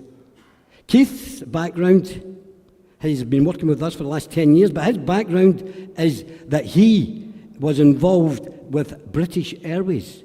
He actually worked on the marketing of Concorde, if you remember it. And of course, Keith came into this football business, wonderful world of business in football 22 years ago, where he became the chief executive of Aberdeen, his hometown. He then stepped up and then became the chief executive of Everton. And then he went to the next level, where he became the chief executive of Aston Villa, taking this club to the Premier League. Again, you're probably asking, why are you telling us this? Because I think the team is paramount. I think the team is a must if you're going to try and move forward and do business with people. And from a team that's got family values and an experience and transparency and honesty, that's 451 Football Consultancy. So how are we actually going to get you your step-by-step club elevation system? Now, I would be here to 2 a.m. speaking about how we're going to get you there. But I'm trying to give you a brief overview. There's 5 areas that we believe that you have to, and I mean have to, be able to master to be able to take your club from where they are to where they want to be. I may add, everything that we're speaking about is teaching people our knowledge to take them to the next level by upskilling them. This isn't about us. This is about you and your club and how we're going to take you to the next level and we can move on to the next club. So the very first things we spoke about is the club structure. If you don't have an executive management structure and a pathway and a vision, your club will go nowhere. You have to have this plan that's going to take you to the next level by developing local management talent, Us, as a company, are advocates of teaching local people how to do the job so they have a succession. Local people in the community are vital to make this happen. And of course, you have to have an operational framework that is robust and second to none. Of course, we know you need to have a football strategy. If you don't have a football strategy, you go nowhere. And of course, recruitment, and I'm going to spend a little bit about talking about recruitment. If you don't have the right manager, if you don't have the right players, you don't have the right coaching staff, you don't have the right physio, you don't have the right doctor, your club will fail. Recruitment is probably one of the most important things that you need to be able to take your club to the next level. You need to understand about scouting. You need to understand about how you can have succession in your club. And what do I mean by succession? So many clubs bring in a manager. If the manager leaves, they're in trouble. You need succession. So many clubs bring in these great footballers. They leave after a couple of years, and they've got themselves in trouble. You need to have a succession plan. Is that right? I like the way you're nodding. Good stuff. So, and of course, with every club, you have to focus on the budget. I'll come back to that in a minute. In this room, I know, through speaking to a lot of people, grassroots and academy is really, really important. Because in Saudi Arabia, this is about a long-term plan. To be able to get players at academy level, get them up to speed, and feed them in to your club, so you don't have to go and pay big money for big players. That's the key for long-term development at clubs. And of course, you need to be able to create community and outreach programs. What do I mean by that? Every club that we've seen that's been successful has got a program where they go to their community and teach their community within the club. Because normally it's fans, and those fans will go the extra mile. And that outreach community, if they don't become fans and get a job, they want to come out into the stadium and help you grow. So, if you focus on the importance of bringing in players through an academy with the right advice and the right upskilling from ourselves, you'll find that you will grow to a level where you don't need outsourcing players. Really important. And of course, anybody that's in business understands if you don't have a commercial department, then you don't have a business. You have to be commercially minded. You have to be able to bring in money. And what's the money for?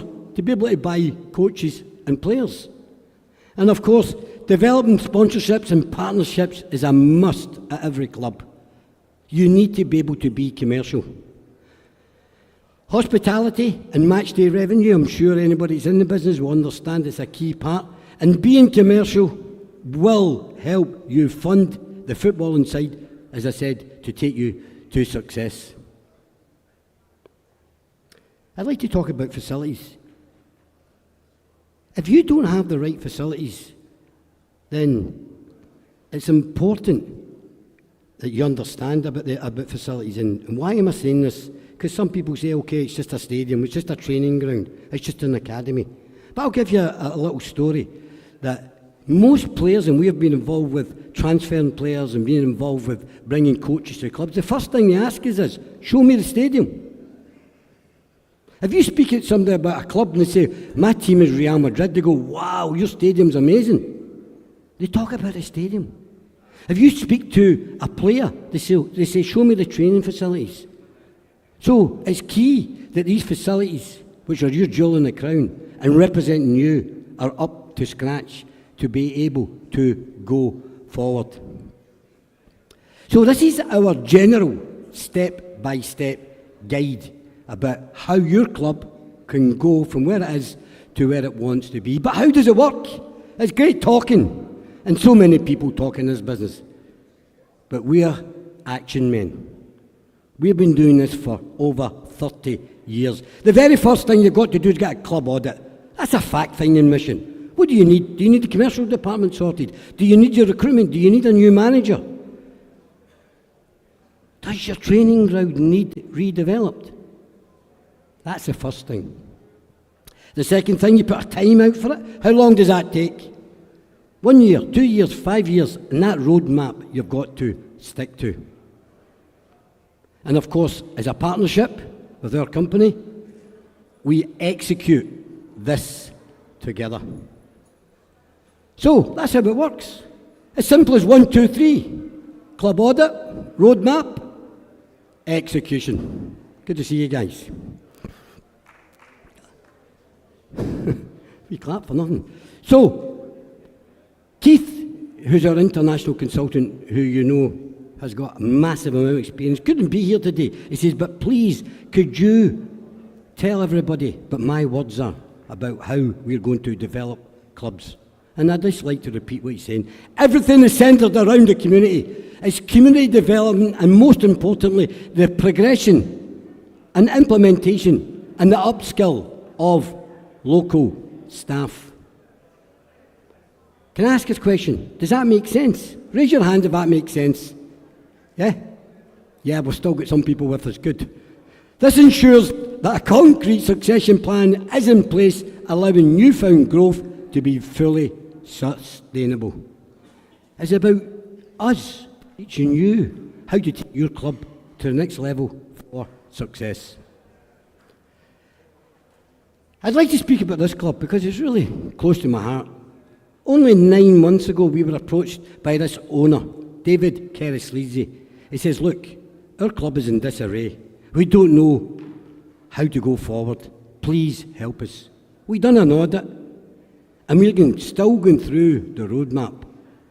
When we got there, the training facilities were terrible. The pitches were terrible. They didn't have a club structure. They didn't have a managing director. The coaches were so negative. The players didn't want to be there. It was so difficult. But since then, they've built their own stadium. Since then, this club have went from the bottom of the league to the top of the league and third position to qualify for Europe. They've got a new managing director. They've got a sporting director. And I'd like to add, one of the things that we'd done was we took that sporting director out of Georgia, which emerging country, and took him to the UK and gave him 1 month's experience of following a UK sporting director. And where is he now? He's got them to the third position in the league. A focused coach, 6 new players in our specialist recruitment policy. And these guys, believe it or not, the fans are going crazy. They've made Europe, and our roadmap has worked so far. He says here, the owner, we are incredibly satisfied with the way that 451 Football Club has worked closely with us to transform our club for the better. The progress we have made together is second to none. Thank you.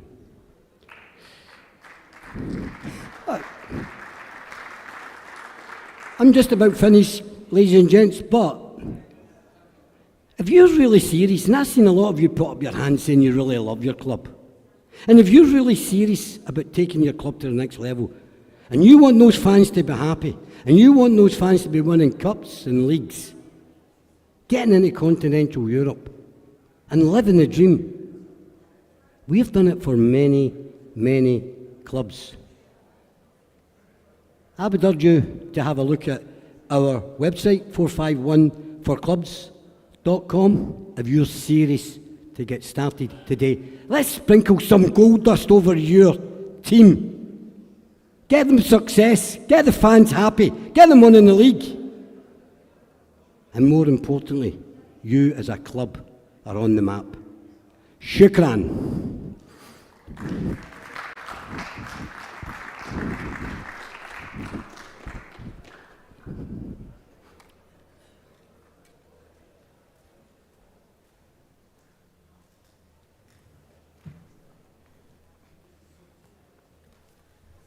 Thank you, John. It's been quite a long day, and I'd like to thank everybody who stuck around and took part of WFS Asia on the first day.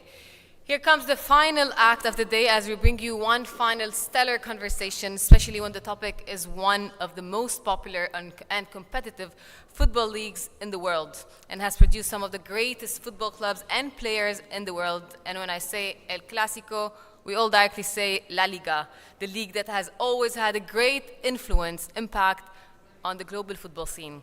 Today we are honored to be with the presence of the president of La Liga, whose insights are always worth please putting your headphones on as he will be speaking in Spanish in our fireside chat in partnership with La Liga. Please make sure to tune on Channel 1 if you'd like to have the translation from Spanish to English. Ladies and gentlemen, one last time for the day, please welcome onto the WFS stage Javier Tebas, President of La Liga, and Ali Khaled, Sports Editor at Arab News.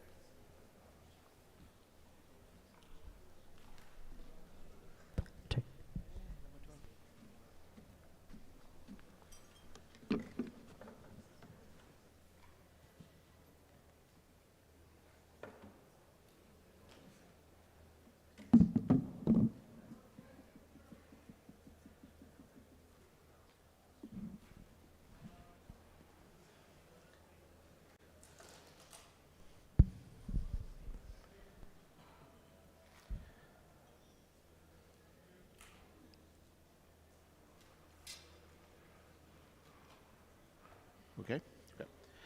Thank you, everyone, for joining us. Thank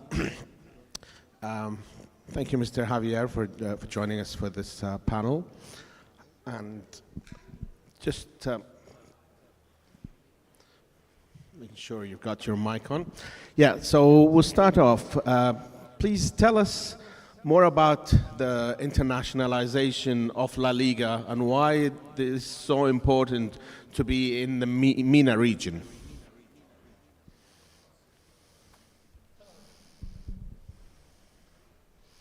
Sí. Bueno, primero, my English is no good, I speak in Spanish. Importante, yo empezaría por la internacionalización. La Liga es un producto mundial. Tenemos seguidores en todo el mundo, es una cuestión obvia, pero los detalles, sobre todo, yo diría, a nivel de retransmisión, ¿no?, de nuestros partidos, ¿no? Se retransmiten a todos los países del mundo, no hay ninguno que no se vean en directo nuestros partidos los fines de semana. Eso dice el potencial que hay. Siempre hay algún operador, por lo tanto, significa que hay aficionados interesados en ver tu competición, ¿no? ¿Y por qué MENA? ¿Por qué Middle East, no? Bueno, en Middle East yo creo que hay muchos lazos históricos de España con el mundo árabe, pero es que en el fútbol todavía se han acrecentado mucho más, ¿no? La Liga es muy seguida en Middle East, en especial nuestros grandes clubes, ¿no?, como el Fútbol Club Barcelona y el Real Madrid, pero es muy seguida y llevamos años trabajando en Middle East, ¿no?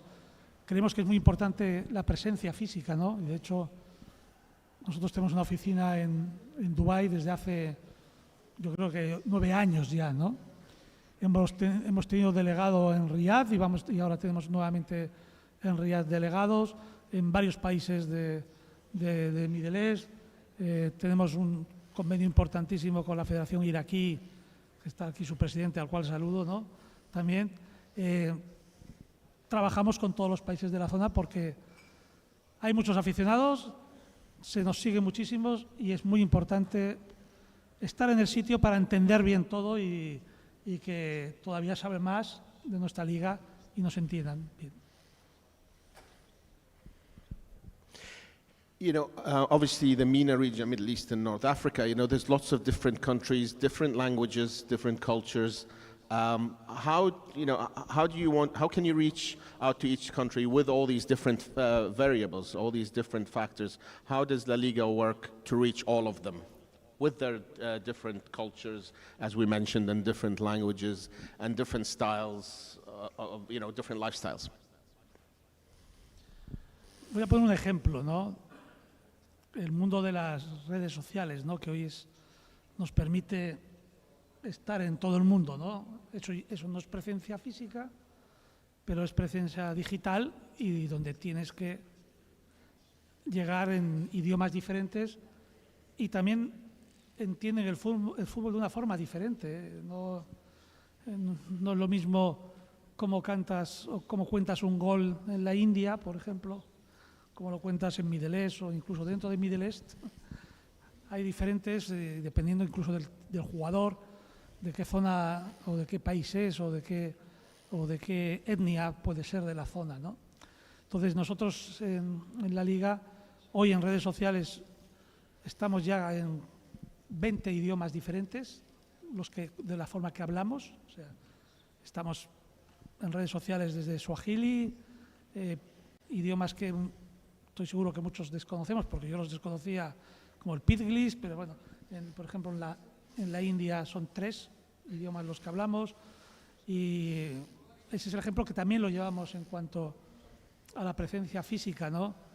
Normalmente en países donde tenemos oficinas o delegados, muchos son nativos, ¿no? Como en Corea o como en Angola, porque es muy importante, insisto, no solo la barrera idiomática, sino también el tema de la barrera cultural, que son diferentes y tienes que entender que no todo el mundo es como en Europa o que no todo el mundo es como en América o en Estados Unidos y hay que trabajar muy bien y cómo para llegar a los aficionados hay que entender también la cultura de los países y cómo es la cultura del deporte en ese país. Tell us more about, a little bit more in detail about the joint venture that La Liga has with this part of the world, with the MENA region. A little bit more about the details and how that is helping La Liga grow its brand. Sí, nosotros tenemos un acuerdo con una compañía que es Galaxy, que sobre todo trabajamos el ámbito digital, ¿no? Hay que entender que en Middle East y también que lleva el subcontinente indio, nos encontramos ante una característica en todos los países muy especial, ¿no? Gente joven, la media de edad de todos los países es mucho más joven que la de Europa, que Estados Unidos, incluso que en Latinoamérica. Entonces eso es importante entenderlo y ahí sí que hay que estar más atento a la forma de comunicar a la gente joven, ¿no? Estamos hablando de medias de edad de 26, 28, 30 años en los diferentes países, ¿no? Cuando en otros lugares del mundo estamos hablando de 45, 50 y entonces Galaxy Racer pues es compañía que conoce culturalmente el mundo árabe y además conoce también todo como la generación mayoritaria que existe en Middle East, de esa edad, pues es muy especialista en esos temas del mundo del gaming y eso es donde más estamos trabajando con ellos. Y no solo la liga, sino también los clubes, ¿no? Porque el proyecto para llegar a los aficionados no solo tiene que ser la entidad competición, sino también tiene que ser los clubes, ¿no? Los que tienen que hacerlo. Y todos los clubes, no solo los grandes clubes, que esos ya llegan, sino todo el resto de clubes que componen nuestra competición, desde un Sevilla, un Betis, una Real Sociedad, un Osasuna, pues todos estos es importante trabajar conjuntamente porque es muy importante la competición en global, ¿no?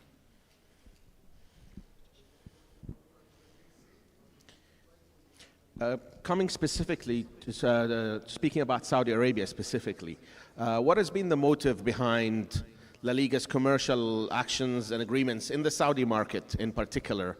And is it relevant? Is this a relevant market for La Liga and for the football sports ecosystem at large? You know, how important is the Saudi market?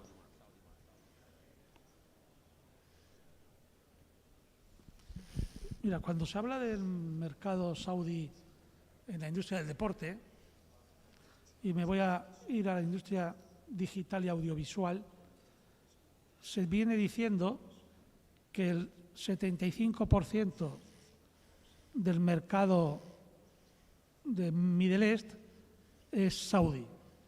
No en población, porque ya sabemos que Egipto es el país con más población, pero en cuanto a ese equilibrio, población, economía, interés por el deporte, entonces se habla que es el 70-75% es saudí. Es evidente que nosotros, que somos una industria del deporte como es la liga del fútbol puntera de lo mejor, pues tiene que estar aquí en Saudi, ¿no? Pero en segundo lugar, y es también muy importante, es la apertura del mundo saudí al mundo del deporte, a la industria del deporte en estos últimos años, hace que se haya convertido en una referencia en la industria del deporte, no solo del fútbol, ¿no? Y es evidente que hay que estar siempre con aquellas instituciones, países, clubes que son referencia en el ámbito del fútbol en este caso, ¿no? Entonces, esas dos cuestiones hacen que tengamos que estar aquí. Y añadiría una tercera, ¿no? Es la clara visión política de un país en el que el fútbol, es el deporte, pero el fútbol también, es una herramienta de crecimiento, de conocimiento, de atracción de riqueza, de atracción de turismo, de atracción para crecer más como país, y por lo tanto los acuerdos que estamos haciendo con el gobierno de Saudí van en esa línea también, ¿no? Es casi podríamos decir que es bilateral, ¿no? Nosotros trabajamos y ayudamos para que Saudi sea más conocida en la industria del deporte y en la industria del turismo, y a su vez nosotros seamos más conocidos en el fútbol, más en el mundo de Saudi, ¿no? You just mentioned the partnerships that you have. Can you give us some backgrounds or a little bit more details on these agreements, projects that have been agreed with Saudi Arabia, as you mentioned, whether it's broadcasting, tourism, or projects to do with supporters, audiences, you know, just a little bit more details on the agreements that have been taking place. Bueno, yo dividiría los acuerdos, los del ámbito privado, que es decir, el tema audiovisual, que estamos ahora pues en negociaciones con diversos operadores audiovisuales de la región en general, y me permitís no decir nombres, ¿no? Para pues que es el cómo llegamos a nuestros aficionados a través de la televisión, ¿no? Y luego los de carácter público, con el gobierno, con las de Saudi, ¿no? Que van dentro del público, diríamos, en dos aspectos diferentes. Uno más, cuestiones de entretenimiento, que es el que desarrollamos con el Ministerio de Entretenimiento, que hemos abierto un museo, el Museo Legends, en Riyadh, hace unos meses, y también un restaurante de nuestra marca 29 de la Liga también en Riyadh, ¿no? Y vamos a ver, además, puedo anticipar que posiblemente algo extendamos a otras ciudades de Saudi, ¿no?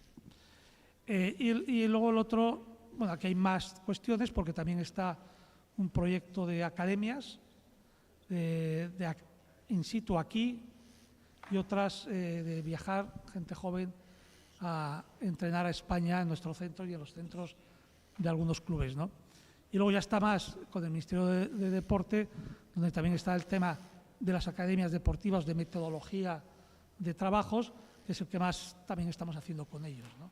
Como España, hay que recordar también, no como Liga, sino como España, que la Real Federación Española de Fútbol, ¿no? Nuestra asociación, pues tiene un acuerdo con el Ministerio de Deporte y también con el entretenimiento, y hasta el año 2029 la Supercopa, un torneo oficial de primer nivel de España, se juega en Saudi, ¿no? Y en el mes de enero veremos nuevamente al Real Madrid, Barcelona, Atlético Madrid y Osasuna este año jugar la final de la Supercopa aquí en Saudi, ¿no?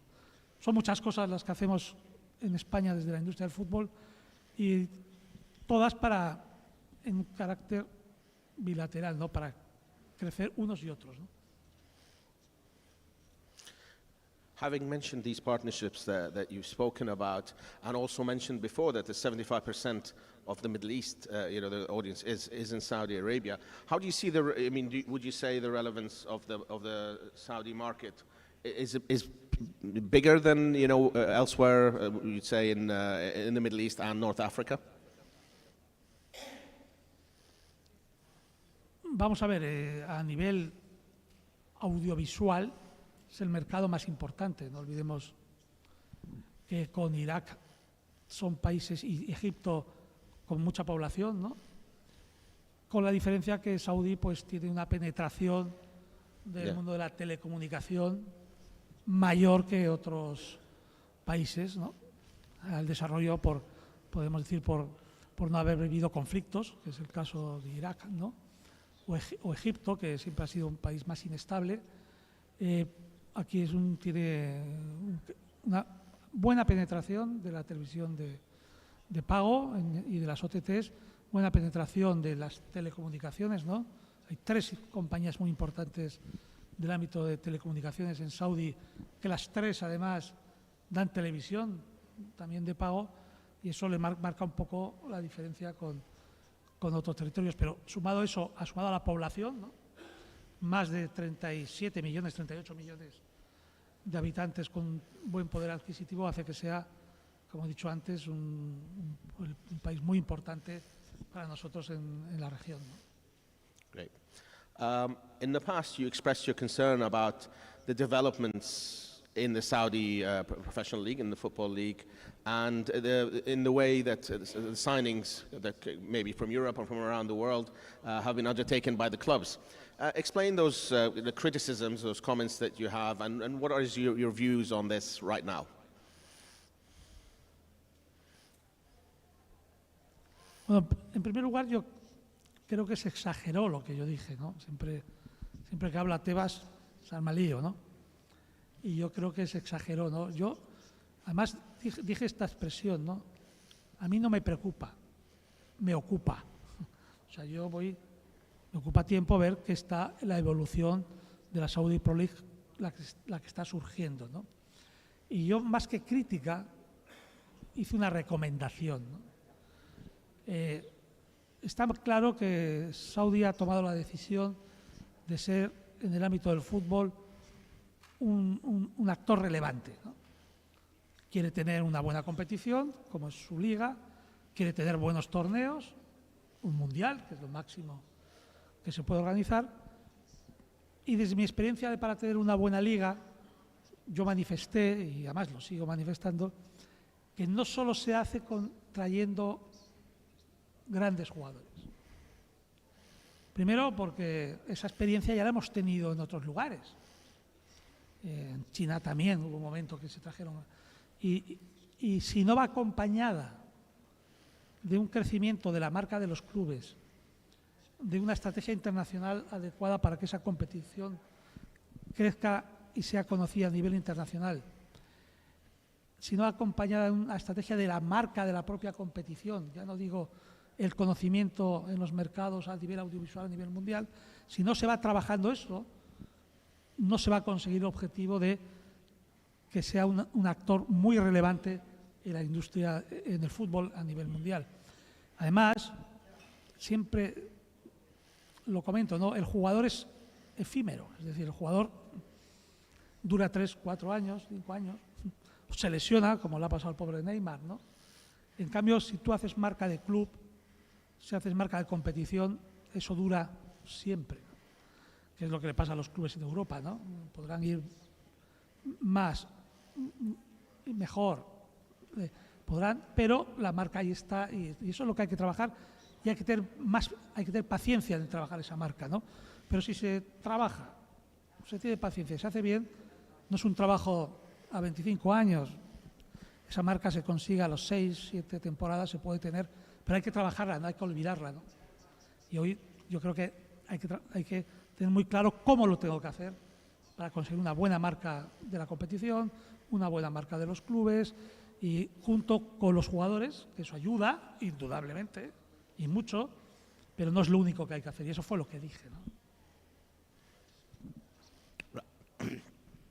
You mentioned the players. How do you see this first batch of players, if you think of them, the ones that came in this summer? Obviously, Cristiano Ronaldo came at the end of last year, and the rest that came in the summer. How do you see this group of players are performing in Saudi Arabia? What's your opinion of those players and their performances, the level of the performances they have shown? Hombre, han venido de los mejores jugadores del mundo. Incluso algunos con más edad, pero otros jóvenes como Veiga de Español, ¿no? que vino del Celta de Vigo, ¿no? Yo creo que como motores de atracción a los clubes y para la calidad deportiva de la competición de la Saudi Pro League es importante la llegada de estos jugadores, ¿no? Porque eso va a hacer que deportivamente sean más competitivos los clubes, que incluso el propio jugador árabe nativo de aquí pues tenga más ejemplos donde fijarse, ver una cultura del entrenamiento, porque llegan jugadores y llegan buenos entrenadores, con cultura de entrenamiento, de trabajo duro y todo, pues todo eso ayude a que la competición crezca. Por lo tanto, yo creo que está bien esa llegada y además son todos extraordinarios jugadores. No sería difícil decir que no han traído extraordinarios jugadores con lo que se ha traído, no es imposible más bien. Pero insisto, no pensemos solo a los jugadores si queremos que la Saudi Pro League sea un actor importante entre las 5 o 6 grandes ligas del mundo, ¿no? Que yo creo que tiene que ser el objetivo que debe tener la Saudi Pro League. Hay que trabajar mucho la marca, los derechos audiovisuales, las redes sociales, pero es un trabajo con paciencia, ¿no? Pero eso se tiene que diseñar, no sale espontáneamente, All right, finally, what are the future plans for La Liga in the MENA region, in this part of the world? Especially, I mean, we're very interested in what's happening in the Middle East, but what are the future plans for you?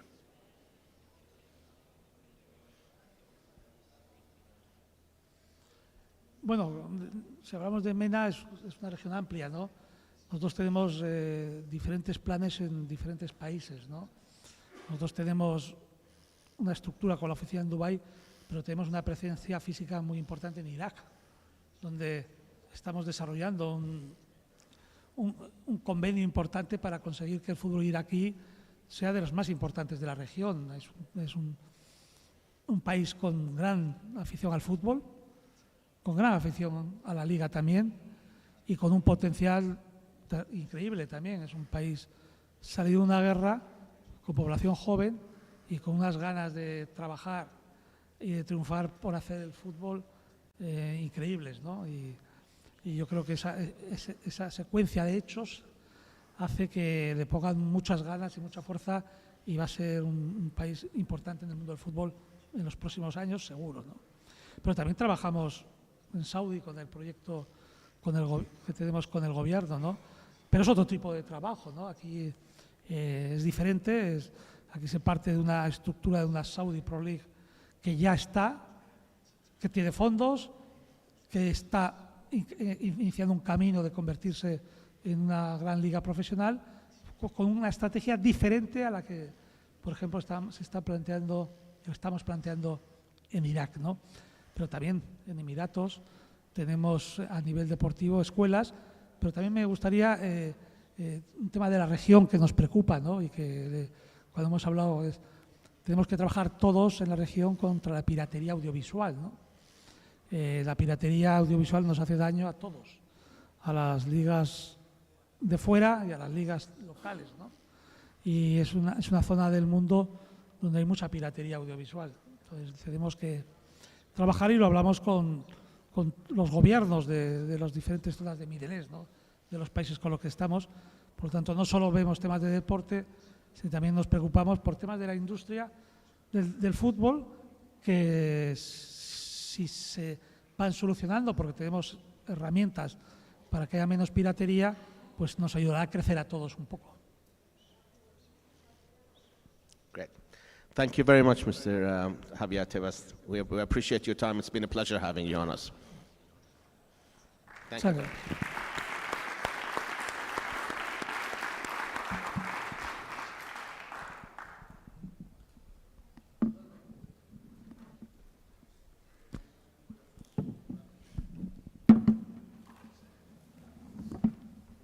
Javier, gracias. Es un gran honor tenerte aquí. Gracias. Ali, thank you so much again. We've reached the end of day one at the WFS Asia here in Asia. It has been an incredible day. Once again, I would like to say thank you to all our speakers, partners, and attendees for making this a huge success. Also, we look forward to seeing you again tomorrow to continue those insightful conversations that are reshaping the landscape of football in Asia. I'm Natalie Mamo. It's been a great pleasure. Have a beautiful evening. Thank you and see you tomorrow.